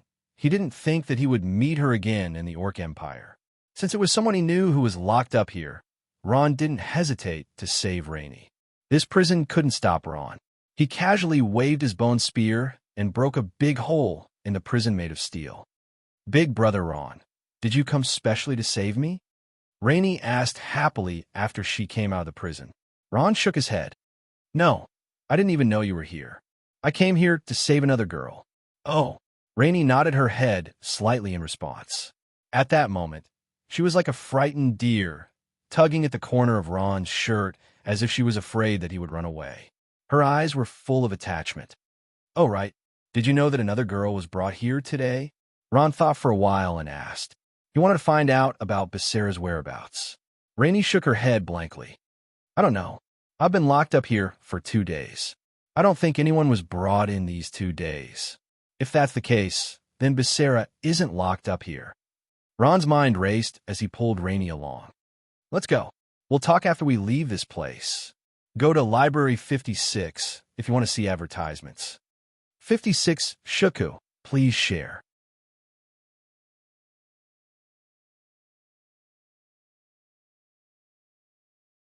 Chapter 315. This article contains Chapter 315 of Cataclysm. If you like Chapter 315 of Cataclysm, please add it to your collection. When Ron brought Rainey out of the thorny flower castle, one of the guards coincidentally opened his eyes. He saw 2 silhouettes flying past him at lightning speed while the other book friends were reading. What's that? The guard woke up from his deep sleep because he had to pee. Otherwise, he would have slept until the next morning. When he saw Ron and Rainey, he was shocked. He rubbed his eyes to make sure he wasn't seeing things before he let out a deafening scream. Someone escaped from prison. Following his scream, it reverberated throughout the entire dungeon. In an instant, every guard in every corner of the dungeon was alarmed. Damn it, Ron cursed harshly in his heart. He knew that he had been exposed. At that moment, his eyes were filled with murderous intent. Fisk, a bone arrow pierced through the guard's throat. It went straight through his neck and nailed him to the wall. The guard's face was filled with shock. At that moment, there was a big hole in his throat. Blood was gushing out from it. Finally, he fell to the ground unwillingly. Quick, where are they? Kill him, kill him. Don't let him escape. The few guard hollered and rushed out with their weapons. As they drank too much, their footsteps were unsteady, making them look comical. Go to hell. In for a penny, in for a pound. Ron raised his hands, and 2 streaks of black aura surged out from his sleeves. Very quickly, they became 2 bone spears. Under the dim light, the sharp spears reflected a cold light. Brother Ron, looking at the few burly humans in front of her, Rainey couldn't help but worry. Could Brother Ron defeat them? At that moment, Ron's low voice sounded beside her ear. Follow me and rush forward. Don't care about anything else. Rainey was very obedient. She was like that in Asinaris and here. At that time, she listened to Ron's words and left immediately. One good thing about Rainey was that she knew what she could and could not do. She did not want to bring trouble to others. Reality proved that Rainey's worries were unnecessary. Ron's body turned into a ball of black fog and suddenly darted out. Swish, swish, swish. The 2 bone spears danced like venomous snakes. In the blink of an eye, Ron had already launched 7 or 8 attacks. Every attack was aimed at the opponent's fatal spot. Soon, deep bloody holes appeared on the throats and chests of the guards. All kinds of screams reverberated in the narrow dungeon. The guards looked at their wounds in disbelief and fell down with their heads held high. The other readers were reading. They didn't even see how Ron did it until they died. Fast. Ron's speed was really too fast. His Shadowmas technique had been cultivated to an extremely high level, and his speed was much faster. Big Brother Ron, you're amazing, as Rainey ran. She praised from the bottom of her heart. Even though she was young, her speed was not slow at all. She ran as fast as she could. In her young heart, she had long treated Ron as her closest kin. When she was at her most desperate and helpless, he was like a god that descended from the heavens and saved her twice. This is nothing, Ron said humbly. At the same time, he asked, oh, right. Rainey, how did you get caught and brought here? I don't know either. Rainey slowed down her pace so that she could speak more fluently. Not long after I came to the Orc Empire, I was targeted. Then, after I was caught by those despicable orcs, I was locked up here. Ron was shocked. In that case, you don't know what happened. Yes, it didn't ask me anything. Rainey tilted her head as she said. Ron muttered to himself. He felt that there were many suspicious points in Rainey's words. For example, with her identity as a beggar, the orcs wouldn't have caught her for no reason. She was locked up here for 2 days without any questions. Everything was very strange. However, there was no time to ask her now. Dozens of human guards appeared in front of Ron on the stairs, blocking his way. How dare you? You actually dare to behave atrociously in Thorny Flower Castle? One of the guards shouted out in a righteous and stern voice. Kill him. Don't let him escape. Another guard said fiercely. Ron snorted coldly. As he ran, he raised both of his hands, and a white fog surrounded his palms. In an instant, as if something had frozen, the temperature in the dungeon dropped by 10 degrees. A cold light flashed across Ron's eyes. His 10 fingers spread out like flowers. Frost Nova! Pip, pip, pip, pip, pip, pip. Above the stairs, an extremely cold chi continued to spread upwards. Very quickly, the entire staircase was frozen along with the guards. The entire staircase was covered with ice, and in an instant, the entire corridor became bright. The guards' faces were filled with fear. They didn't expect the intruder to be so powerful. I can't move. Oh my God. Who can save me? Go to hell. Unable to find Becerra, Ron was burning with anxiety. He vented all his anger on the guards, and his left hand tightened. Boom! There was a huge explosion in the corridor. The bone-piercing cold air poured into the entire dungeon and swept up to the entrance of the cave. The strong and sturdy door was also overturned by the strong cold air. In the explosion, dozens of human guards were all dead. Broken limbs were scattered all over the floor, and there was fresh blood everywhere. Looking at this cruel scene, Rainey was stunned. Her legs were so weak that she couldn't walk. She almost vomited the food she ate last night. Ron couldn't care less. He pulled her and said, "Don't look at anything. Follow me." Rainey nodded and rushed out with Ron. Phew, we're finally out. After rushing out of the dungeon, Ron was about to heave a sigh of relief when a metallic sound rang. Swoosh, swoosh, swoosh. At this time, Ron and Rainey suddenly realized that they were surrounded by a dense group of orc warriors. Orcs. There were orcs in front of them. Their eyes were filled with murderous intent as they stared at them like a pack of wolves staring at two pitiful lambs. Brother Ron. Rainey was completely frightened. Her petite body couldn't stop trembling as she tried her best to hide behind Ron. In the face of so many orcs, Ron was still relatively calm. He took a deep breath, and the two bone spears in his hands turned into a cloud of black fog and disappeared. Immediately after, his right hand reached for the space bag at his waist and took out the legendary orange staff. At this time, a huge figure suddenly walked a few steps forward and said to Ron with a sinister smile, "Ron, I didn't think we'd meet again. It's you?" Ron frowned. The person who came was both expected and unexpected. The person who came was Torek. At this time, his body seemed to be fine. The leg that was exploded by Ron's Frost Nova had also returned to normal. He stared at Ron like a venomous snake, his eyes full of hatred. You didn't expect me to recover so quickly, did you? However, this is still because of your kindness. If not, how could I taste the feeling of having my leg broken? Torek's eyes were filled with hatred. Seeing this situation, Ron's heart also relaxed. He knew that since things had already reached this stage, there was no point in being afraid. He smiled and said, "You're right. You should be thanking me. This kind of feeling isn't that easy to taste. Bastard." Torek was so angry that his face and neck were red. He was provoked by Ron and almost wanted to attack. Just as he took a step forward, he suddenly realized that he was no match for this guy. He stopped in his tracks and laughed coldly. "You're about to die, and you're still trying to win a battle of words. Don't you see that my orc army has already surrounded you, two puny humans? Let me tell you, you won't be able to escape today. Puny human, this is the price you have to pay for offending the Orc Empire's golden family." Come on." Ron smiled coldly, his eyes filled with a strong desire to fight. "Let me tell you, we necromancers are the least afraid of numbers. Kill him for me." Torek felt that he had been insulted. He flew into a rage out of humiliation and ordered the orc army to charge forward. "Wait!" Ron shouted and stopped him. Are you going to say your last words? Well, I'm willing to give you a chance. Say it," Torek said with a grim smile.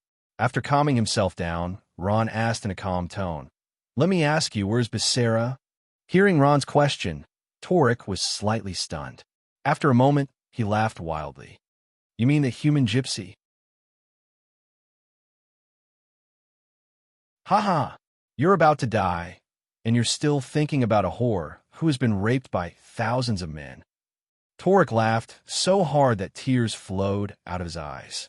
He stopped laughing and said, "All right, I'll be merciful and tell you that I've already killed that bitch. I don't even know how many strong orcs have F** her body.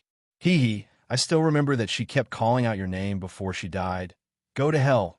Ron's anger was finally provoked. His eyes were filled with killing intent.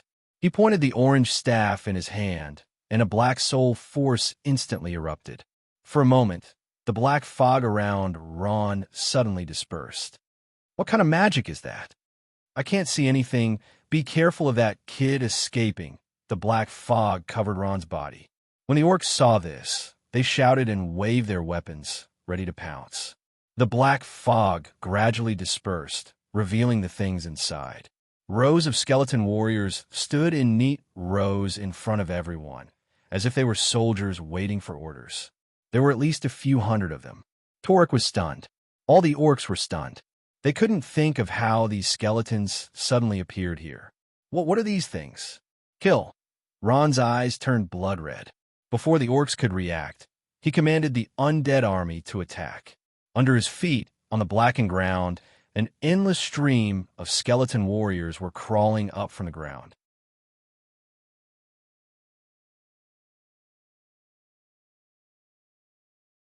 Chapter 316. If you like the Cataclysm 316 chapters, please collect the Cataclysm 316 chapters. Kill. Ron's eyes were blood red. The orange legendary weapon in his hand pointed forward. Under his order, the Skeleton Legion launched an attack like a flood breaking through a dike. Kill. Torek roared, and the Beastmen army obeyed his command and charged towards the skeleton army with weapons in their hands. The cold moonlight shone on the Thorny Flower Castle.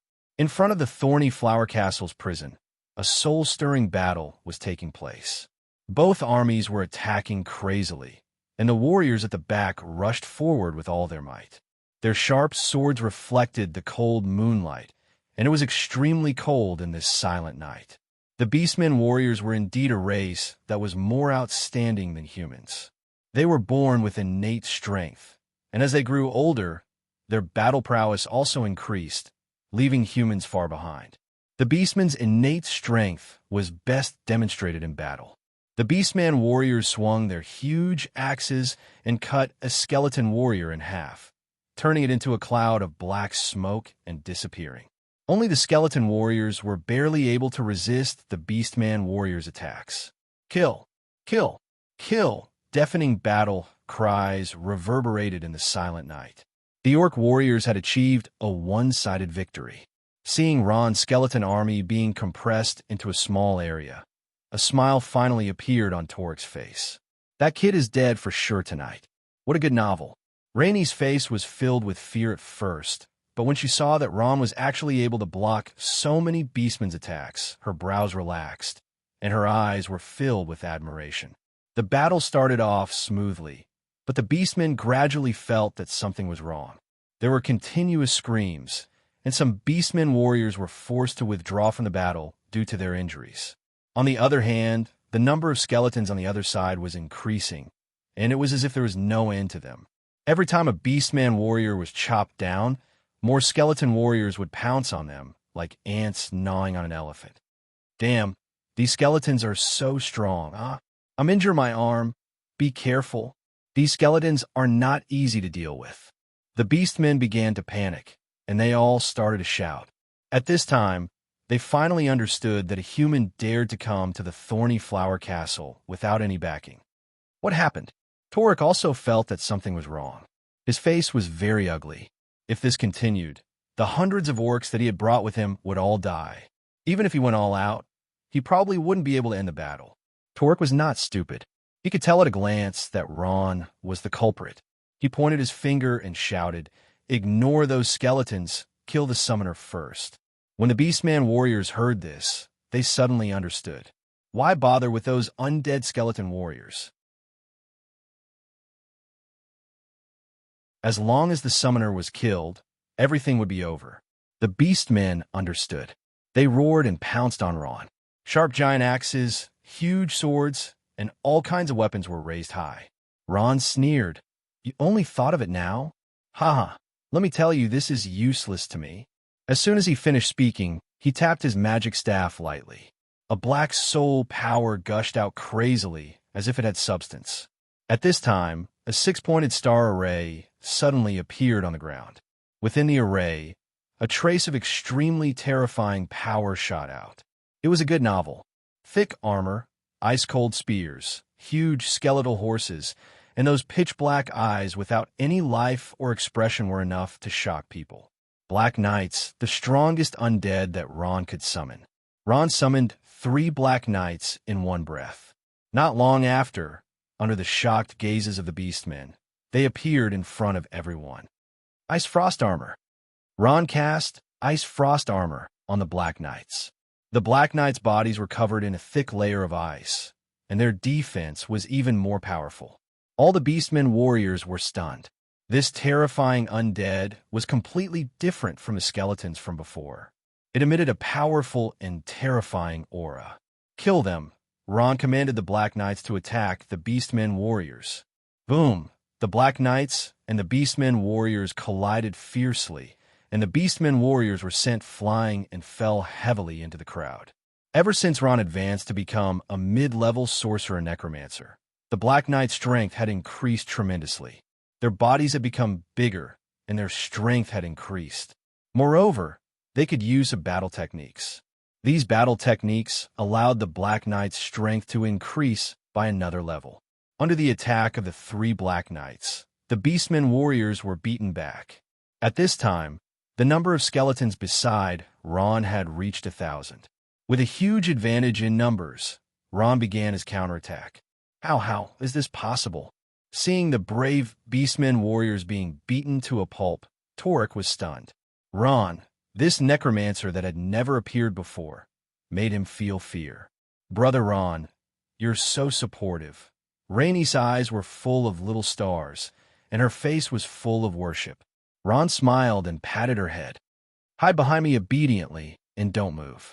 I'll be back soon, Rainy nodded obediently. Ron's gaze gradually turned cold as he locked onto Torek. Ever since he knew that Becerra had died in the hands of this Beastman, Ron had already wanted to kill him. Thinking of Becerra's innocent and charming face with a hint of maturity, Ron's heart was filled with killing intent. His body turned into a black fog and gradually disappeared. Torek felt as if he had been targeted by something. A familiar and terrifying aura suddenly appeared in front of him. Ron's figure suddenly appeared in the black fog, carrying a deep, murderous intent. Don't kill me. Torek was a little flustered. He had already been scared out of his wits by Ron's strength. When he saw Ron pouncing towards him, he turned around and tried to escape. However, before he could take a few steps, he heard a swoosh sound, and a skeleton-like cage tightly trapped him. Do you think you can run? Let me tell you, you're going to die today, Ron said coldly. He stretched out his hand, and a long bone spear appeared in his hand like a magic trick. Die. Ron's gaze was filled with killing intent. He raised the bone spear in his hand high and was about to stab it down. Stop. At this time, a delicate voice was heard. It was extremely ear-piercing in the silent night. Hearing this voice, all the Beastman warriors trembled as if they had heard an order from their superior. One by one, they stopped attacking. Who is it? Ron was a little puzzled. He turned around and saw a Beastman woman in strange clothes standing there arrogantly, looking at him coldly. Ron's gaze focused. He saw that the Beastman woman was wearing a loose robe that dragged on the ground. The robe was filled with strange black patterns. She held a wooden staff in her hand. It was different from all the magic staffs Ron had seen before. The staff was thick and looked extremely heavy. The most eye-catching thing was that the Beastman woman had a face similar to that of a human woman. She had delicate features and an angry face. Not only was she not as ugly as the Beastman man, but she also had a trace of heroic spirit. She was tall, half a head taller than Ron, and only a little shorter than Torek. Her entire person was filled with a wild and healthy beauty. Miss Morin. The Beastman warriors looked at the woman with reverence and saluted. The Beastman's salute was a little strange. They placed their weapons in front of their chests and saluted the Beastman woman called Morin. Ron also ordered all the skeleton warriors to stop. He sized up the Beastman woman and said, "Who are you? Which doctor or shaman?" Ron knew that the Beastmen didn't have magicians or priests, but they had two professions that humans didn't have, witch doctor and shaman. Witch doctor could heal the injured and had the same abilities as priests, while shaman were similar to magicians. They had some strange abilities that humans would find inconceivable. Ron wasn't sure about her profession, so he asked this question. The other readers were reading. This knowledge came from the Balarax Academy's library. From the looks of it, reading more books was still beneficial. The Beastman woman sized up Ron and slowly replied, "I'm a great wizard." "What? A great wizard?" Ron was shocked when he heard this. A great wizard was a master-level expert. Seeing that this woman was so young, but she was already a master-level expert, Ron's heart became heavy. The witch doctors of the orcs were divided into witch doctor apprentices, witch doctors, sorcerers, great sorcerers, holy sorcerers, and even the legendary divine sorcerers. Of course, there were no more holy wizards in the Beastman Empire. Great Wizard Morin came from the Tauren tribe. She was talented, but she was already a great wizard at a young age, a master-level expert. In the foreseeable future, she could even break through the sacred domain and become a holy wizard. She came from the Golden family, which was an important existence in the Beastman Empire. However, Ron didn't intend to show weakness. He sneered, "Hee, so it's the Honorable Great Wizard. But what I want to ask is, what right do you have to order me to stop?" Ron's tone was full of provocation. Great wizard, and pornographic novel. How about it? Ron, I'm not scared." Great Wizard Morin's expression was calm. She smiled and said softly, "Is this enough?" As she spoke, she waved her hand, and a woman who was tied up was brought out. Ron's heart skipped a beat. That woman was Becerra. Her mouth was stuffed with a rag, and her tears were flowing. When she saw Ron, she was happy. From Becerra's clothes, there were no signs of her being abused. The other readers were reading. Ron was relieved and said coldly, "Let her go." Great Wizard Morin didn't say anything. She just snorted and waved her hand to order them to let her go. The Beastmen didn't dare to disobey. Although they looked at Ron with anger, they still followed Great Wizard Morin's order and let her go. Seeing how Great Wizard Morin let Becerra go so easily, Ron was a little shocked. He became more alert. He lifted his bone spear slightly and untied Becerra's bindings. He also took the rag out of her mouth. "Ron!" Becerra's eyes were full of gratitude. Just when she was about to say something, Ron gestured to stop her. "Don't make a sound. Let's talk outside." Ron whispered. He looked at Great Wizard Morin, and with a thought, the bone prison opened and let Torek go. Torek returned to Great Wizard Morin and whispered, "Cousin." He then looked at Ron with hatred. Great Wizard Morin stared at Torek fiercely. Torek lowered his head and didn't dare to look at her eyes. "Is there anything else?" Great Wizard Morin turned to Ron and asked calmly.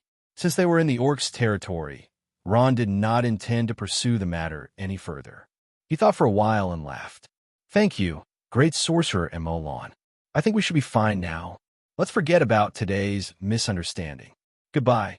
After he finished speaking, he held Rainey's hand in one hand and Becerra's hand in the other and prepared to leave. Just when Ron was about to leave with the two girls, Morin said coldly, "You want to leave?"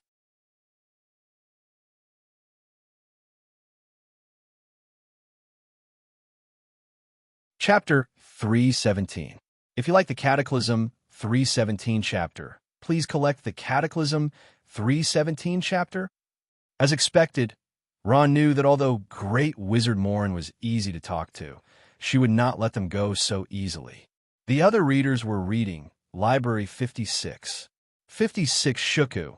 He stopped in his tracks turned around, and said coldly, "What else do you want?"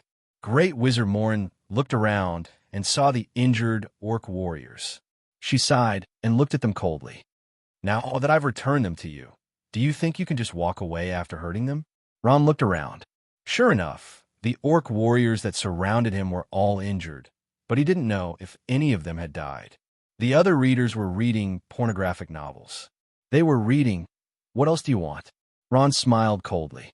"If you didn't catch Becerra, I wouldn't be here. If you didn't hurt Torek, I wouldn't have sent people to catch you." Morin insisted. She pushed all the blame on her Ron. Ron didn't want to explain too much, so he looked at Torek and said with contempt, "That's because he's not as good as I am." Torek's face was red. He was so angry that he couldn't speak. Even if she was a master, Ron didn't give her any face. He smiled and said, "Great Wizard Morin, you can do whatever you want, or we can continue fighting until we have a result." As soon as he said this, Great Wizard Morin's face sank. The atmosphere suddenly became tense, and the temperature in the air dropped to freezing point. In the hearts of all the orc warriors, Great Wizard Morin had a high status. When they saw Ron provoking her, many of them were furious.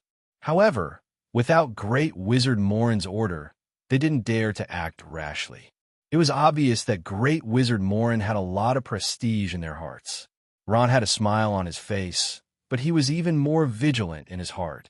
He held the legendary staff tightly and looked like he was about to devour someone at any time. Great Wizard Morin's beautiful eyes wandered as she stared at Ron. After a while, she let out a sigh. "Fine, fine." She held the staff in her hand and muttered something under her breath. Not long after, her hand emitted a strong golden light. While she was chanting, a pillar-like object appeared on the ground with a swish sound. Ron looked at the pillar and saw that it was covered with mysterious patterns. It was constantly emitting a gentle light, and as the light spread out, all the beastmen in the surroundings had happy expressions on their faces. "She's healing." Ron saw that the wounds on the beastmen were quickly healing. It wasn't just one.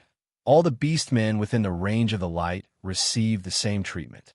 The beastman spells are really not simple. This was the first time Ron saw the beastman's healing method, and he felt that it was an eye-opener.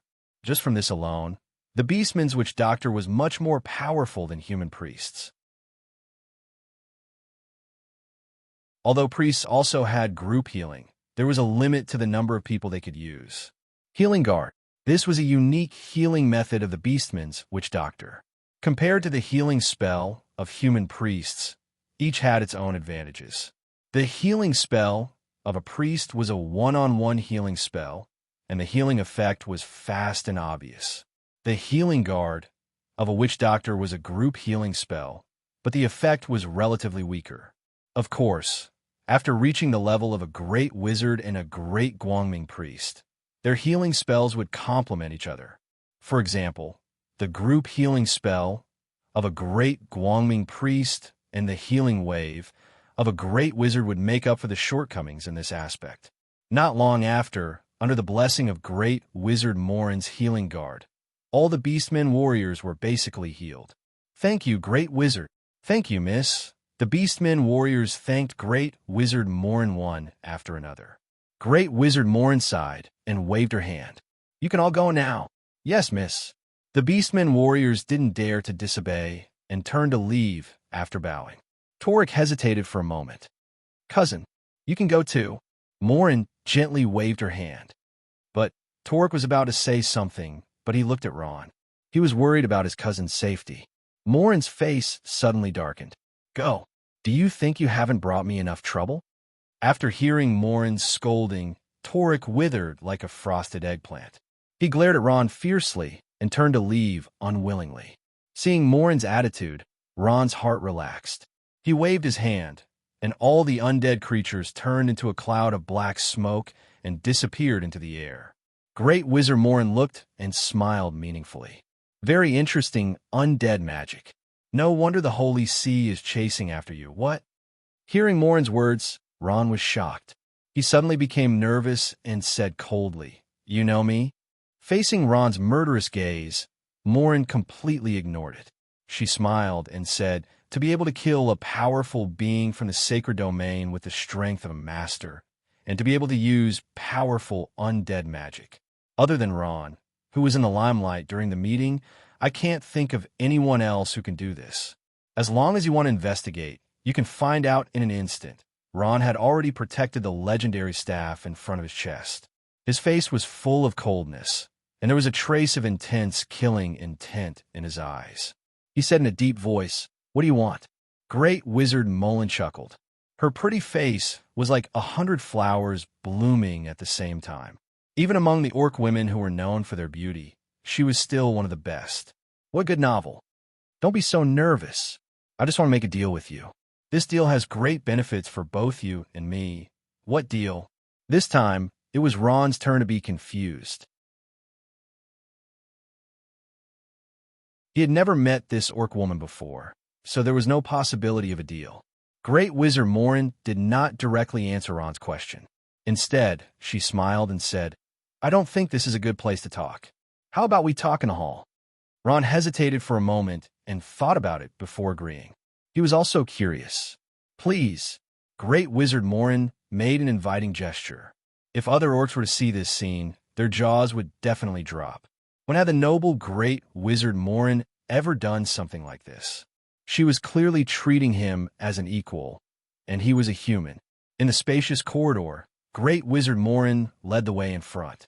Ron, Rainey, and Becerra followed behind. The two of them had a worried look on their faces. Each of them grabbed onto the corner of Ron's shirt, unwilling to let go. It was as if holding on tightly to Ron's shirt would give them a sense of security. Ron walked in the middle. He thought about the cause and effect of the incident, and the more he thought about it, the more he felt that there was a conspiracy. He suddenly raised his head and asked coldly, "You kidnapped Becerra to lure me out. Before that, you already knew of my existence, didn't you?" Hearing this, Great Wizard Morin's body obviously paused. After a while, she turned back and said lightly, "That's right. After seeing Torik's injuries, I felt that your strength was too strange. Also, your fighting style did not belong to any profession in the continent of Noah. Plus, the few human mercenary statements basically confirmed your identity. They said that you were the one who brought them out of the plains of despair." "So that's how it is," Ron muttered to himself. He was not surprised that the Waves mercenary group knew about his background. He did not have any relationship with them in the first place, so there was no need for them to hide it for him. Then, what's the matter with Rainey? Ron thought about it and asked, "Rainey? Is it the other girl beside you?" Morin smiled. "Haha, I'm sorry. I still don't know her name. However, she was caught here because she was involved in another transaction. This has nothing to do with you, so you don't have to ask." Although Morin was unwilling to say, Ron did not ask further. However, no matter what, Rainey was still a friend that he met once. As long as he was around, he would definitely not hand Rainey over. After hearing Morin's words, Rainey lowered her head. Her eyes shone brightly, and no one knew what she was thinking. "We're here." When they arrived at a large hall, Morin smiled and gestured for them to enter. "Please come in." When they reached the central hall of the Thorny Flower Castle, Ron found a chair and sat down. Morin sat in the middle. Ron pointed at the chairs beside him, indicating for Rainey and Becerra to sit down. However, they refused, and Ron had no choice but to let them stand behind him. Not long after, a human maid served a delicate cup of black tea. When they saw Miss Morin treating a human with such high standards, they were shocked. Morin did not say anything. She picked up the teacup and took a sip. Ron's finger tapped lightly on the chair. He said lightly, "Great Sorcerer Morin, you seem to like making deals with people. Just call me Morin." Great Sorcerer Morin smiled gently and put down the teacup. "A deal. Not bad. I really like making deals, especially win-win deals." Ron imitated her and picked up the teacup and took a sip. He tried to calm himself down and asked, "From your tone, you seem to want to give me some benefits?" "That's right. The other book friends are reading." Morin nodded. "And I don't think you can refuse. Tell me about it." Ron put down the teacup elegantly, like a noble, and leaned back on the chair. Sarah's heart skipped a beat. She immediately leaned over and pinched Ron's shoulder. Rainey was stunned for a moment. Then, she leaned over to Ron's right shoulder and pinched it as well. Ron smiled bitterly in his heart as he enjoyed the two's service. It was as if he did not ask them to do this. Morin acted as if she did not see Ron's endless luck with women. She said lightly, "You were chased by the council's law enforcement team. Although you managed to escape, you hid everywhere like a mouse and did not dare to appear under the sun. This is your current situation, Ron. Am I right?" Ron's gaze froze, and his body tensed up. Morin's words made him think of many things. He thought of the council, the Holy See, and Grandpa Homelin. His face darkened, and his hands gripped the chair so tightly that they turned white. Morin smiled. The council represents the highest power in the Noah continent. Its decision cannot be overturned. From another perspective, this has already sentenced you to death. Although Morin's words were harsh, Ron could not deny this fact. He took a deep breath. "You already know. What else can I say? Or perhaps I can save my life by making a deal with you?" Morin smiled and raised her head. Her eyes were brimming with confidence. She said loudly, "That's right." Ron raised his head. His eyes were filled with shock. "What did you say?" 56 Shuku, please share.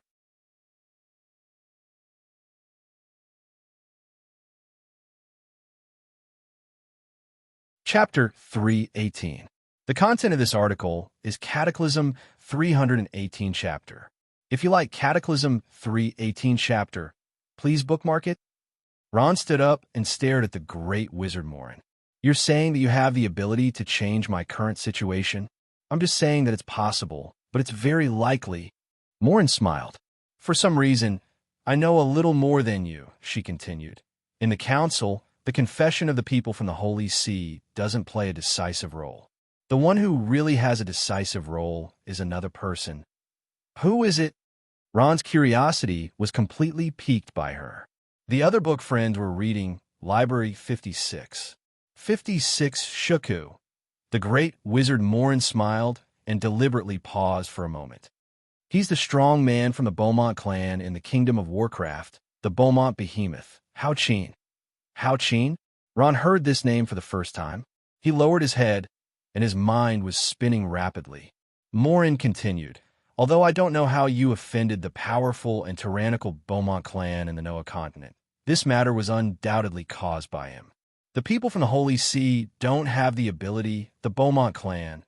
Ron thought for a while and finally remembered Omega. He had only fought with the Beaumont clan once, so there was no doubt that it was her. This meant that Omega and Meng Qin had a close relationship. The other book friends were reading. After taking a deep breath, Ron nodded and admitted, "Yes, I do have a grudge with the Beaumont clan." He raised his head and looked at the great wizard Morin. "If that's the case, in the vast Noah continent, there's no place for me at all. But from what you said, it seems that I still have a chance to turn things around?" "That's right." Morin smiled and nodded. She was very satisfied with Ron's intelligence. She cleared her throat and said loudly, "Although the Noah continent is in the hands of the council, most people don't have the power to make decisions. Only a few people have real power." Morin said, "They're the 7 divine realms of the Noah continent. Among them, the dragons have 2 seats, the chairman and vice chairman respectively. Beaumont has 1 seat, Vice Chairman Hao Qin." She paused for a moment. "Among the 7 divine realms, the elves have 1 seat, and we, the orcs, also have one. That is the beast god of the orcs, who is also my grandfather, the towering god of war, strength." "Strength?" Ron was shocked. He seemed to know what Morin was going to say. He said with some excitement, "You mean strength can solve my current problem?" Morin nodded approvingly. "My grandfather is one of the 7 divine realms of the Noah continent. He is also a senator of the council. As long as he is willing to say a word for you, he can naturally overturn the council's decision. In the worst-case scenario, within the territory of the Beastman Empire, his word is enough to save your life." Ron listened carefully, but his heart was extremely shocked. From the words of the great wizard Morin, he heard a lot of secrets, and these were things he had never heard of before. Slightly lowering his head, Ron's eyes flashed. He looked up and said, "Are you sure you can say that strength can help me?" Mullen smiled faintly. "I don't have absolute certainty, but as his most beloved granddaughter, I think my words are still effective. Moreover, this isn't a big deal. It's just that this matter involves Lord Hao-Chin, so it's a bit troublesome, I see." The other readers are reading. Ron finally understood what the great wizard Moore meant. He looked up and took a deep breath. "This proposal is indeed tempting, but I don't think there's a free lunch in this world. I think, in order to do this, the price I have to pay may not be low. Right?" "Smart." Mullen slapped her thigh as she stood up and chuckled softly. "I like dealing with smart people the most. Ron, since you can think of this, it shows that you're a smart person. That's right. Nothing comes without a price. This is the deal I'm talking about. Tell me, what do you want me to do?" Ron knew it was not that simple. Although he was a little tempted, he said in a low voice, "As long as it is within my ability, I can consider." Morin smiled and said slowly, "Actually, it's not a big deal. You just need to participate in a competition.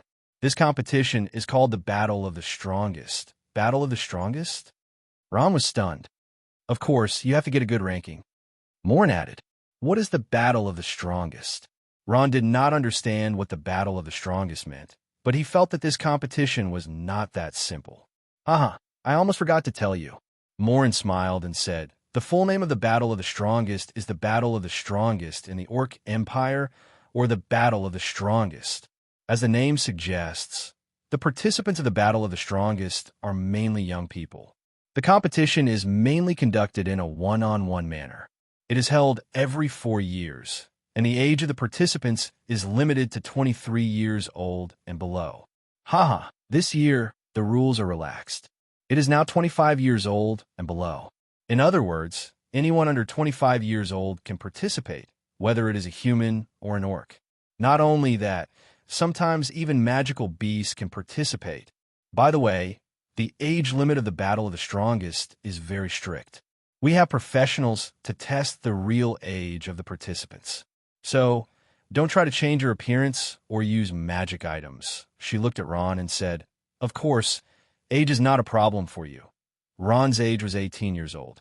No matter how they tested him, there would be no problem. The other readers were reading The Battle of the Strongest? Ron thought for a while and was a little tempted. The Battle of the Strongest was not only because of the protection of the Orc God's Realm Master, but also because he could challenge all kinds of masters to increase his strength and combat experience. These were the real treasures for Ron. He remembered that Holm Merlin's grandfather had said that powerhouses grew through constant battles. Battle at this time, Ron needed to fight, and all kinds of battles. Seeing that Ron was a little tempted, Morin continued to encourage him. "Participate in the Battle of the Strongest. As long as you enter the top 10, you will get everything that everyone dreams of. Status, money, power, these are not a problem. If you enter the top 5, you will receive rich rewards and will be able to meet my Grandpa Li Jia. If you enter the top 3, in addition to all the above, you will also receive personal guidance from my Grandpa Li Jia. If you enter first," Morin paused and said slowly, "you can also make a request of him." Hearing this, Ron understood. This request was to let Grandpa Li Jia speak up for him in the meeting and remove his kill order. But would it be so easy to get first place in the Battle of the Strongest? Ron knew that in the Battle of the Strongest, he would definitely meet a lot of young geniuses.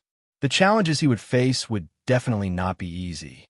"To be honest, I didn't plan to look for you at first."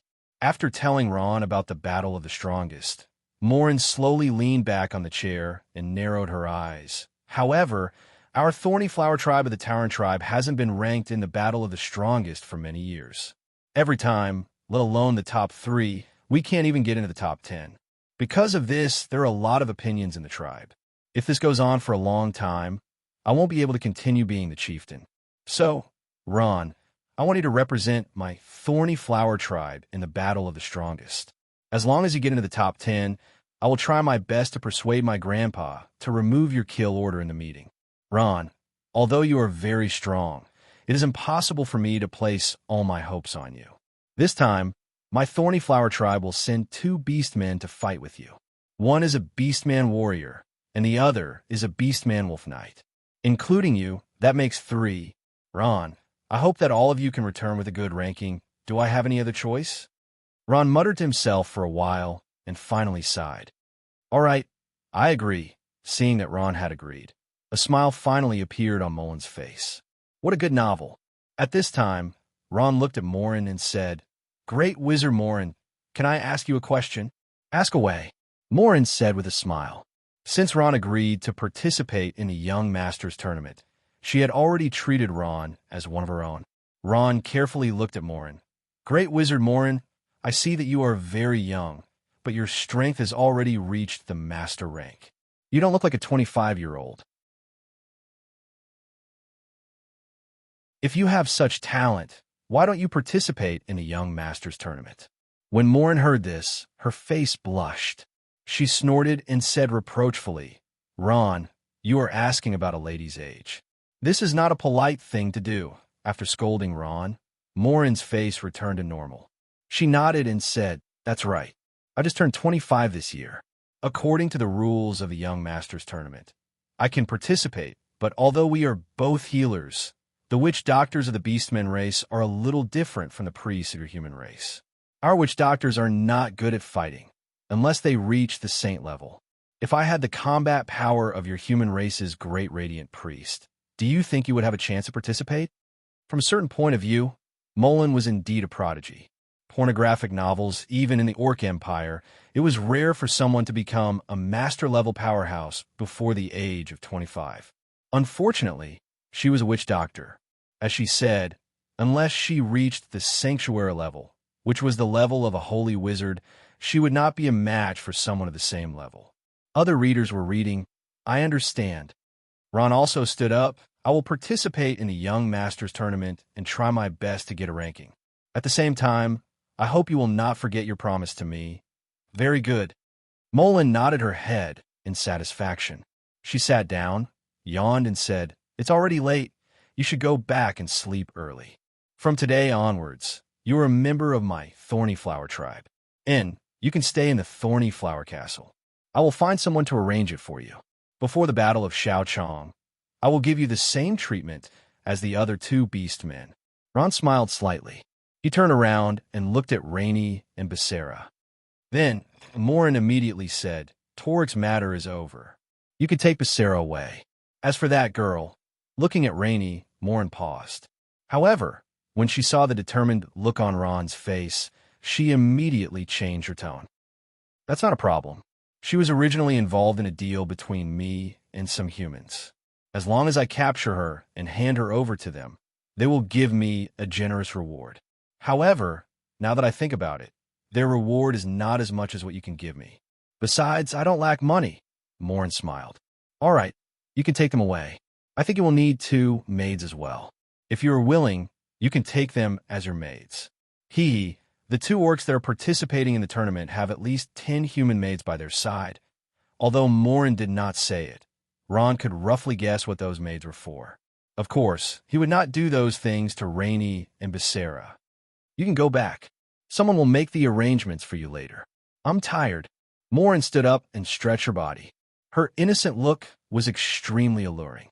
She was a beauty through and through. Ron did not dare to look any longer.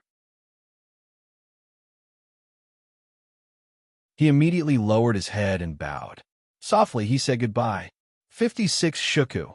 Please share that you're tuning in to the Warrior Lore YouTube channel. Don't forget to subscribe and join us on this journey to catch the most captivating stories.